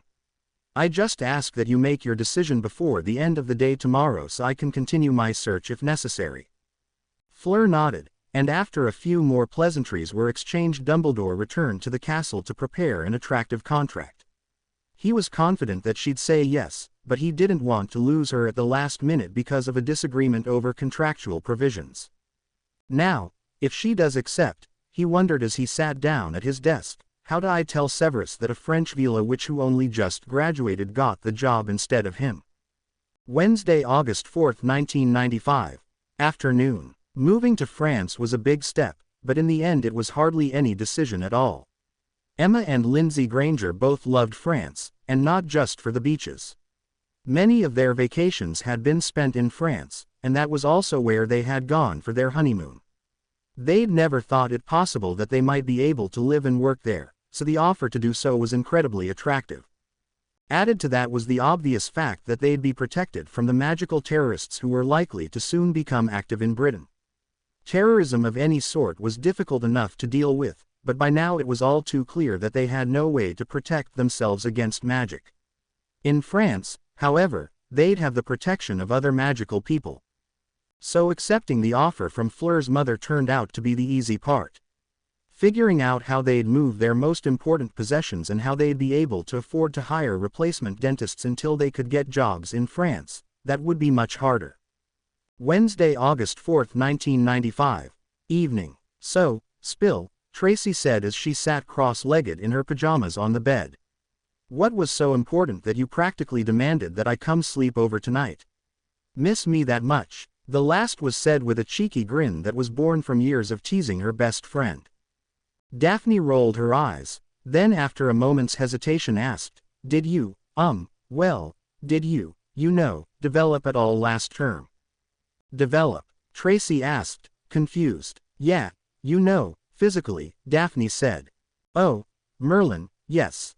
Tracy said happily. She looked down at her chest and grabbed her beeps with both hands. Do you have any idea how long I've been waiting for these? I was afraid I'd never get them. And then this last term was the absolute worst because we spent so much time hanging around Susan. She's so lucky, I totally hate her. When Tracy looked up, she noticed a very worried look on Daphne's face rather than the happy one she'd expected. What's the matter, Daph? Well, Daphne responded, for Merlin's sake, could you stop fondling yourself? I know you're happy to get them, but really. Sorry, Tracy said with a grin as she let go of herself, clearly not the least bit remorseful. Anyway, Daphne said with an exasperated sigh, I did, too. Develop, that is. That's great, Tracy said, reaching out to give her friend a congratulatory hug. When Daphne didn't move to return the hug, she dropped her arms in confusion. That is great, right? Yes and no, Daphne responded. Do you remember when you began to develop? Tracy considered that. It was late in the term. Very late, in fact. I remember thinking on the Hogwarts Express that I was glad that it didn't start until the very end because then I could be home when I needed to get new clothes. I didn't want to start busting out all over, Why? The same was true of me, Daphne said. I didn't really think about it until Astoria said something about how late in the term I changed. And how fast. Then I got to thinking about it and I realized that the timing was suspicious. So I wrote a couple of letters. Daphne reached under her pillow and pulled out several pieces of parchment. Susan, Hannah, and Padma all report the same changes at the same time. Padma, of course, was able to pinpoint it fairly precisely, immediately after the Midsummer's Eve ritual. The next day, in fact. I think that something about the magic we experienced that night affected us. Tracy sat there and gaped at her best friend. Then she looked down at her chest and grabbed her beeps again. You mean, these are magical? I've got magical beeps. Tracy, focus. This isn't just about your beeps. Daphne grated. This caused Tracy to look up and pout slightly before releasing her chest again. We've all grown a little taller. We're all a little stronger. We've also all developed in our hips and chests. And this is from the ritual we all participated in. Tracy asked. Do you think Jasmine and Hermione knew it would happen? Daphne frowned for a moment, then said, no, I really don't think so. They wouldn't have kept that from us. So maybe they're experiencing the same thing. Tracy suggested. They participated in a couple of more rituals and started earlier than us, so they would have had this happening to them over a longer period of time. They might not have even made the connection. Daphne nodded. Good point. I'd like to ask them about it, but given the problems they've been having, I'd rather not risk saying anything in a letter. It was hard enough coming up with something vague to ask the others. We can just wait until the Hogwarts Express, Tracy said with a shrug. One of the compartments should provide enough privacy. Maybe we can get everyone together then, Daphne suggested. It'll be a tight fit, but it doesn't have to be for very long. With that settled, Tracy pulled open her collar and peered down her nightshirt speculatively. Do you think that if we do another holiday ritual, they'll grow even more? Tracy. To be continued. I hope you enjoyed this story. Also remember to subscribe and like this video. See you in the next video.